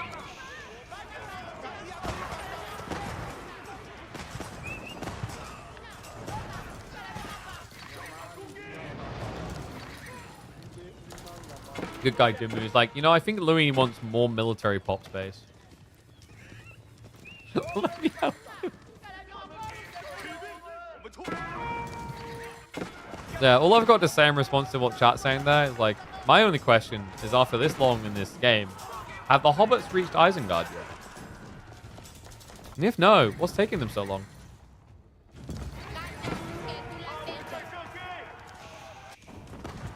It's just everywhere. All right, do we hit the fast forward now? I think we can hit the fast forward. Who's the first ever mod for this channel? It wasn't Emma. I'm trying to think back all the way who it would have been. I think it was a guy called Penguin Hitman, funnily enough, many years ago. I think a lot of people don't realize that we've been streaming since 2017, I think. I've since crap that even makes this look like a delicious ice cream in the middle of the summer. Now, Louis has somehow, on 37 eco, reblobbed up to almost the same military size as Jimmy. But do not let that deceive you into thinking this is a combat. It's just Jimmy's got so much economy, he can't build more military yet. Like, at this point, it's a game of cat and mouse where Louis is just trying to stay away from the enemy army. I think he may have just pinned himself in a corner. Oh, no. So you know what we take away from this, guys? Freeborn suck. That's the lesson. I think that's the lesson. I think there's a lesson in this game. I really hope for people's sake there's a lesson in this game. Alright, we're going to stick to it. I need to get through some more of this. This is ridiculous. Well, it's exceeded the timing that I gave it to end. Like, what? I'm going to say 119. Oh, there we go. No, as soon as I cast the cursor, GG comes in. Why did we click on a gorge game?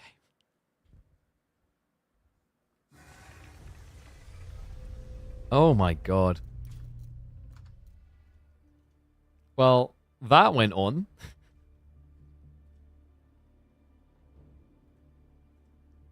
Okay, so stream, we have two choices. In fact, I almost forgot. I actually, I know what I'm going to call that one. I think it's going to be, I forget this game begins with a Barbican. What's my GPU? My GPU is a 7900 XTX from Gigabyte. Absolute beast of a graphics card. I love it. Super freaking effective. Okay, so I'm weighing this up. We have choices, chat. So what we could do is I could go eat and I could come back, and then there's a possibility, only a possibility though, that we have Wham versus Voldemort. If we don't, then we're kind of like stuck. But like, the alternative is we end the stream now. Would you guys prefer that I like go eat, come back, and then it might be as you bait, there's no other series? Or you want to like say, nah, don't take the gamble, just end the stream? Because like we might have Wham versus Voldemort, but like we don't know is the problem. Because it's like all we've got left. Basically, Luminar versus Louis MT isn't for another 4 hours. So yeah. You want me to be happy? It's not going to happen after that game.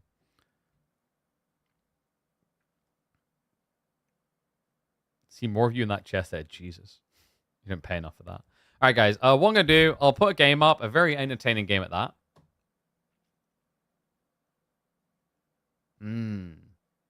Oh, that one was sick, actually. Yeah. We had a Voldemort versus B game that was kind of wild. I guess I can give you that. The Valdi B game, maybe.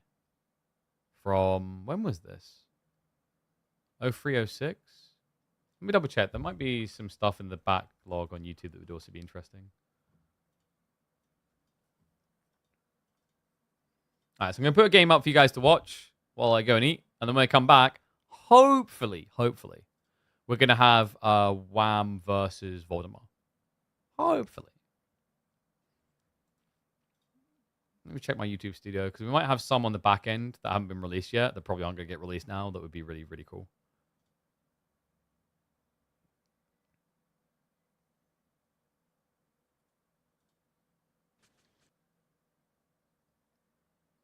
Ooh, Dumu versus Wham. That was a cool game. Yeah, I like that one. That one's pretty cool. Let's go with that one. It's either that or... No, I like that. Let's go with that. Like, it's either Dumu versus Wham or it's Louis MT versus B. Let's go Dumu versus Wham. It's an Abbasid Ottoman game, I think it was. So have some fun with this, guys. And then when I'm back, hopefully we're going to have that awesome looking Wham versus Voldemort series. One and all, we found a secret sieve. It's so secret, it doesn't even have a real flag. Look, it's just a black colored background. display cap, please. There we go. Yes, it's been that long. We never see them. The Abbasid dynasty has been picked in a competitive series. We hop in to Enlightened Horizon for game number 4. Yeah, we're just on Dry Arabia, where we just had the Chinese mirror. This is very different, though. They may both be from Middle Eastish area, but Ottoman and Abbasids definitely different goals in mind, especially on this map. We are on Enlightened Horizon, a map where Ottomans are S tier. I don't think there's any debate about that anymore. Like, this is, right now, this is the one to beat. You know, this is like HRE on Dry Arabia, or HRE anyway, I guess. It's so difficult to get one up on Ottomans here. On the other side, Abbasids is a ginormous question mark, because this Civ does not play Dark Age aggression well.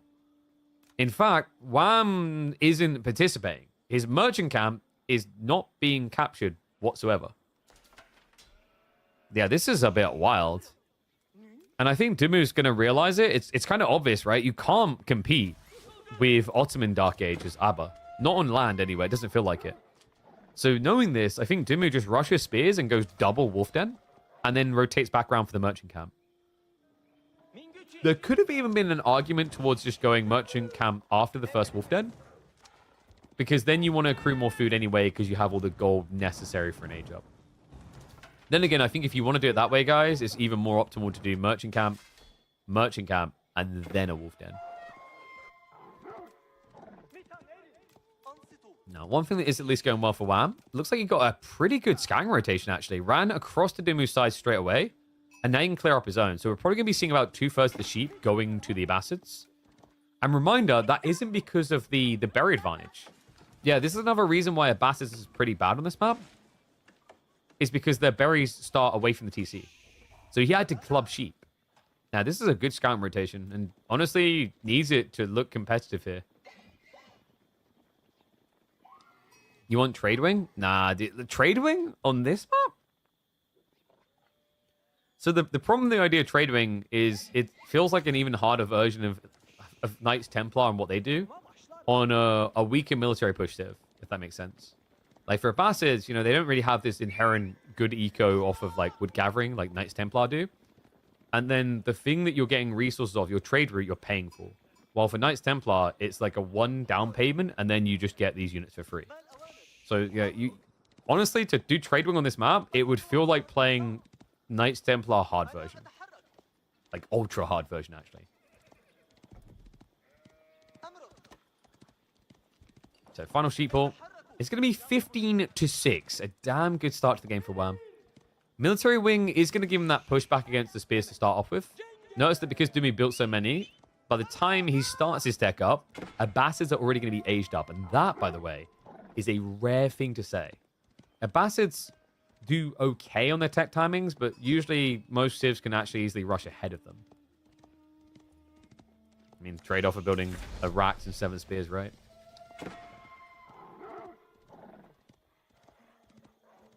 Name of this map is Enlightened Horizon.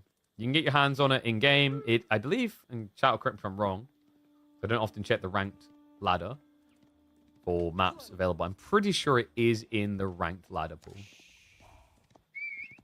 Honestly, probably the best map to be in ranked ladder pool in a long time.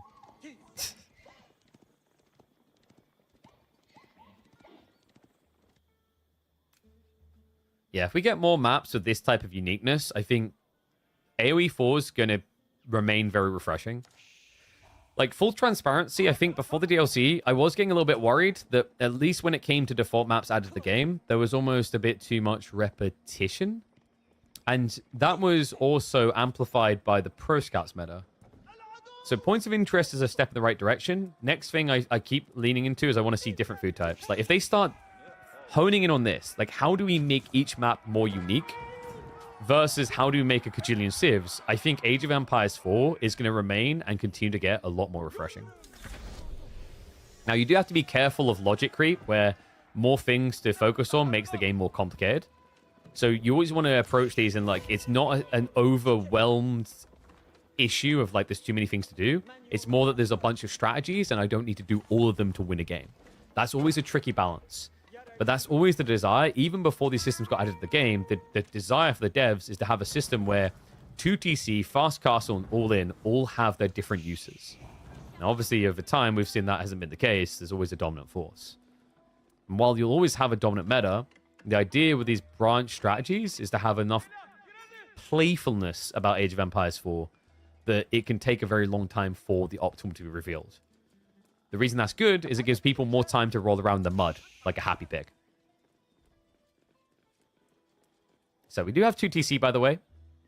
Really fluid move for the Abbasis. It feels like it's very rare for them to never go 2 TC. Unless you're watching in a give you anxiety replay, in which case it's very rare to see 2 TC. And it could be Sipahi reaction. In theory, a pretty cool idea here. If you can ramp Sipahi production, you can try to burn down the secondary TC.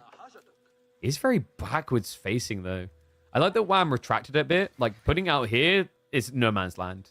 Instead, he realized, oh, I can just shove the deer in. It's much better to have the tree line hugging so that I have choke points to retreat into.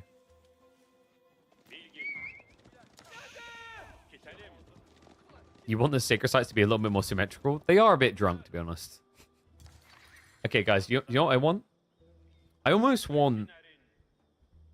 And this is going to be crazy. I almost want some sort of point of interest that spawns on the top of this, because sometimes there's a little path up here. A new type of point of interest. Part of me wants to say, like, a single longbowman that shoots at people approaching. But no, I don't know, something that'd be cool there. Maybe even just having an abandoned outpost up here would be pretty nice. It doesn't always spawn with the top side, unfortunately, though. Like, sometimes you can actually just walk troops all the way up on top here. Shout out to the devs on getting that right, by the way. My original fear was that this, based on the minimap icons, I think I said when we done our preview, where we hadn't seen the maps yet, I said this will probably be the worst map, because it looked like, based on the icon, that there would be a hill here that you could place a castle on. I'm glad they didn't make that mistake. We don't really need another King of the Hill like that. I think that detail would have ruined the interaction points of this map.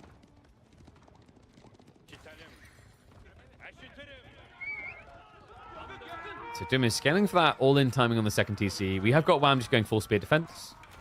Honestly, might even be worth adding in like an extra outpost if this is the goal for you.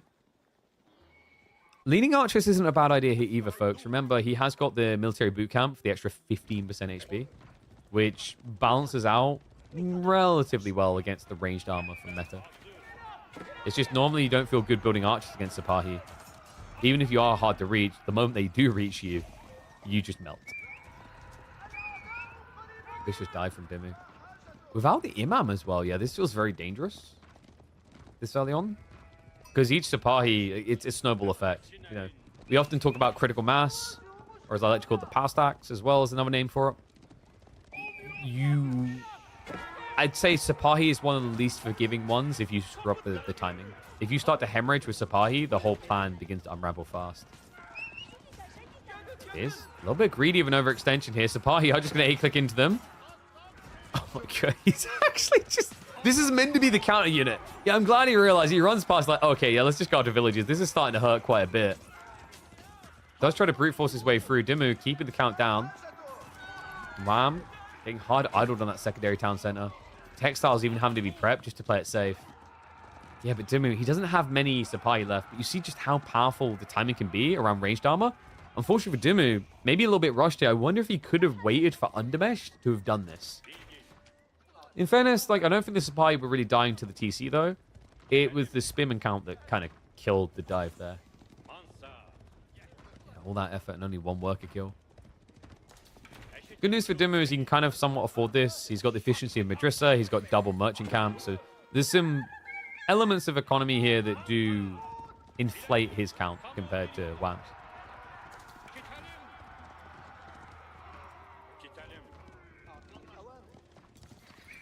Mountain should be triple the size so the SS can still be around it further. No, the problem with doing that is then people just keep drop the top. That's what I'm saying. You don't want to make this big enough for someone to keep drop. Trust me, you don't. Like, how many of you have complained about how King of the Hill is just whoever rushes a castle at the top? Well, that's what would happen on this map. You don't want another map that does that.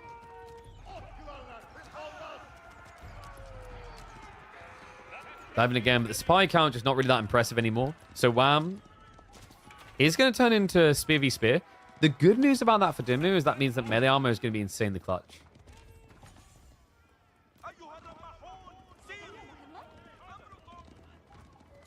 We do have another Vizier point coming in. I wonder, does Dimu go for scale now?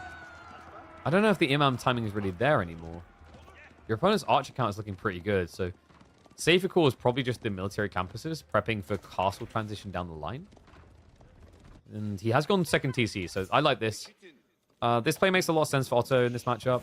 It used to be, I think, Ottomans had to do this, if I remember correctly, against the Abbasids, or you just got outscaled. Very hard to all-in quick enough. That was with the old military school builds. Of course, as you were seeing here, Dumu hasn't really gone for those. Military schools in Feudal Age has kind of fallen off. I think this map was a wake-up call to people that, like, Ottomans can do things without military schools. And in fact, often in games like this, military schools is griefing. You actually hurt your ability to win a game. It's just too slow in the second age.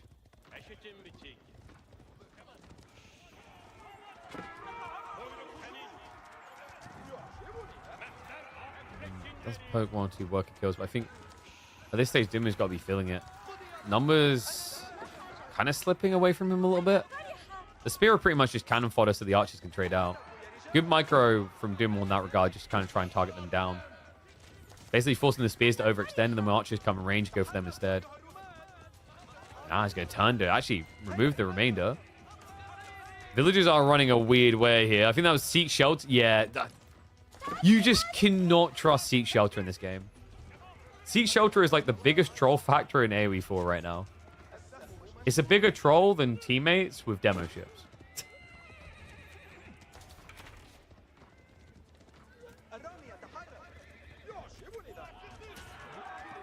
No, Wham doesn't have the upgrade, no military boot camp. I think he might have just forgotten about it at this stage. At 20 archers is definitely worth it. 15% more health, you know, for the price of 2 archers when you've got over 20. It definitely, like, feels rewarding.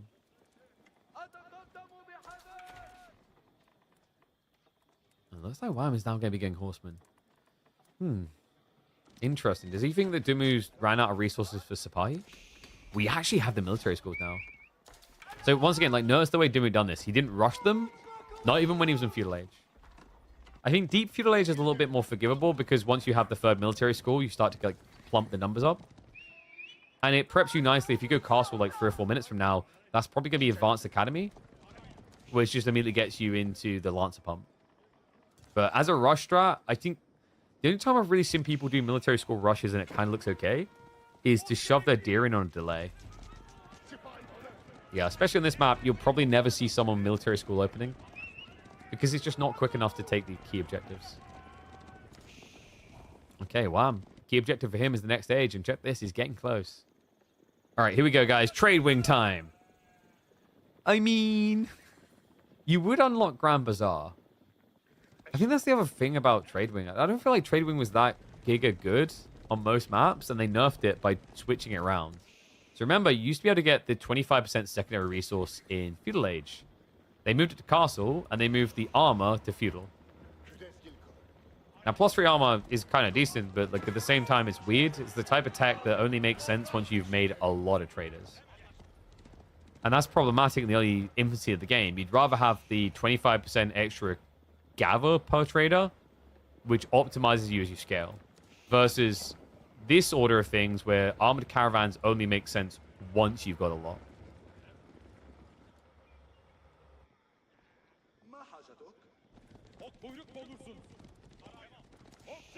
Okay, Imperial Academy is going to be on Imperial Academy. Sorry, Armory is only in the way. Too much China, and he goes Eco Wing. Not too surprising. Culture would have been an alternative choice, but I think for him, it's just all about the archers right now. I don't think, you know, with this timing in mind, you're probably aware that Doom is going to look to attack you. So if you go Culture Wing, to really justify it, you need to go Preservation Knowledge first. And that would slow down things like Composite Bows and Veterancy by another 30 seconds. 30 seconds is a long time when your opponent has blobbed archers as well and is looking to attack. So tech up complete. Dimu is going to be the immediate Moss drop. I think so. No, more military schools. Of course. Oh, this is a very pretty looking military school area, actually. For a map that makes you feel quite claustrophobic, he looks very comfortable with space here. Yes, like, he's even just got giant gaps between them all. Does anyone have OCD that's getting tilted by this? It's like, you can't build farms on the blacksmith, Dumu. It doesn't work. Why is there perfect spacing?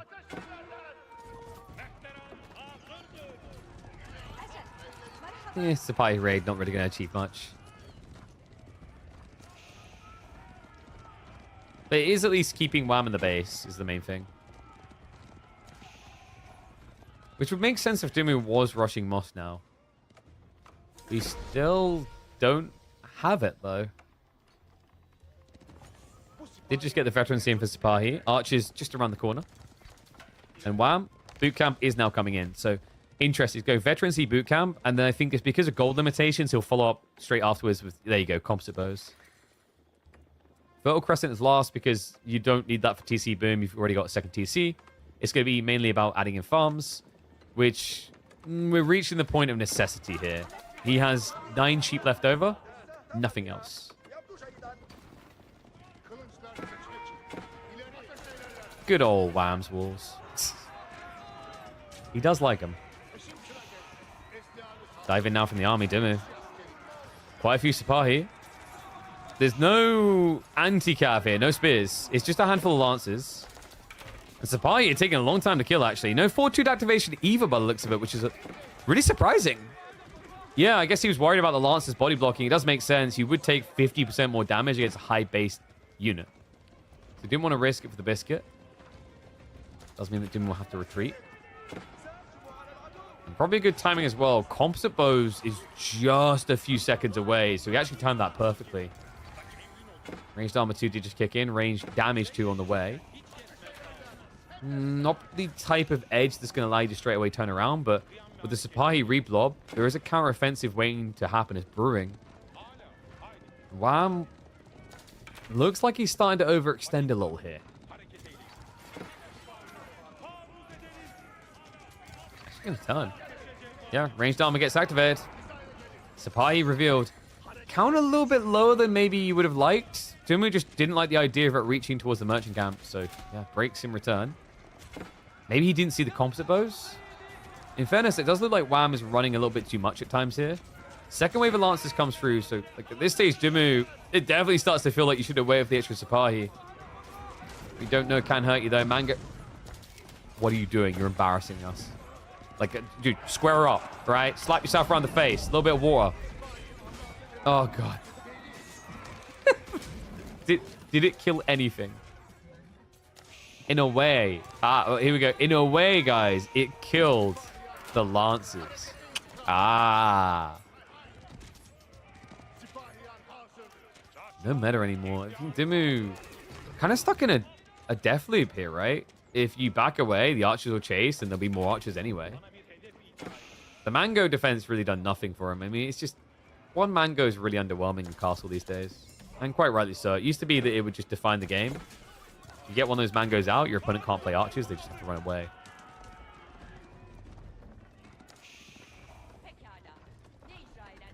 That's got a wave of lancers coming through, though. And Wham, I don't think he's seen that yet. Because we got... Was it Advanced Academies? Yeah, so he's able to actually pump into lancers if he wants to. He's sticking to Sipahi. That'll be mainly because of the cost efficiency. They produce quicker than lancers. And they are just as good of a counter, actually, to archers. Arguably better, because Sipahi hit for 30 damage, while the knights are going to hit for 24. And remember, although the Sipahi attacks slightly slower, you can attack speed boost them. Going to swarm in. The archers aren't even here. It's just cavalry versus the entire Abbasid army. Speaking of the Abbasids, Wham's economy is starting to move out into dangerous territory. He's already munched through this 4k gold vein. And he's playing for relics, but Dumu mirroring that with 4 imams already.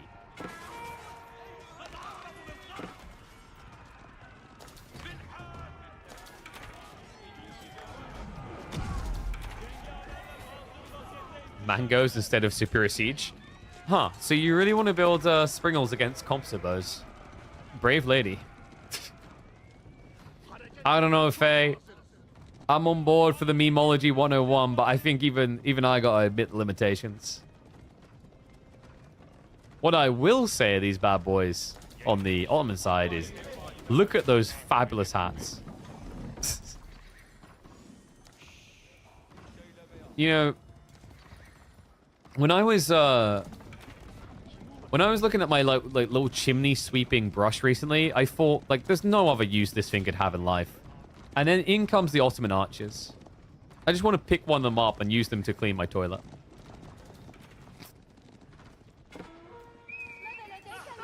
You guys don't have very cool headwear. Bows look good though. That's a lot of villagers. Okay, a lot doesn't really do it justice. Good lord, what are we doing out here? 30 villagers. He came out for double deer pack. Got caught.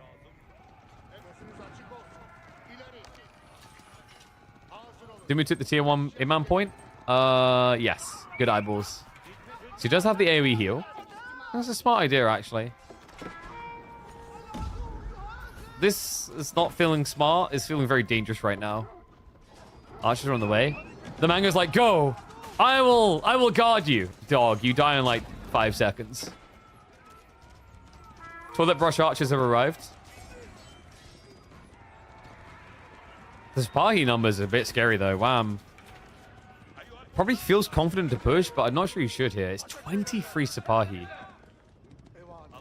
Yeah, I've got 1 or 2 Lancers sneaking around the back, so a bit of annoyance there. Relic split in the end was favorable to Dumu, 3-2. And we do now have the Healy boys. When you call them the Healy boys, it really sounds like they just like run around with, you know, the heal trainers with the little rollers.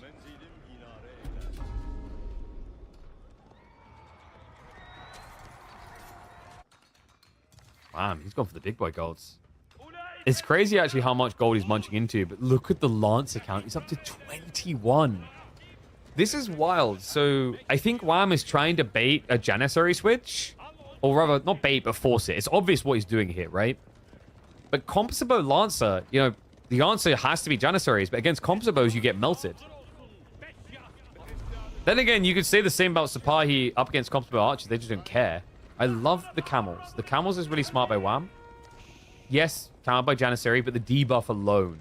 Because the problem right now is Dumu in these fights, he gets stuck on the Lancer line. However, with this many Sipahi, I think you can just flank. Gonna find out. Charge comes in. Ness is gonna keep that aura going. And the Lancers, well, there's a little bit of hesitation here. Wow, mate, he's just not killing them.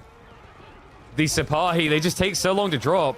185 HP per, and of course the Imam AoE heal means you can't take your time about these engagements. Lancer count has disintegrated. What the hell happened? Oh my god, that's what happened. They went into the base as well. A handful of Janissaries clears the raid force. Wham, he didn't bring the entire army. I think that was about 12, maybe 14 Lancers on the front line. He gets some eco damage done, for sure. He's actually massacring on those farmlands, but the cost is going to be in the main army. Numbers may look the same, but Wham only has archers against Sipahi mass. That's crazy, though. He did hit the farms really well. The eco count is definitely like bumped up in favor of him. Wham's issue, you're seeing it, is the way he's running around the map, he's just draining everything he finds so quickly at this stage.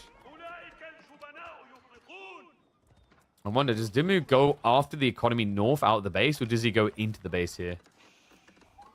That is crazy. I mean, props to him. I think Wham, like, yeah, the lack of wall here, Dumu's realizing it. That's cursed. They did idle the farms out, which has slowed Dumu down. Still 2 TC, so I don't think it's a damning lead here.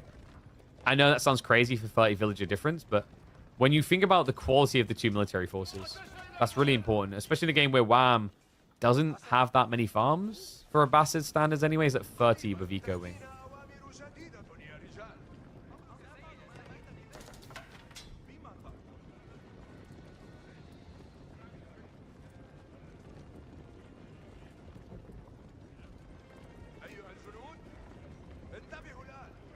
Looks like he's going to square up again. But we have the Great Bombard, Dumu. We got the big boy investment. I mean, it's just like, what else would you really want to get here? I guess Siege Crews, yeah, it's not really the right composition for it. Trade banks could be interesting in this map. I don't think he sees the game going that deep. Or if it does, gold starvation not being a problem. You have to remember, they did add 2, was it 3 extra? I think it's 2 big gold veins, maybe an extra small gold vein to this map. As well as the trade posts. So there's a lot of extra gold on offer and ways of getting it.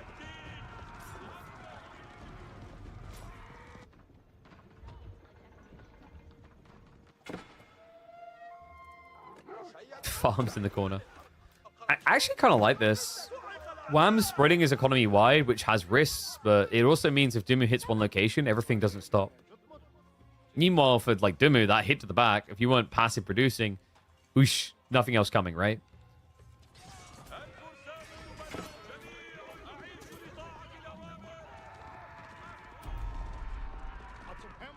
And it looks like Wham is going to be the first to blink. He's going into Bureau.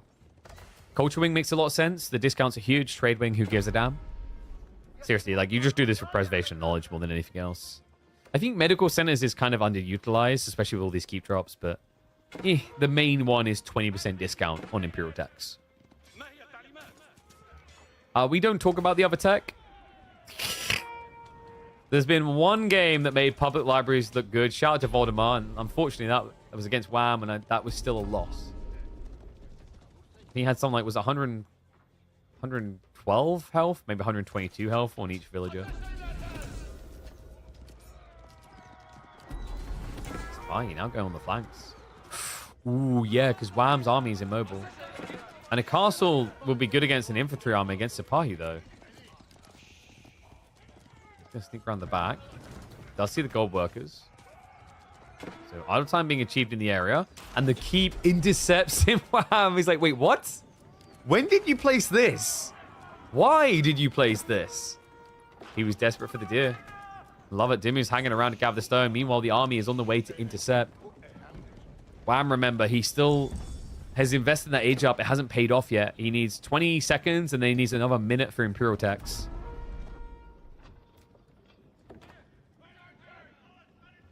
And Dumu is now going to follow up, only slightly behind him. Istanbul Observatory, now on the way.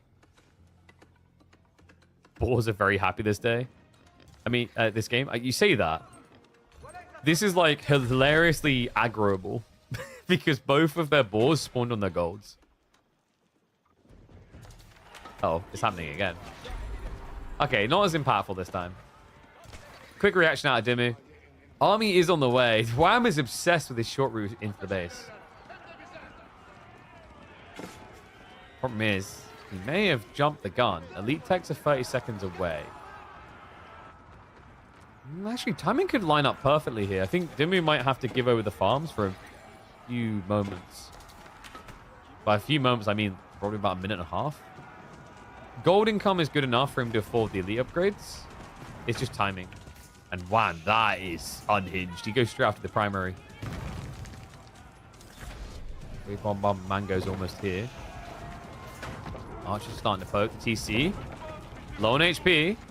But your opponent's at 100 villages. I don't feel like this is the GG detail you think it is. Mango's actually hitting to the spears. And the Janissary's archers are starting to reach in. Counter Mango play. Not a very good hit, though. Wham. Tries to stand his ground. But the Jannies and the archers, they're shredding through the spear line here. Yeah, the archers, even with composite bows, just not able to really compete with the pace at which this is getting melted. So an easy push away here. Dumu will brute force him out of the base. A handful of supply left over should be enough to break through the Mangoes and archers. Even with the elite upgrades. Man, these Janissaries are going uncontested. That's the biggest problem. Wham, he's A-clicking away. You could kill a Janissary, but it'd be a complete overkill. Dumu able to hold on. And by the way, guys, this is pre-elite techs. Only the Janissaries have been upgraded so far. Rest is following, though. Sipahi upgrade just came in.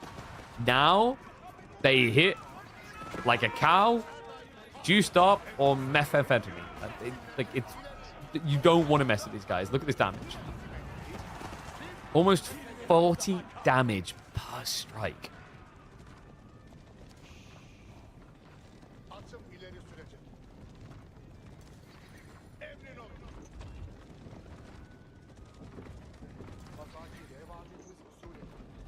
I'm trying to think what Wham's comp is now. Hand cannon is... The interesting thing is Gulums, actually. Like, Gulums... Would that not be viable? With boot camp and the fact you have double strike against Sipahi, that would give you a very clean way of trying to walk through them. Obviously, the issue is in mobility. But, like, your kill point is kind of similar to Spears, really. And what on... Oh, my God. Oh, my God. He snuck this in while the dive was happening. keep drop, which shuts down the farms. Wham is down to 87 economy now. How? Like, how does he do this? That is ridiculous. I guess he had the Sipahi peel off a small group of them. Unbelievable. Wham is now behind on economy. And a lot of dysfunctional farms, actually. He has 55 in total. And, well, I want to say like 10 of them are not working. Soon to be more.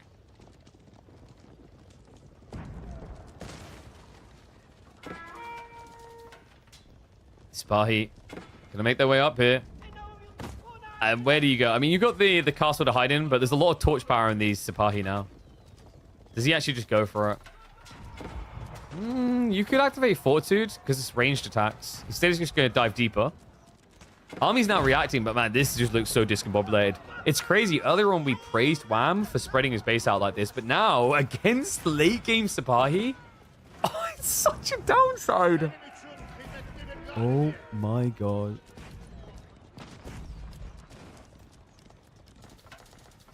Yeah, by the way, we blame missing that keep drop on the players choosing similar colors. Blue and purple, the things it does to your eyes. Oh. Just go about the other way, right? Just keep idling. Whole army has reacted to this, which means that Dumu can now push forward from the main base, and he has got additional great bombards on the way with siege works. Culverin reaction coming out of Wham makes sense. Wants to be up, but what, like 4 or 5? Never feels good when you're up against a pie and have to build siege, though. Even when you have 70 spears, weirdly enough. These guys are just trying to vibe in the corner. Problem from Wham here is he's starting to feel a little bit light on resources. The eco loss is hurt, and also the gold gathering issue. Like, where's his big gold income now? Trying to go hand cannons, camels, culverins. Less than 1,000 gold income a minute.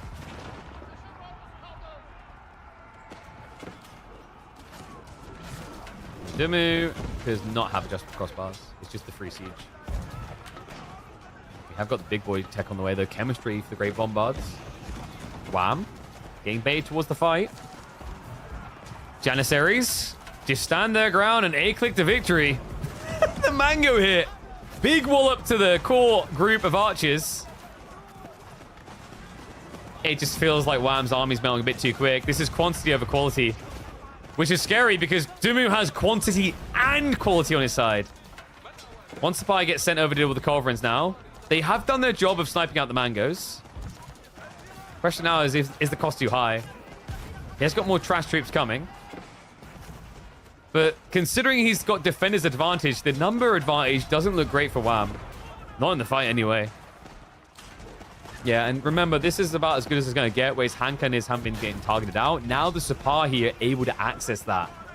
This is when you start to melt. Needs more spears ASAP. I think Dumu's going to slow down just temporarily here. Respecting the Culverin that was able to snipe most of the siege, but all of a sudden, the triplets. Oh, lordy. Okay. Imagine your Wham, you're like, wow, I done it. I killed his mangoes, and I got rid of the springles. I scared away the great bombard. That'll teach him who the daddy is. Yeah. We're going game 5. What do you mean he has 3 more? Dumu, he's also... apparently he saw Wham do this, even though it got raided early and went, hey, that's pretty cool. So because his economy's already out here, he's going to be spreading out to the corners as well. I thought Corner Boy was reserved for Bronze League games.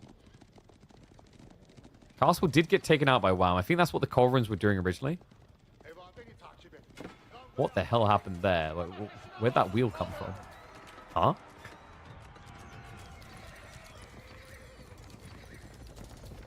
Now, one important thing to remember is Wham has been exhausting gold quicker. Dumu still has a decent amount more. Yeah, because we've got the extra 4k up here. And also, Dumu's is more spread out. Like, Wham's is predictable now, which is why he keeps hitting here with the Sipahi. No fortitude to break through quicker. Although, the funny thing is, you can't really repair walls against Sipahi for this reason. Oh, what's that? The wall's meant to protect you against melee units. Yeah, but, like, I have a spear. Very big spear. It does make sense. I mean, they've definitely got some good biceps to thrust a spear through a giant tree trunk. Oh no, is he doing it to him again?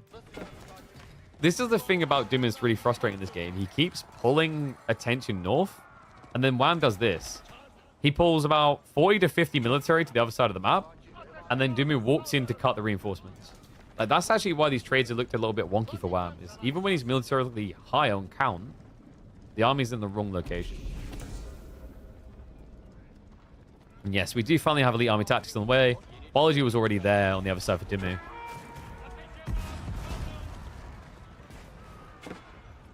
And it looks like, wow, wait. Okay, I was about to say, that's bold. He's going to pull the troops back. That means they're going to be later. Culverin sniped. Wow, I'm funnily enough actually now struggling with wood. Yeah, I thought the gold would run out first, but these tree lines, I think this is why Dumu steered to the north. There's not really much in the main base. But this, I mean, this is the lifeblood of the Abbasids at this stage. Mass spears and siege does that to you. Let's get dive towards the relics of Donald the gold as well. 4 bombards, 3 of them already in the fight. It just starts to feel like he's kind of got his number, especially when the spears are bulked up like this. It's just such a hard fight to approach now. I don't know what you're meant to do against this comp. I mean, Ottomans, if you can reach the hyper late game, may just have the best 3-unit comp that exists. Feels irrefutable these days. It's going to be a backstab attempt for the spears. They will be able to find one of the great bombards. There's still 3 remaining, and Janissary more than happy to stand their ground against this. Yeah, nice split. I love that. Dumu puts them on both sides. It's all about keeping the great bombards alive here. Wham does start to sliver a few spearmen in onto the siege. And with the army thinning, the great bombard bowling balls are going to lose some of their hit. Only 2 remaining. Spears slowly cleaning this up. Dumu has got more supply coming in, though. The spear count starting to get quite low. We saw what happened last time this happened. It's a miracle that any of the hand cannoneers survived. And looks like one of the great bombards is going to survive. Janissary's coming in with the clutch heal as well, just to guarantee it. He's here to stay. Wham, he has to pull the villagers into Janissaries? Oh, no. Luckily for him, they're target military units, but unluckily, they just noticed. No, no, please. Please kill it. Not like this. No. No. Is he going to lose this game because he's trying to force that final great bombard kill? Because we're trickling troops now. It's so frustrating. Like, you've got these hand cannoneers here. You just can't break for the kill. Instead, he's going to have to break away from the fight. Damn. Well, a valiant effort from Wham. I mean, he did pick Abbasids into Ottoman's best map in the game. But it's starting to feel a bit undeniable this stage. Janissary's pulled to the north side. They see the villagers coming a mile off. He's even got the wall lulls to make sure they can't just focus farthest down. Wham's going to try for it anyway. Has to walk off at the last second. That interrupts when the torch throws. He does get the kill. But he's now over 40 economy behind. Goes for it. No, that's too valiant of an effort. Back up, Great Bombard. Don't give a damn. Dumu don't give a damn. We used to call him the Muslim for a reason. Master of the Muslim civs here. And Ottoman seems to be his most comfortable home. This was a phenomenal way to drag this to the late game. Late game where usually you think Abbasids will feel a little bit better, but a firm reminder of this 3-unit comp and why the Ottomans are the big boogeyman of Imperial Plus.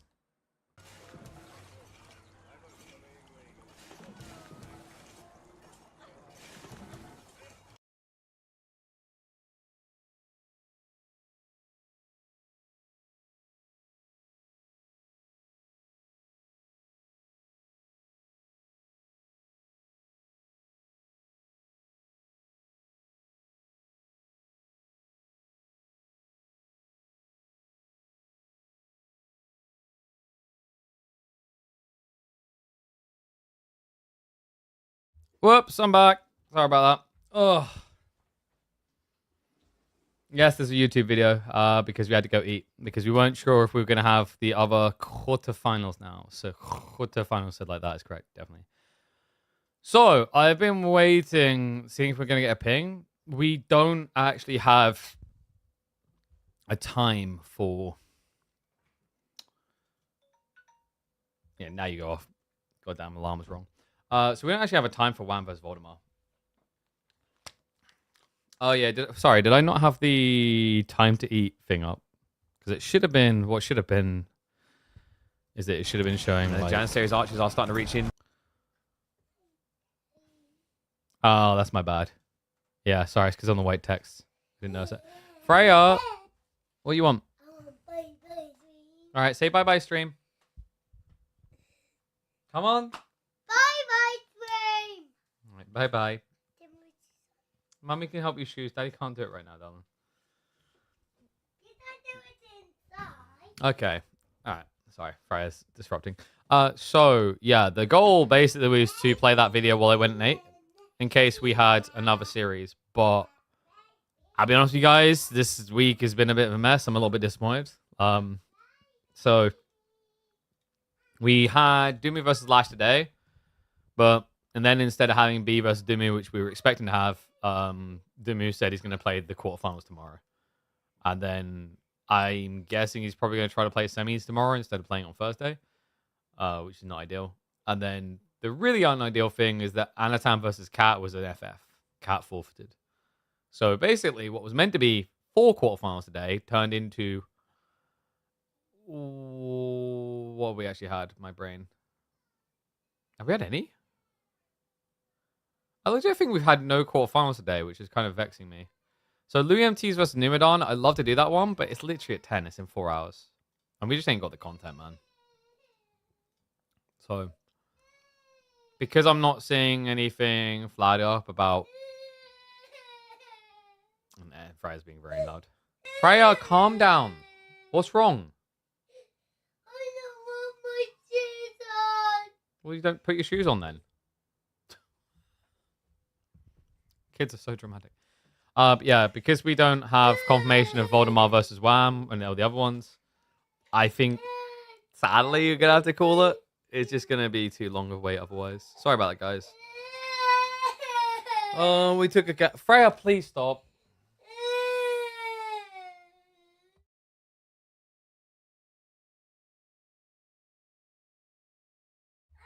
All right. No, don't say poor Freya. She's crying about nothing. She's crying about her shoes being on and off. Anyway, yeah, guys. Sadly, not really the stream I was looking to have today. Like, I thought we were gonna get a bunch of quarterfinals, but bit of a mess. I was hoping we are gonna finish on a smooth high, not regular issues from people in the final weeks. So yeah, a little bit vexing. So goal. Next stream will be on Thursday. Thursday, we're looking to do the semi-finals into grand finals. So we'll be looking to catch Anatan versus either Wham or Voldemort. And then LUMT/Numadon versus B/Dimu. So that'll be our goal. Would have been nice to have, like, not had to skip on these. Like I said, LUMT versus Numu, that is literally happening in 4 more hours. And I know I've got some work to do today. So, like, I think that one's going to have to be a skip, unfortunately. Sorry about it, guys. I'm really annoyed about it. Really was hoping to get 1 or 2 more series done, but it is what it is. Sometimes it happens. Very rarely. I feel like usually Monday and Tuesday is stacked, and then Thursday and Friday. I was feeling really good. Like, we got the flow down really nicely of, like, the weekdays on what was happening each day. So very annoying that played out that way. My only hope is the 2 remaining weeks are smooth. I know, it's like, because when people do this type of thing, like, it has a negative impact on viewership for the event, which decreases the chances of, like, in the future we do more events, right? When people, like, FF after reaching quarterfinals and stuff. It's just very silly. But, guys, what I'm going to do now, YouTube, I'm going to end the stream. I'll be back on Thursday. I'll post out in the Discord and the Reddit when we'll be going live, but YouTube, I'm going to end the stream now. Thank you for watching.